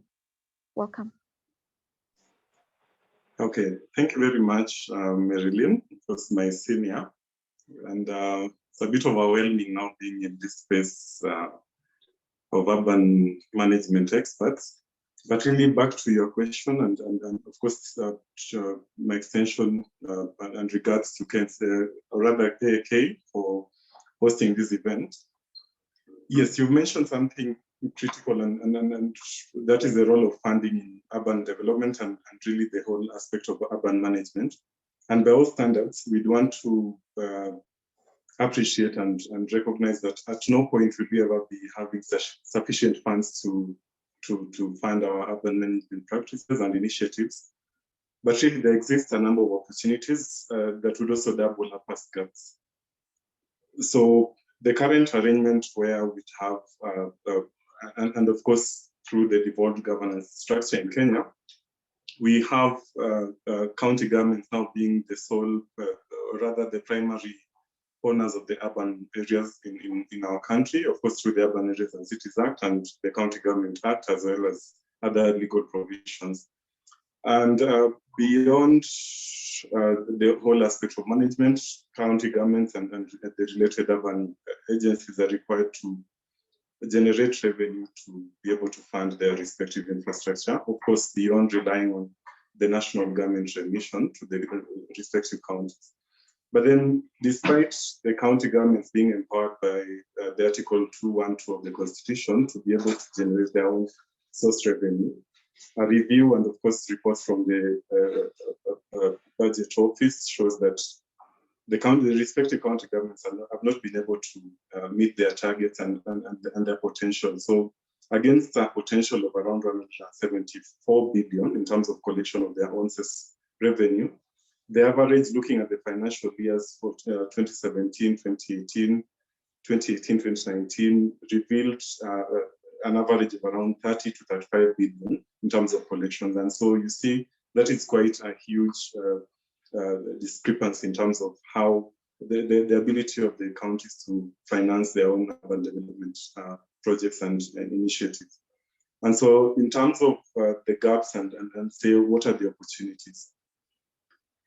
So first, and this speaks to the whole Public Finance Management Act that one of our panelists talked about in the first session, where despite having all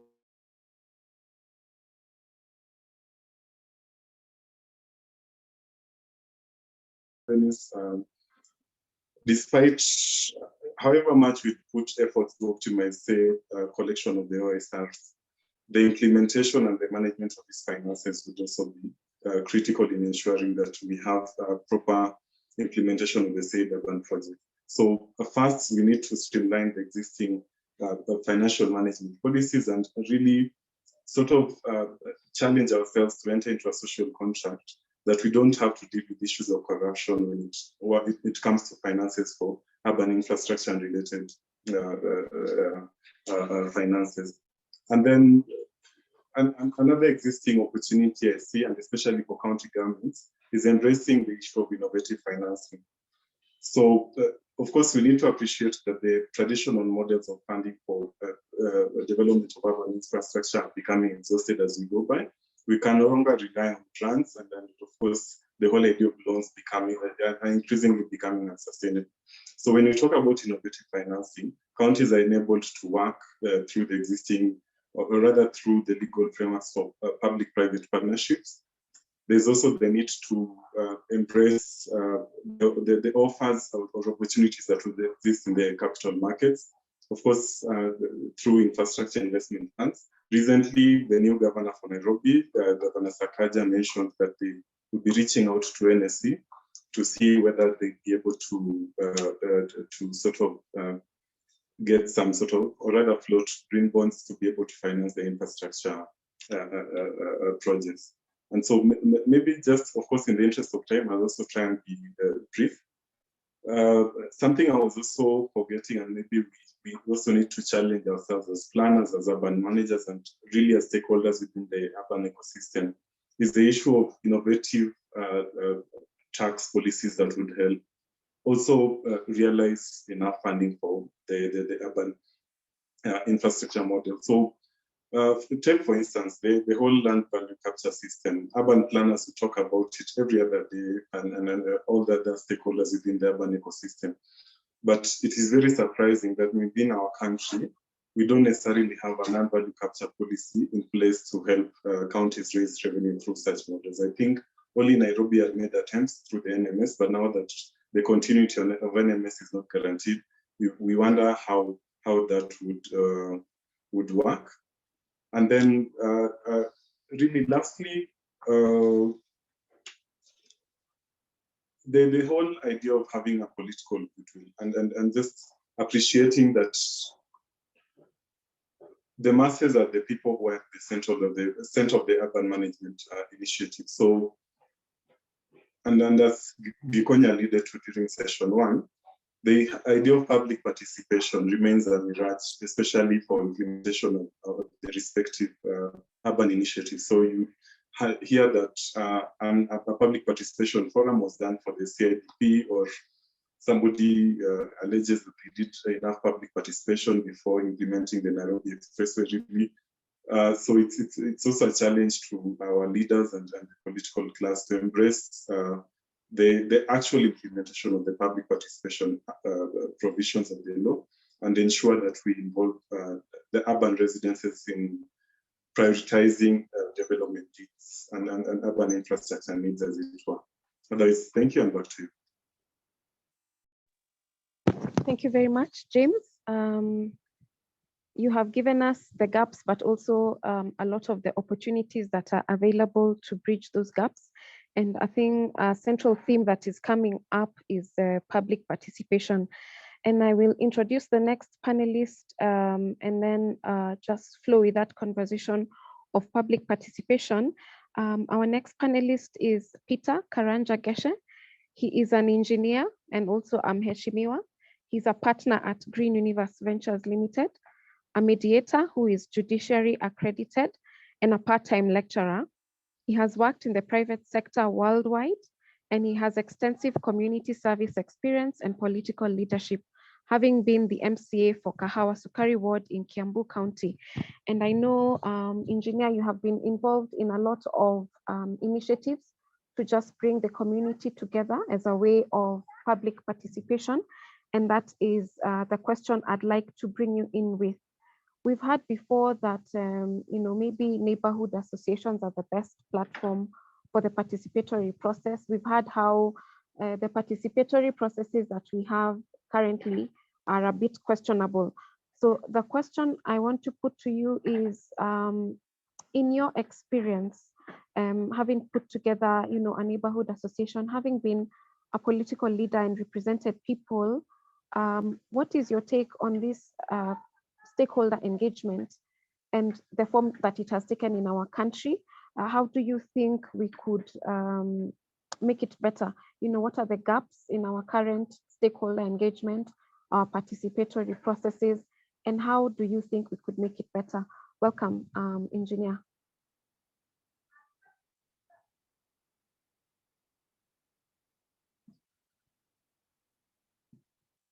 Please unmute. We're not able to hear you.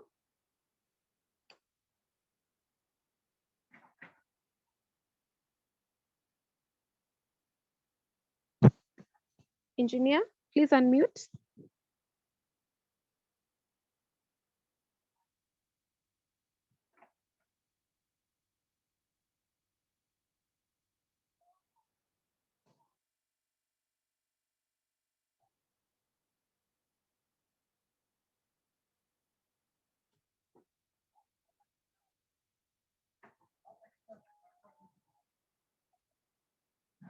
Perhaps Oloy could assist in unmuting, Engineer.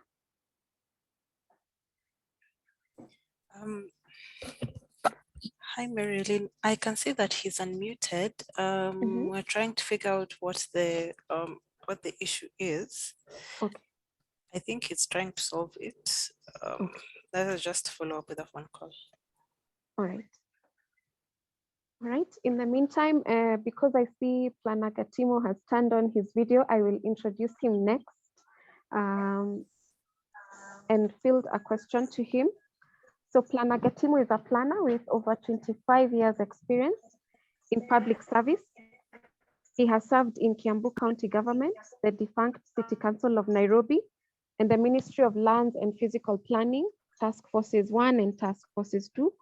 He is a member of KPDA, which is the Kenya Property Developers Association, AK, TISPAC, ISOPAC, and he has sat on the board of the PPRB, which is the Physical Planners Registration Board.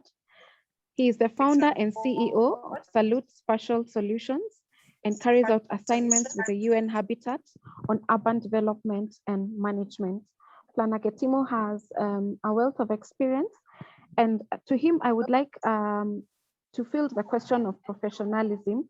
We heard a lot about the importance of professionalizing the public sector and professionalizing the politicians that are decision makers. And I'd just like you to define what that professionalism would look like and tell us what are some of the gaps you've seen in the professionalism of urban management. Welcome, Planner Getimo. Thank you very much and good afternoon. Can you hear me clearly? Yes, we can. Thank you very much, Marilyn. I know time has really gone and I would like to be as brief as possible. And when we talk about professionalism,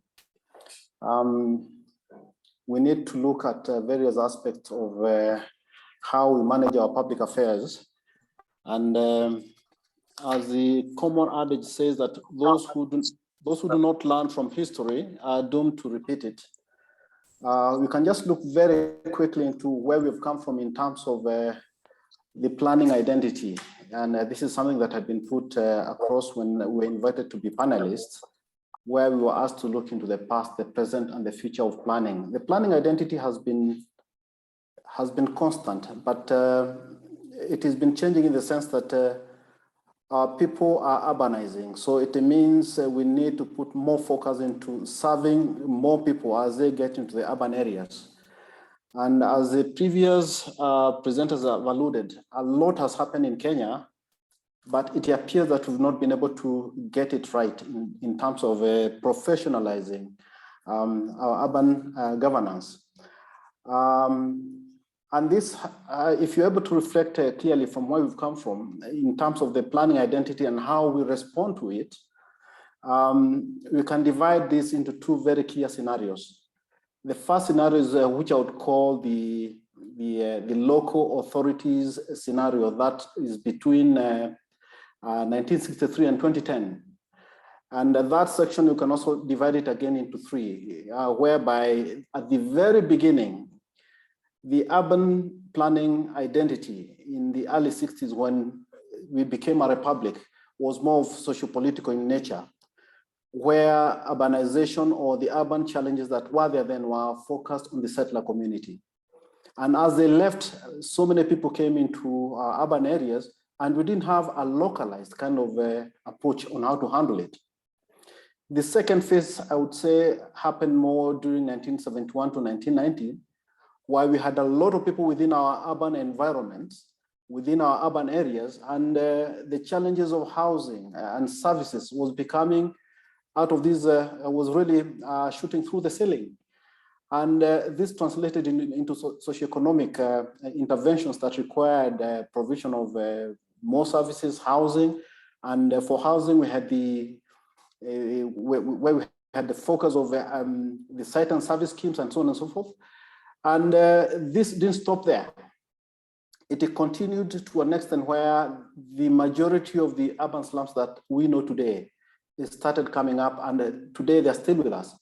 So that identity of having an urban management focus on how to handle and stem the tide of informal settlements has not been addressed adequately. And then coming to the third sector of that era is between 1991 and 2010, where the voice of the majority who are becoming more urban was becoming even more loud and louder. And at this point, we had well over 170 local authorities. And of these 170 local authorities, less than 10 had proper urban management structures. Nairobi was one of them, Mombasa, Thika, Eldoret, Kisumu. But were they able to address those urban challenges appropriately? No. And if you look into the structures of how the professional setup within those local authorities, they had just very few at the top there. The town clerk has always been a lawyer, or was a lawyer. We had a municipal engineer, we had a municipal treasurer, we had the municipal public health officer, but we never had a proper focus on urban development. As a matter of fact, it is in 1981 when Nairobi got its fully fledged department to look into urban planning matters. And that's quite recent. As it stands even today, Nairobi has not yet gotten it right. Things are still getting out of hand. And that's one of the things that led into the next phase, which I would call the devolution phase, of which we are now in. And this one is between 2011 and where we are right now. And this one put a lot of pressure and a lot of responsibility on county governments to structure how they need to put up their urban governance. And we are entering now into the third cycle of county governments. And the question still lingering is, are we getting it right? And I'm sure many people would agree with me. We are still lost in it. And the question remains highly topical, particularly when you're finding many urbanizing areas are still lacking in terms of urban structures. And it boils down to how do we professionalize it by having a public service that has the right people, the right skills, and the right systems to ensure that the mounting challenges are being addressed. And maybe to sum up quickly, I have identified about 5 areas which we need to look very critically. And now that we've entered the third cycle of devolution, it is paramount that we ask ourselves, could this be the silver bullet that we've been waiting for, or we need to look into so that we get it right? The first one is political leadership. What kind of political leadership do we have at the top there? Because we've seen in the last 2 cycles of county governance, the person seated at the helm there defines what happens below. So this, we may not have much control because this is a democratic process where if you get a bad leader, then the consequences of getting good services follow. The second one is, and maybe not only at the person who sits at the top there, also at the point where you have members of the county assemblies, if MCAs are not really up to task in terms of articulating and bringing on board issues that touch on the people they represent at the counties, then the executive and the county assembly, if those two are not having the right leadership, then you'll find the executive and the professionals working below will not be able to have the opportunity to be able to drive the agenda of being professional in terms of delivering appropriate agenda. The second one is institutional processes approach. That is observing the due process, laying down the legal policy and regulatory processes and developing standard operating procedures. Many speakers have alluded, do we have these instruments in place? Do we have the urban policies in place? As a matter of fact, of all the layers of urban policy, or rather planning policies that ought to be there, how many counties, and I think this was mentioned by the speaker from the National Land Commission, how many counties have county spatial plans? And when you're speaking about urban governance, how many have local integrated urban plans? Almost none. Yet you find we are having municipalities coming up, we are having boards in place. Yes, some of them are trying to raise their capacity and their voice in terms of delivering services, but there are so many, and I'm glad Dr. Konyango is with us here. Perhaps he'll be able to give us insights into how some of these things are going to be put in place so that institutional processes approach are put in place so that we don't have politicians or the political class running counties at their whims as opposed to institutional processes. Excuse me. The third one is evidence-based decision-making. A decision cannot be made unless you have participation of the people. You have a vision, so that you're able to plan ahead. You plan for 10 years, you plan for 20 years. Out of the presentation that has been done here by Dan Clancy, he's mentioned about 30-year visions. And against that, one is able now to know how to walk the path of achieving that vision. So we need to have that decision-making as a process by bringing on board people, visioning, and then having professionals who are able to interpret and do all what it takes to ensure that that plan is implemented to the letter. And if it requires any revision, it is done professionally so that it is not derailed by the political class. It is something that has to have aspirations of the people. The other one is community focus. When you're talking about urban environment, it boils down to a neighborhood. People who are conscious on what's happening on their backyard, their frontages. And I'm glad to note that we are having emerging neighborhood associations that are becoming very powerful and very articulate in putting county governments into shape. And Engineer Geshe, who has been very vocal on this matter, actually are right in getting communities having a very clear focus on what they want and ensuring that they contribute toward the plan-making processes and also ensuring that the day-to-day services that are offered to them are being done in a professional manner. And then the other one is people engagement and relationship management, both within and outside. From within, do we have professional performance contracting mechanisms so that the professionals who are recruited and retained, they can be appreciated by ensuring that whatever good they do, they are rewarded and they are protected so that they're able to provide the right atmosphere in terms of quality services. In as far as the outside communities is concerned, we need to have service charters showing what is there to be offered. If it is planning services, if it is on matters development control, it has to be very clear so that the targets don't have to keep on shifting every day depending who is seated as an MCA or who is seated at the top as the executive in a county, so that what becomes central in ensuring that this professionalism is having a service charter that is honored and respected both within the structures of the county and outside. And it provides a feedback mechanism to show how people are satisfied. If today you ask anyone who intends to seek any service from the county government, the first thing they'll ask you, or they'll tell you is that that's an office one would not wish to make a call because it is never responded to, or you wouldn't wish to walk into because you'll never get any feedback. And finally, is continuous improvement by setting targets and rewarding performance. Many counties, if people do perform well, performance actually really counts. And I would put it very clearly, there are many professionals who have offered themselves to work in some of these county entities.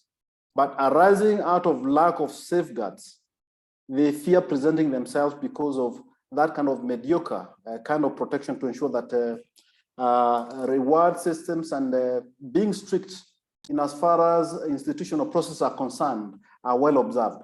And in the absence of this, to finalize my remarks, we need to be very clear in terms of identifying and coming up with very clear working schemes that need to be put across and defining very clearly. If a leader, political leader, is seated in a position where he's able to know what his people want, it should be left now to the professionals to implement using the due processes that are evidence-based, that is based on the policies, the integrated urban development policies, on the IDEPs that are municipal-based, and so on and so forth. So if this is able to be achieved, and I want to believe that as we start this new cycle of governance, the governors who are coming in place will be able to put more emphasis on municipal governance. And we are having many towns and urban areas that are calling for better structures.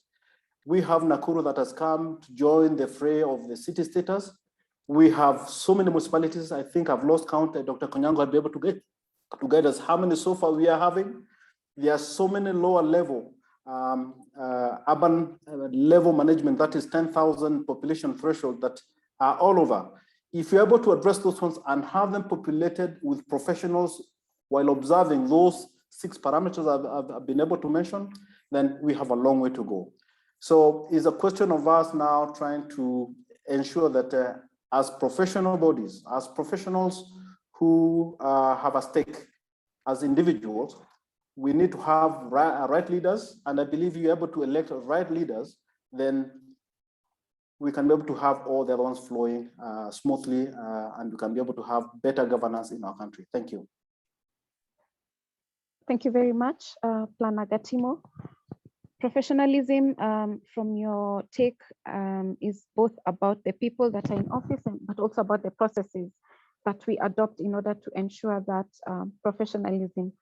Incidentally, today, the CS in charge of this sector is being vetted, I think, who is not a professional in this sector. Maybe we can discuss somewhere on our mirror what we think about that. As I invite Engineer Getche, I hope you've been able to resolve the issue with the mic.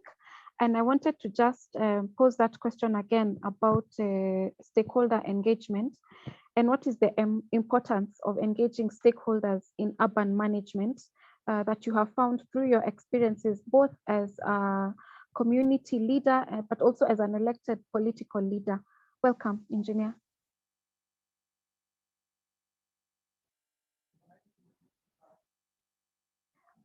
Not yet. You need to unmute. Am I unmuted now? Yes.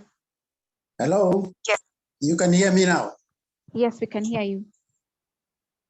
Okay, thank you so much for having me here and for this very important discussion. And to start with, first of all, one of the things is that when we talk stakeholders, some miss the broad spectrum of who the stakeholders are. Association of Kenya is a stakeholder. The question is, how do they engage? What is the engagement that is there? There's very many, and these are stakeholders.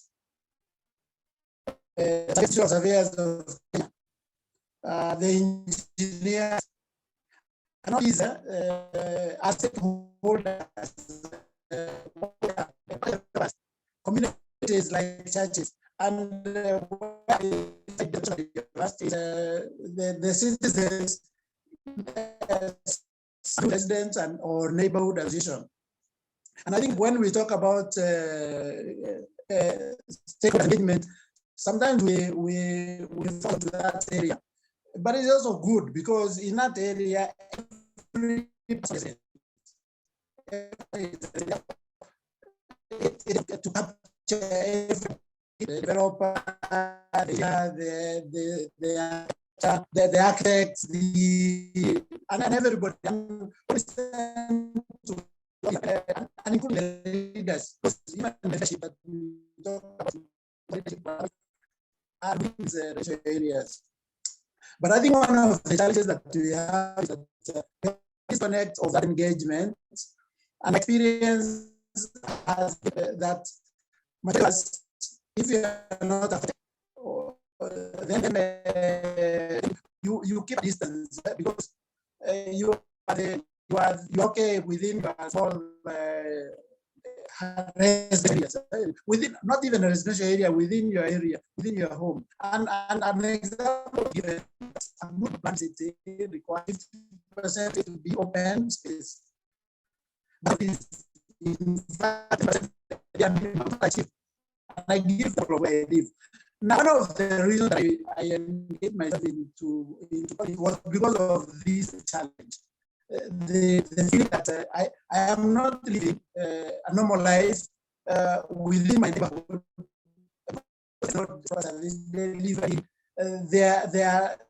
It's in me to live. I pay twice. For example, I pay tax. I also pay if I remember correctly, when I started is that we didn't have water. We put in the infrastructure for water. for electricity and stuff like this. So this now requires that how can you pay twice? And it's the same with schools, private schools. Why should there be private schools when they are government schools? And these government schools, everybody contributes to these government schools. That's the reason that engaged me, and I found this stakeholder engagement is a rhetoric statement where we don't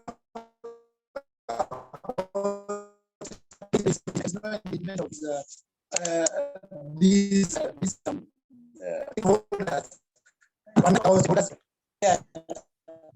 Engineer, experience with. Engineer, we are Yes. getting some snippets, but I think there's a challenge with your network. We can get some of the conversation, but we're missing out on a bit of it. You can try and switch off your video and make a contribution without the video.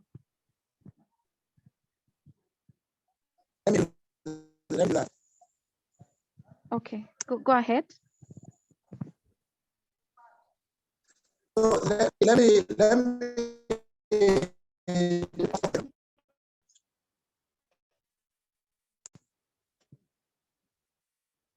yeah, let me so I have taken off the video, so probably the network will be much better. So yes, the other thing that I realized, the other thing that I realize is that the law, the legal framework is very elaborate on engagement. The constitution, our constitution, I'll give an example of Kenya, there will probably be other people following from elsewhere. The constitution of Kenya is talked about even human dignity. Human dignity is how you live. And we talk about everybody, not just those who are up the market, or everybody should live in a dignified area. And that is provided for. One is land use. It's provided for how it should be done. Environment and enforcement of environment, that is provided for. And we even went further, and like Planagatimo has said, we devolved and created a devolved government with a very elaborate way of engagement, decentralized unit, citizen participation. And within these also, we have also come up with Urban Areas and Cities Act, for example, in Kenya. And all this is to provide the framework. So so where is what is the problem? I think for me, what I have realized, the problem first of all is this lack of unity among the professionals. I remember when we were in Mombasa, because I came in, I joined the AK convention there.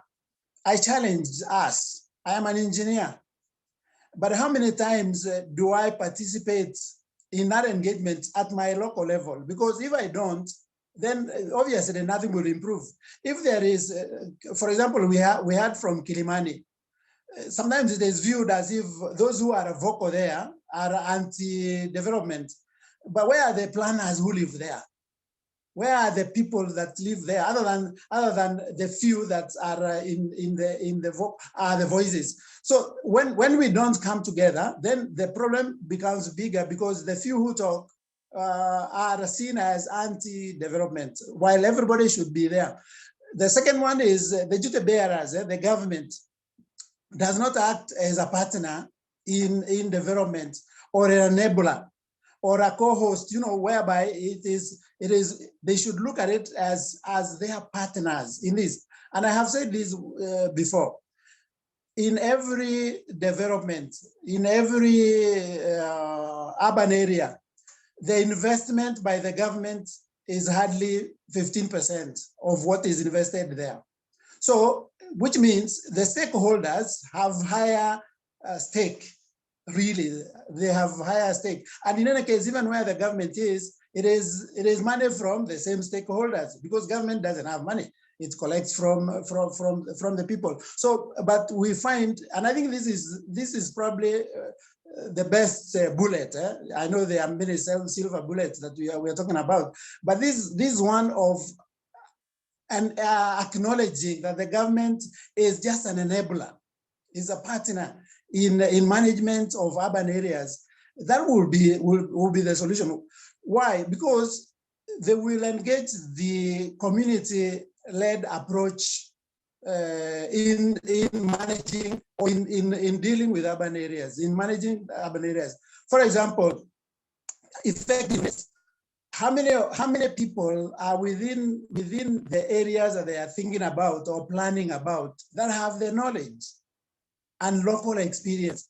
We have seen this open space or public space network or reclaiming them. You can see what can be done by the people themselves, without the government, and the transformation that is there, because they have the knowledge and they have the local experience of their efficiency.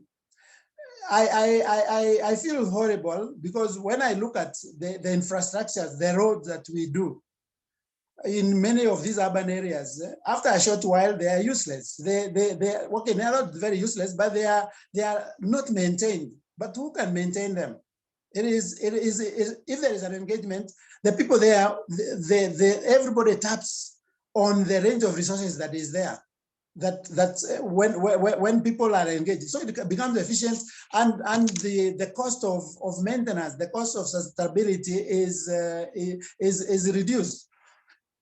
Engagement with the people brings endurance, sustainability. I think this is the area that I felt the biggest struggle for me within the political engagement was to get the government to understand that they needed to facilitate very small amount of money to the residents, to the citizens within certain areas, and they will do the rest of the things. And like I said, we put up water reticulation in my estate, and then there was no refund from the government, but they started selling water to us. And if we didn't do that, then they would not collect revenue. The benefit of engagement, and I'm saying this so that this is my experience, the areas that I have seen, if we can have the right people in the right places, the beneficiary is normally beyond the projects, for example, that are undertaken. Because there is social capital in this, there is community resilience, there is this mental illness that we are now experiencing is because we are not engaging to the solutions of this mental health to the people. Now, community-led development or management of our areas of residence is a building block to a greater citizen participation, because you start owning. Like I said, if the government looks at it from that point of view, then everything that you do becomes you become part of that ownership. And let me say this, because Pranagatima has just talked about it, that the leadership at the top is important. One of the challenges that I have realized is that these stakeholders that I talked about, the professionals, other than probably the lawyers, and I don't know why they also handle these things incorrectly. The leadership quality that we expect at the top, it seems to be, in Kenya, it seems to be watered down, whereby we are now talking about MPs, you don't need to have gone to school. I mean, what does this mean? How can you not go to school and be able to have vision? What is the role of a leader if we cannot see the future, if we cannot even read what others are doing? So to me, I think the starting point, and this is where I probably will end my comment, is that the professionals need to sit down. I remember I was engaged in non-state actors in Urban Areas and Cities Act, but we seem like we cannot progress. And it is unfortunate because the Urban Areas and Cities Act provides for engagement of planners, architects, surveyors, residents within that act. But you realize now, since it was since it was enacted, it has never been implemented. And yet there was even a carrot that was tangled by the World Bank on Kenya Urban Support Program, for example. But it never generated what it was intended to, because the professionals have failed to do this. So why can't we professionals, and we are influencers? I'm we are influencers in different ways. Why can't we engage in terms of getting the right people at the leadership, including offering ourselves into it? So we must live to the expectations of the law, written and the spirit. And as professionals who are in positions of influence, they should trust communities for engagement in this. And I think, to me, if we can engage the community, because I've seen changes where they have been engaged in a small way, in a very small way, then you will see proper management of urban areas. Thank you so much. Thank you very much, Engineer, for that contribution and that call to action, that professionals should consider taking up that mantle of leadership so that we can implement those actions that we know should be implemented, and that each one of us is a stakeholder and the government is just an enabler. And so we should participate in this process of urban management. I'd like to introduce our next speaker, who is Steve Gome. Steve Gome is an architect and a project manager. He's the current director of urban development in Kisumu County. He has served as the acting chief officer in the Department of Lands, Housing, Physical Planning and Urban Development in Kisumu County. Now, the silver bullet that I would like Steve to tell us about is the one on digital solutions and innovations in urban management. Steve, what opportunities are there in Kenya to employ digital solutions to resolve these issues of urban management that we have? What are the innovations that we can apply in this time in order to resolve these problems? Welcome.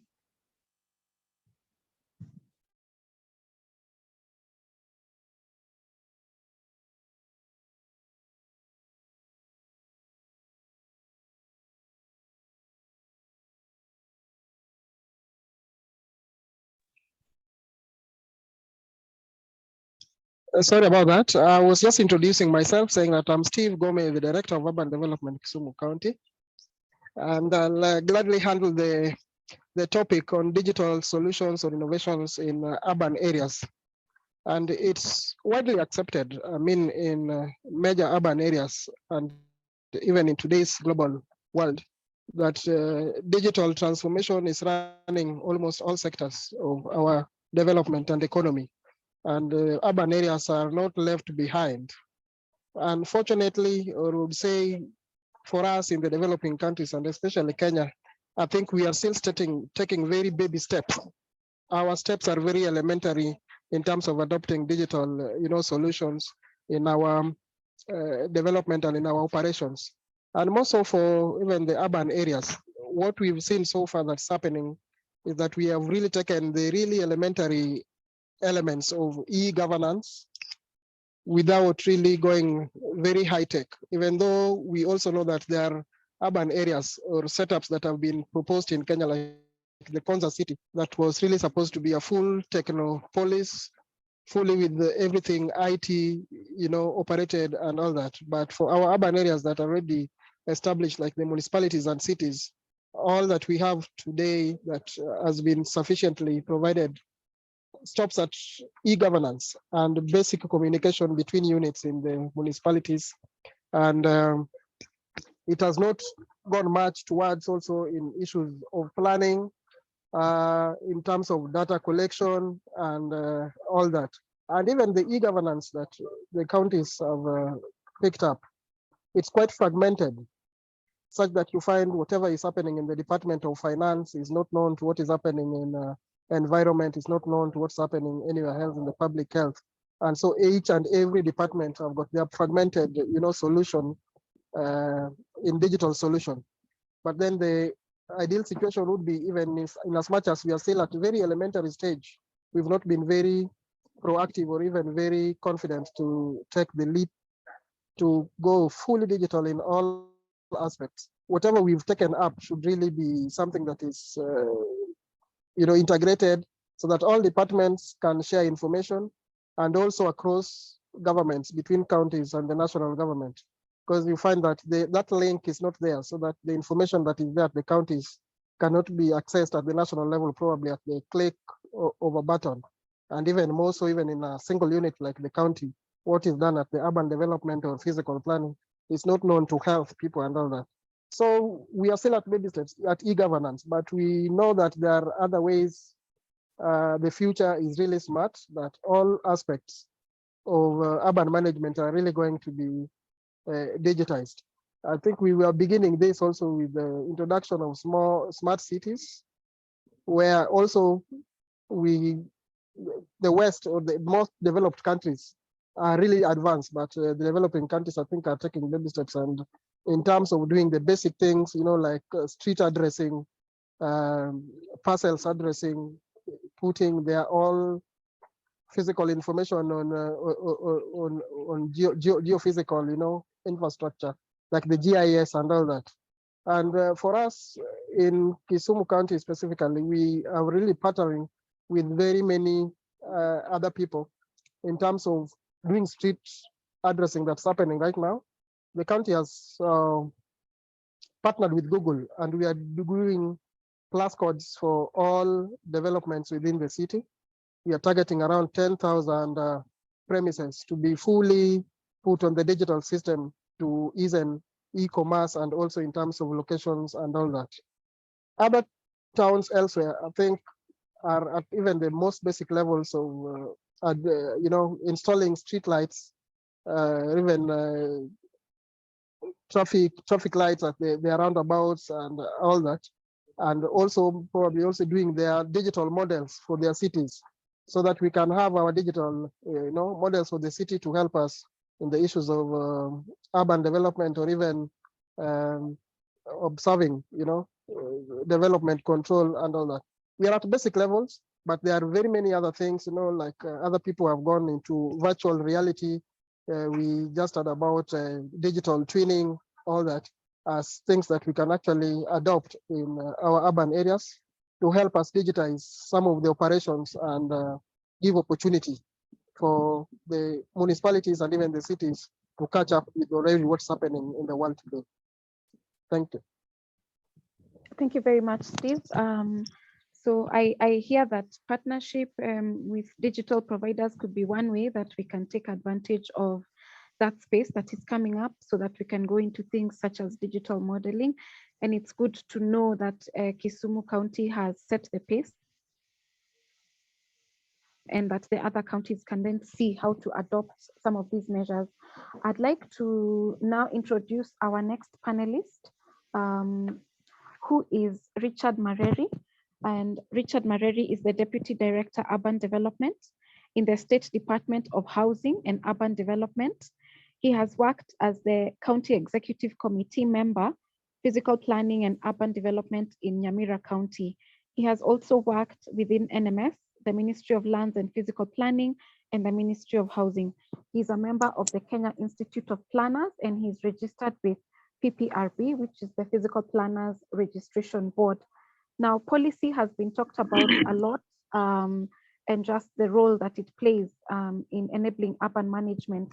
And the question I'd like to put to you, Planner Mareri, is that how can our governments ensure that the policy environment that we have facilitates urban management? So we've already had the gaps that we have, even in the first session that we had. But what opportunities do you see that the government can plug so that we have an effective policy environment for urban management? Welcome. Thank you. I hope you're getting me. Yes, loud and clear. Okay, thank you. Thank you. I think I'm going to talk about, as you have asked, the enabling environment under which the government can set the space to enable urban management to be done much better than it is now. And what we have realized is that the policies that we are developing, which are guiding principles for the urban development, sometimes are very not very good to most of the urban areas. And number one, we don't seem to have the right personnel to even do the policies and the regulations in our urban areas.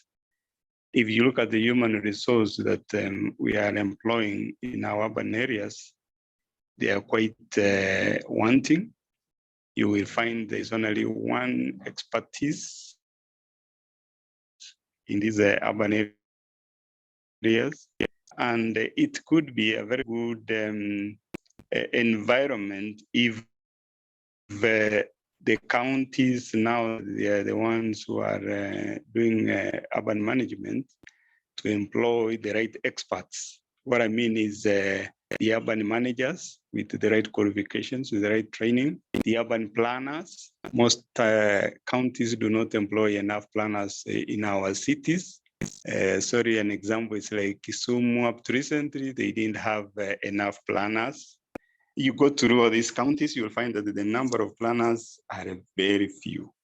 The number of environmentalists are very few. The number of engineers are very few. So the only solution is that we have to put our priorities right, get the right personnel who can create the right policies because of their qualification.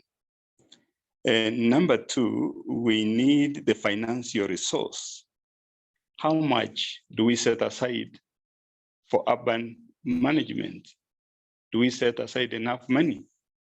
If you ask the counties and the big cities where these towns are falling in, and you look at the budget, the amount of money that they have put for the urban management issues and the policy development, you realize that the money is normally very low. Their budgets are very minimal because planning is given a second priority in the counties. One is because when we are doing plans, we are not doing things that are tangible. I remember when I was working in the county and I was asking for money, a budget to be set for the spatial plan. And I was giving them a figure of around 20 or 30 million. We mean, the MCs could not understand what you mean. A whole 40 million for paperwork to draw things, and they see the end product is what they see. They don't know what you undergo and how much you require to get all this data and do a very good plan.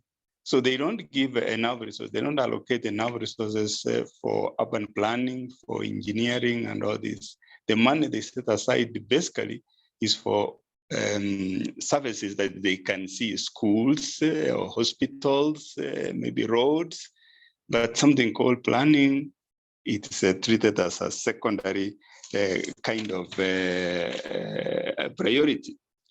And number three, if we have to make our policy resources, environment to be good enough, we also need to have stakeholder engagement while we are developing the policies within our urban areas. The stakeholder involvement is normally very tricky in most of the counties. Why? It is because we don't do what we call a good selection of the stakeholder that we can engage where we are doing the planning. Even the kind of expertise that we normally engage, they are not worthy to be called stakeholders. Because sometimes you use the MCS to bring these people to come and give their views. People are very allergic to some of these meetings. You even have to look for resources to bring people into the meetings. And the right people do not come.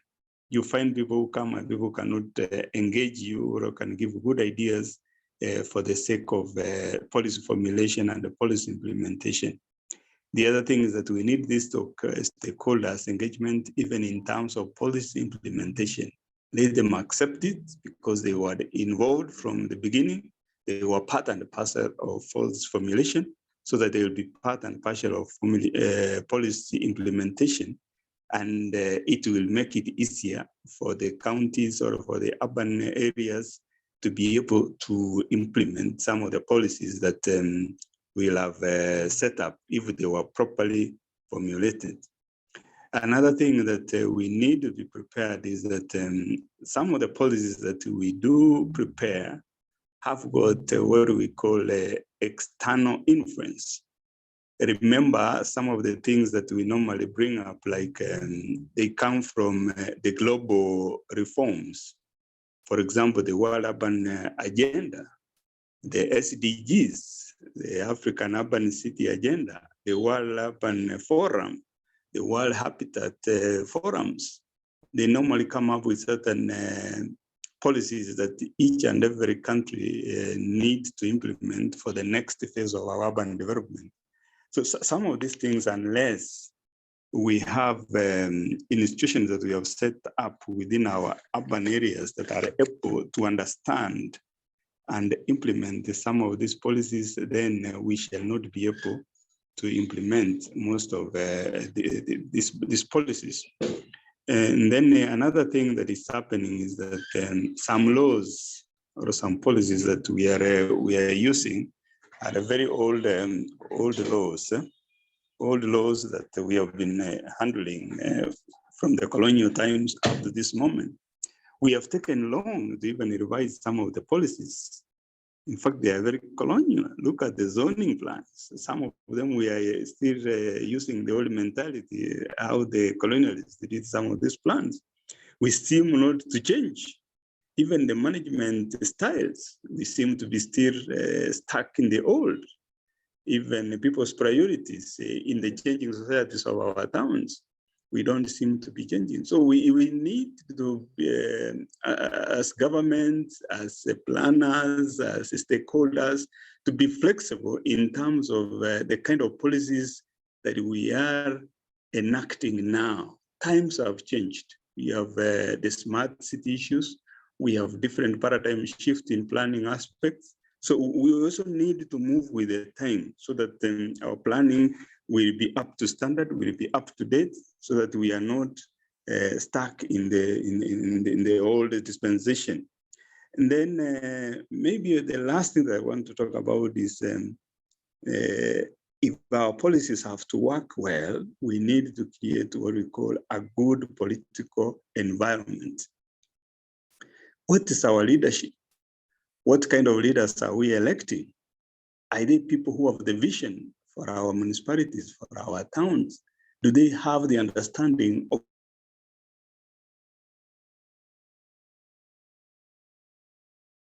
needs of this town so that they can develop the right policies for the implementation of these policies? So in a nutshell, I want to summarize that our environment of policies will only be good if we understand where we are, if we understand where we are going, if we understand that any policy that we develop will require resources, both human, capital, and finance. These ones are very important because if we want to open up roads, we will need tractors, we will need the machinery. If we want to test environmental issues, we will need the equipment, the labs. We have the resources. We have these labs with us because we want to test the quality of water, we want to test the quality of air, we want to test the quality of maram that we want to use in our roads. Do we have, are we prepared with all the necessary ingredients to make sure that our towns will work with the existing capital and the financial resources? So those are some of the areas I think if we work hard and put them into space and everybody is involved, then our policy environment will be very conducive for our urban management. I think Chairman, Chairperson, that's the much I could say for now. If we had time, we could elaborate more. Thank you. Thank you very much, Plana Mareri. There's a comment from one of the audience who says they want to see you. They want you to turn on your camera. So it would seem to me, even as you turn on your camera, that this silver bullet we are envisioning is actually a multifaceted silver bullet, because as you talked about policy, all the other silver bullets came out about the right personnel, the financial resources, stakeholder engagement, about even the digital age and a paradigm shift to how we are doing things. So it would seem to me that we are all talking about, more or less the same solutions to the urban management. I would like to now introduce our next panelist, who is our final panelist for today. He is the last, but definitely not the least. Dr. Charles Konyango is the National Director of Urban Development, and he's the Chief Government Advisor on Urbanization. He has 30 years of public service experience, having worked in different parts of Kenya, and he has extensive experience with local, national, and international organizations, and has been an adjunct national consultant for the United Nations Center for Regional Development.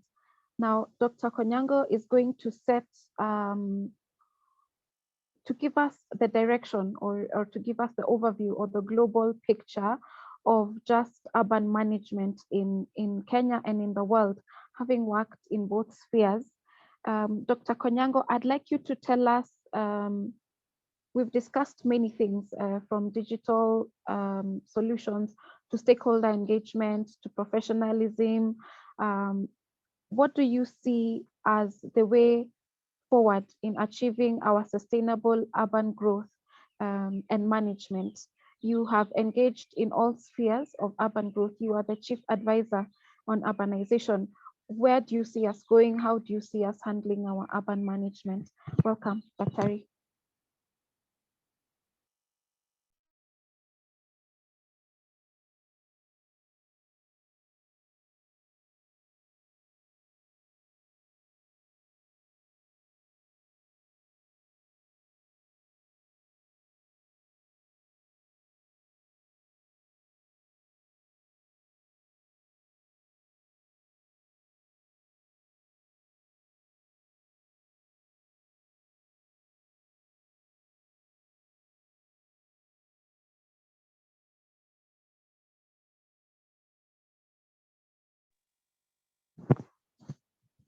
Dr. Konyango, are you with us?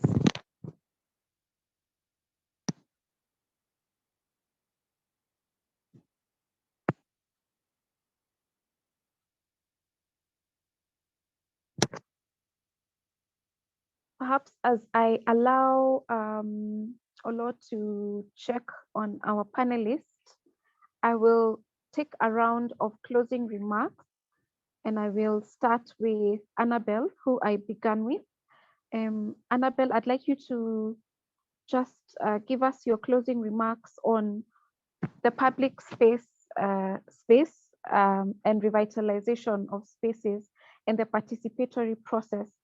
Give us your closing remark on where you see it in the space of urban management as we wind up. Thank you very much.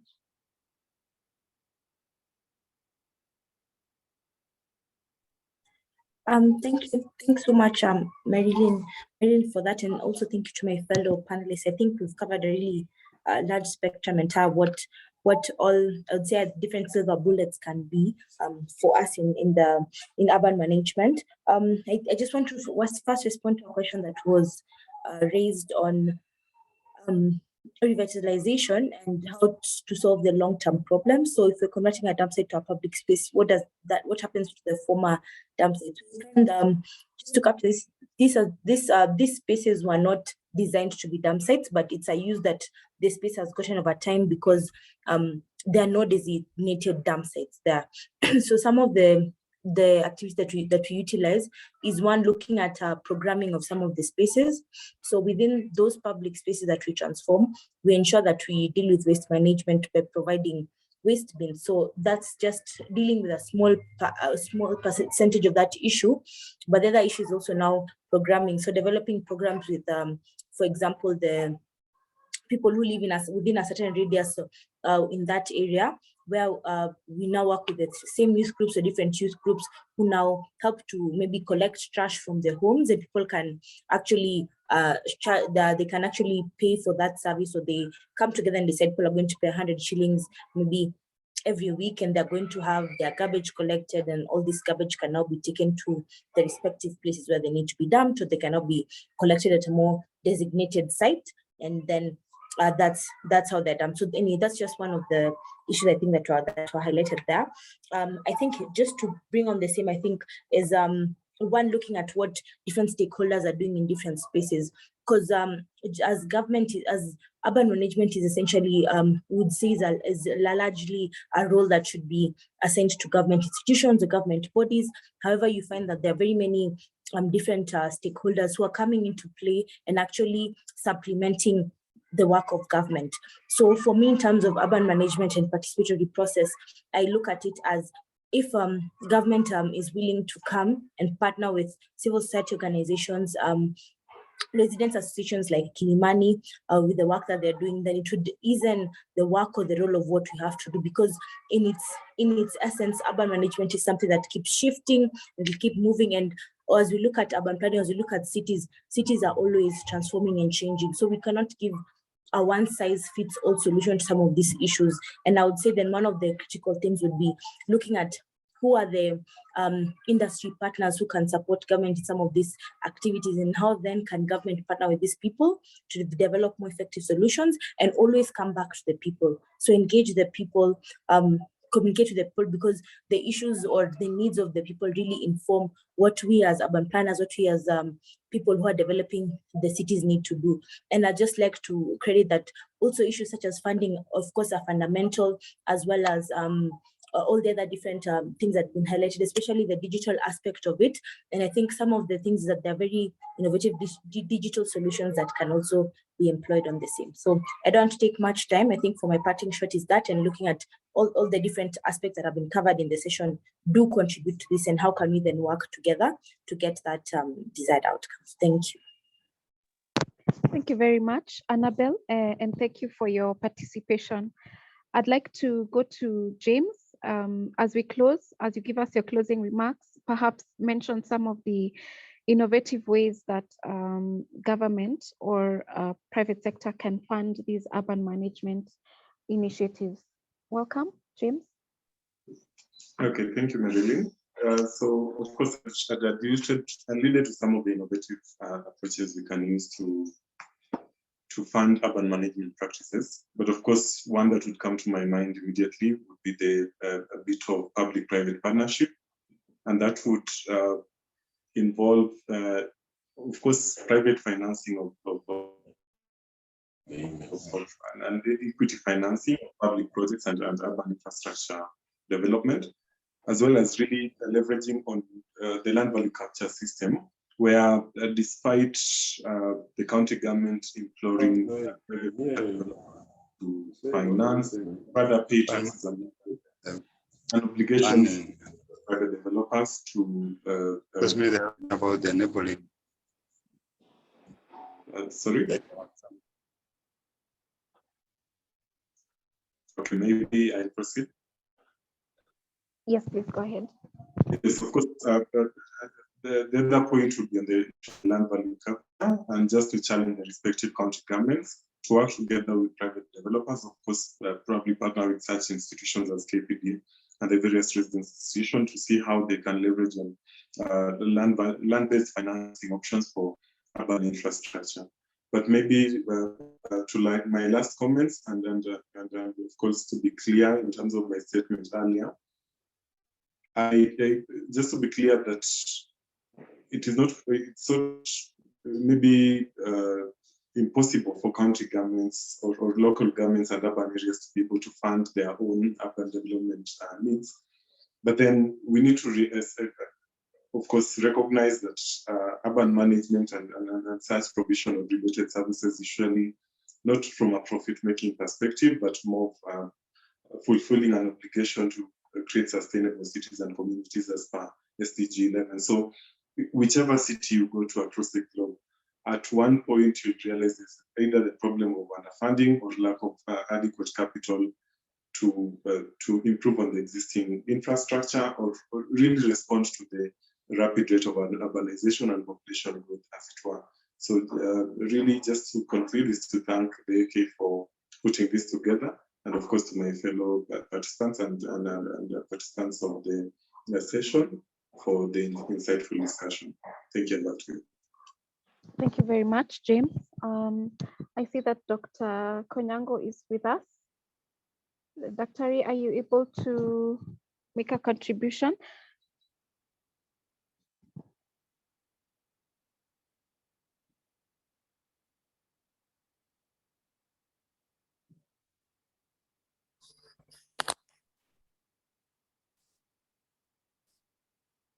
Okay, I think we may be having a challenge, and I just go to Planner Gatimo to give us your closing remarks in about a minute on professionalism within the urban management space.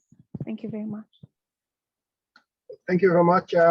Just before I make my closing remarks, I just wanted to add a point to James. James Odongo, there's another financing mechanism you need to explore, and this is under Section 63 of Physical and Land Use Planning Act, development fees. It is a mechanism of supporting development infrastructure as developers densify their private developments. So that's something we can explore and drive that agenda. Two things in my closing remarks. One, we need to have the right policies, the right regulations, and the standards within the urban environment, so that the professionals who are going to occupy those positions can be judged against those instruments. Number two is the introduction of performance-based management. This is against what professionals can be gauged, they can be rewarded, and out of that, then you can be able to say, yes, there is professionalism taking place at the county level or at the municipality level. Thank you. Thank you very much, Planner Gatimo. I see Engineer. So sorry, before you see Engineer makes his remarks, Dr. Konyango is on the line. Can you'll use mine? Hello, you getting me? Yes, yes. Dr. Konyango is on the line. He'll use my line. He has a problem. Maybe you can. Okay, welcome, Daktari. I had introduced you to the audience, and I wanted to put this question to you on urban management and what you see our future as, being the chief advisor to the government on urbanization. How do you project that we will achieve sustainable urban growth and management? Welcome, Daktari. So where is it? Robert, where's your mic? Okay, you can hear me? Yes, we can. Okay, first, my apologies. I've been really trying to log in and it's misbehaving. I wasn't able to join in. So very briefly, for the future of our urban areas and in terms of urban growth, it is very critical and very important first that we complete the process of institutionalizing our urban development planning and management, placing the requisite institutions in place, ensuring that we move from the municipality down to the lower level of our urban hierarchy, from the urban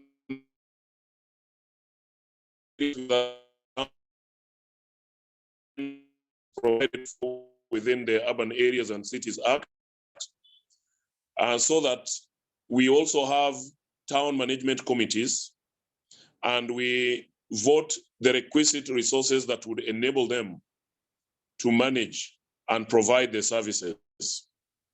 It's also important that we decentralize the services from the county to the municipal level, as is provided for within the Urban Areas and Cities Act. It is very important that we map out the revenue streams, and we enhance the on-source revenue generation by our municipalities in order to enable them provide quality services to the residents. And also, it is important in the same breath to provide the foundational infrastructure that would enable or provide an enabling environment for the private sector to players into our urban areas, so that our urban areas become vibrant, become commercial, become industrial, instead of just being dormitories for administration, because largely that is what we see. We need to change them to ensure that our urban areas are engines of growth, so that we provide targeted and selected investments that would catalyze private sector players into the place.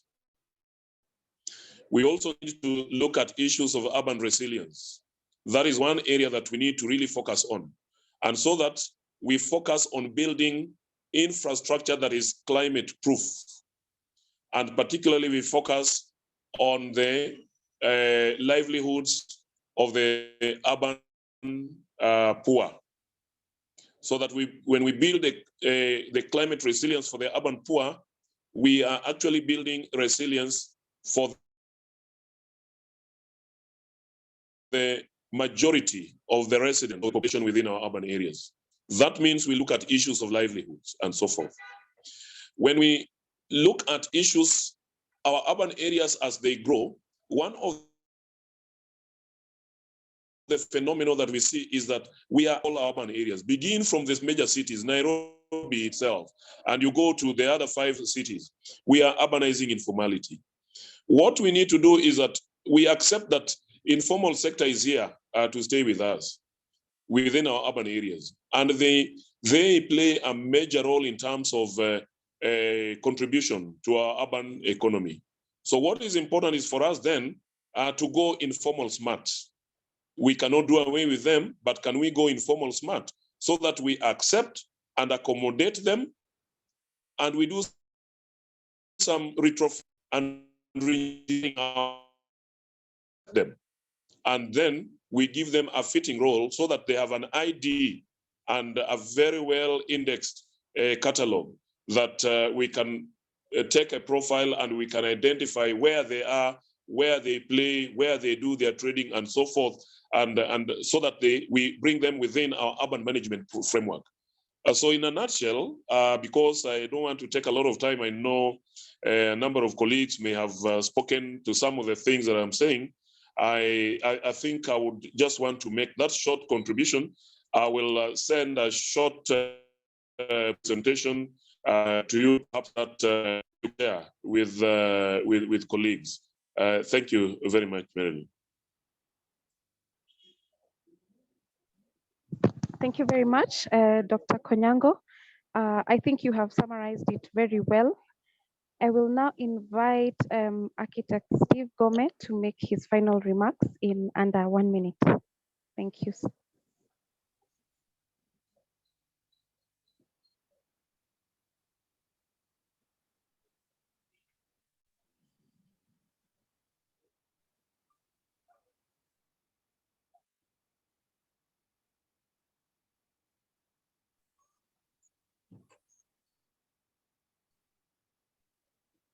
Okay, I don't see Architect Gomez with us. I will invite Planner Mareri to close with your remarks.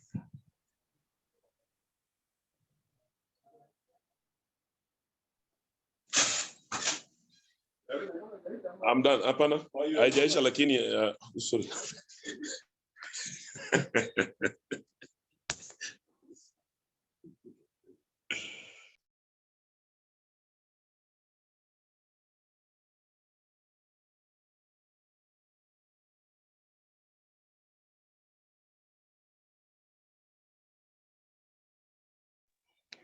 Planner Mareri, are you with us? Yes. Please give you us want me to make a summary of the yes. Yes, give us a summary and your closing remarks. Okay. Thank you. Yeah, as I was saying, policy is very important. Policy needs to be planned for, and also we need a lot of resources. We cannot just assume that the policy is made and then there is no plan for its implementation. It's a cost to create it, it's a cost to implement it. We need everybody to come into force and make sure that we have the right policies for our urban centers. Thank you.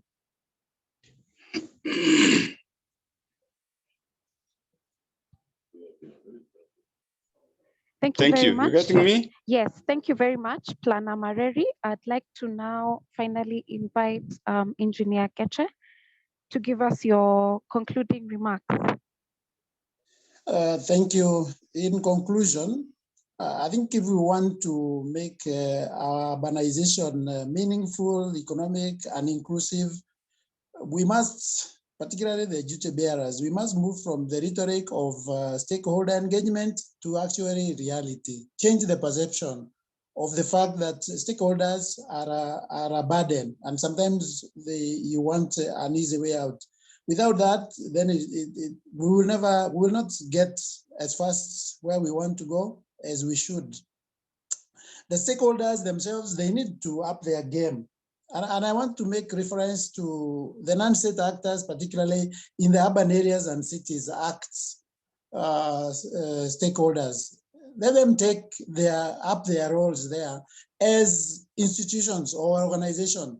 AAK, do it as AAK, not as individual. And we should fight for this position, because without this, then it becomes very difficult. So, and this is provided for our management.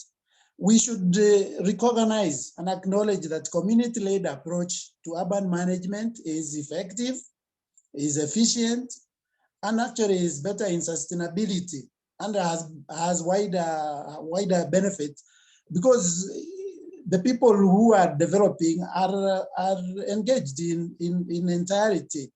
And the other one is stakeholders should actually strategize.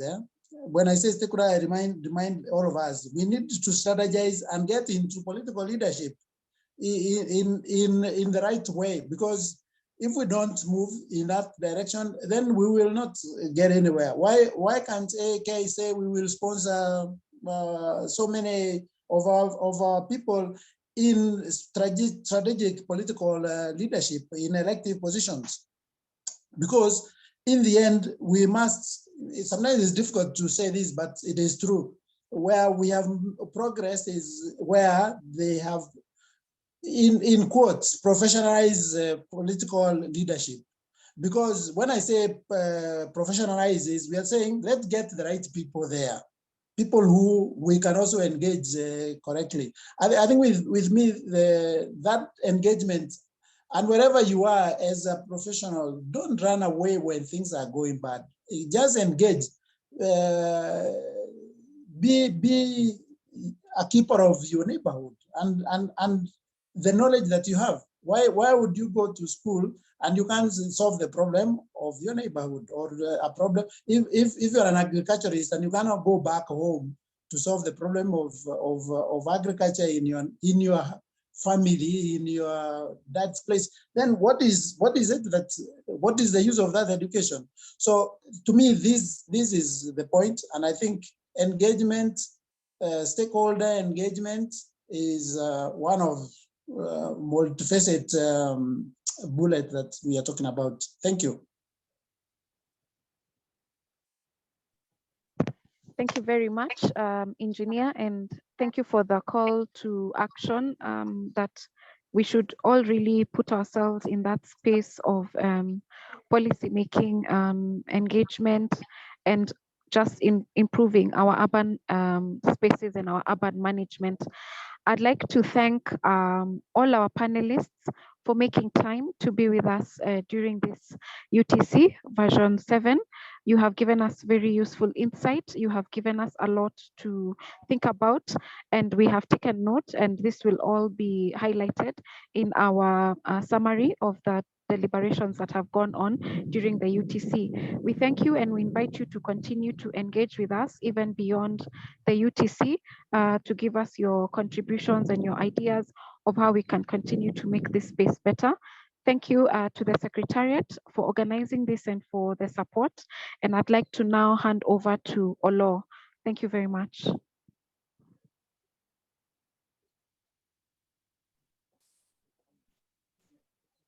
Thank you very much, Marilyn, for moderating our second session of the UTC.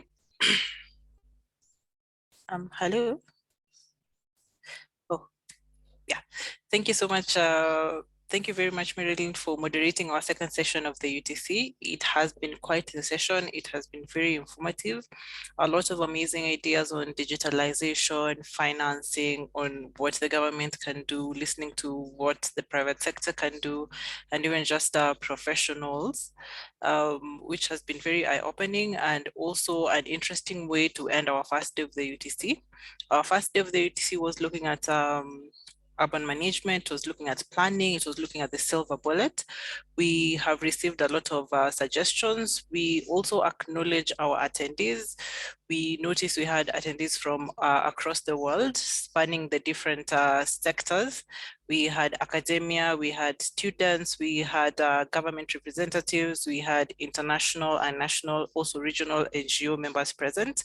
And as we work together to create our list of recommendations and probably a monitoring and evaluation tool from the recommendations garnered from this UTC, we welcome all of you to join us so that we can be able to implement some of the strategies we've just mentioned, mostly coming from government when we need the push from government and so on. I also want to thank all our speakers for the amazing work that they've done, and not forgetting the people at the Secretariat, the ones that were manning the system, ensuring that everything ran smoothly, ensuring that we were able to speak and we were able to connect to our speakers. Also, just looking at the Miro board, I also thank everyone for participating in the Miro board. The good thing about the Miro board is that it will not expire. So just in case you have a bright idea tomorrow in the morning while you're walking, eating, showering, please feel free to add it to the Miro board to contribute to our key recommendations from this UTC.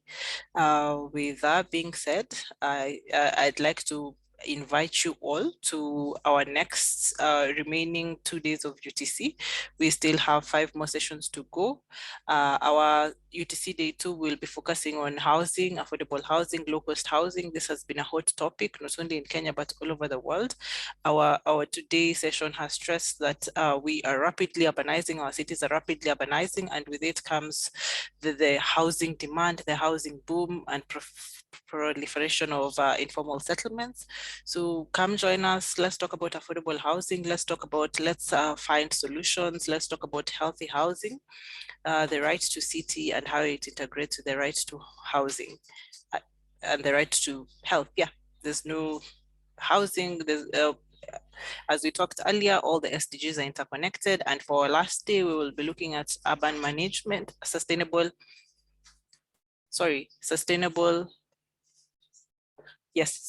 infrastructure. And we'll also be looking at, as we are headed to COP27 next month, what are some of the recommendations for the sector? What can we carry over? When we talk about green buildings, we can't stress enough, and our speakers have stressed enough, how climate change is now a factor. So how can we adapt to the changing times? Climate change is here with us. How can we adapt? How can we make the sector contribute less to climate change? So join us. We also have amazing games coming up, amazing exercises like the one we did today, and how they relate to urban planning, urban management, and the sector at large. That's it from me. I'd like to invite our UTC convener, Cyrus Mbisi, to give closing remarks and bid us all farewell. Karibu sana, Bwana Cyrus Mbisi. Thank you very much, Olo, for that great contribution towards managing the first day of 3. the Urban Thinkers Campus 7.0. And I think it's my pleasure, now that it seems we are running out of time, but I want to maybe go through very quickly, just in mentioning, just to commend the participation of our keynote speakers early on in this afternoon. We had the President, International Union of Architects, UIA, President José-Luis Corté, President of the Commonwealth, Commonwealth Association of Architects, President Peter Oborn, and our own President of AAK, Architectural Association of Kenya, Architect Wilson Mugambi, for their very inspiring messages and support in helping us as a country, and also practitioners of the built environment towards a better managed urban space. I think they set the ball rolling as the introductory part of the day-to-day.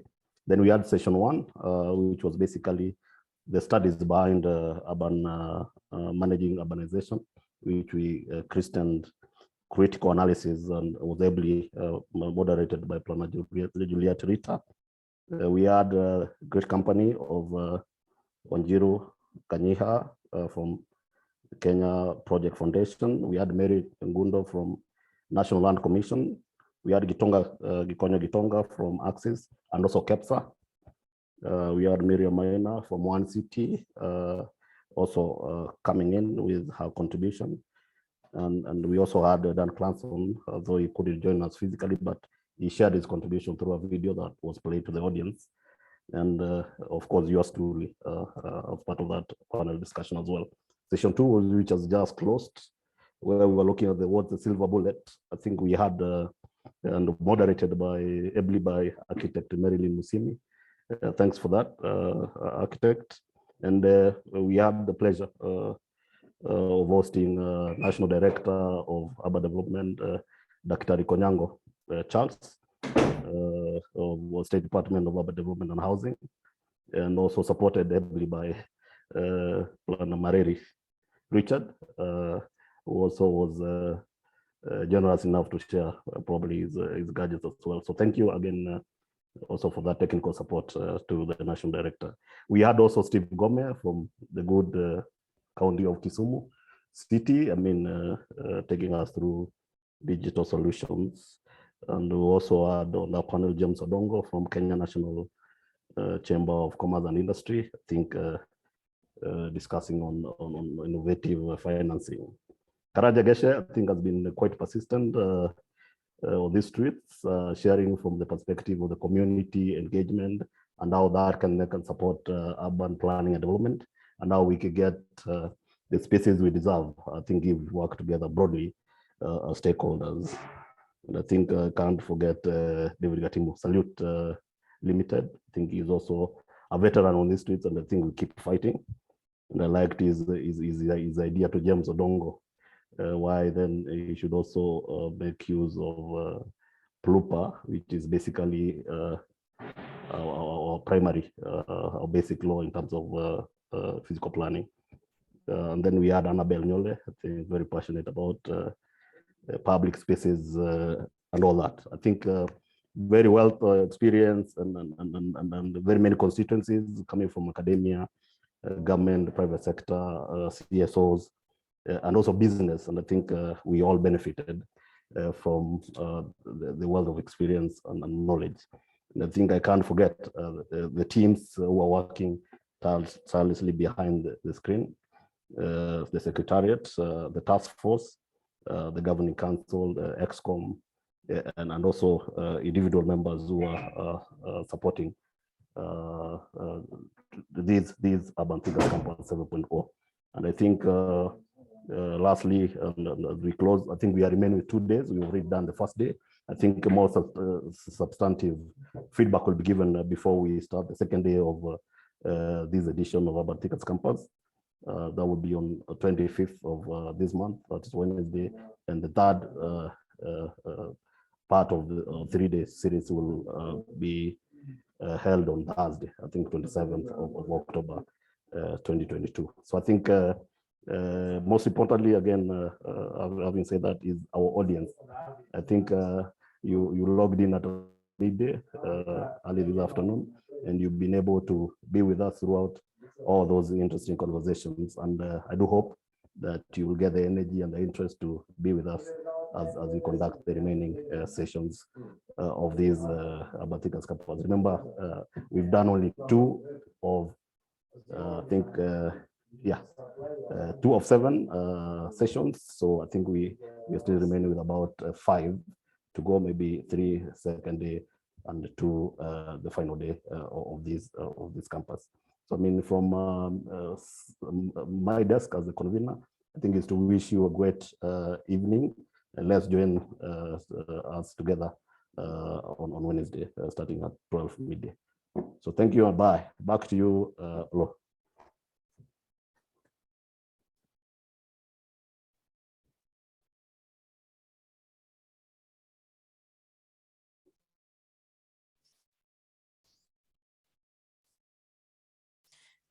Thank you so much for your closing remarks, Planner Mbisi.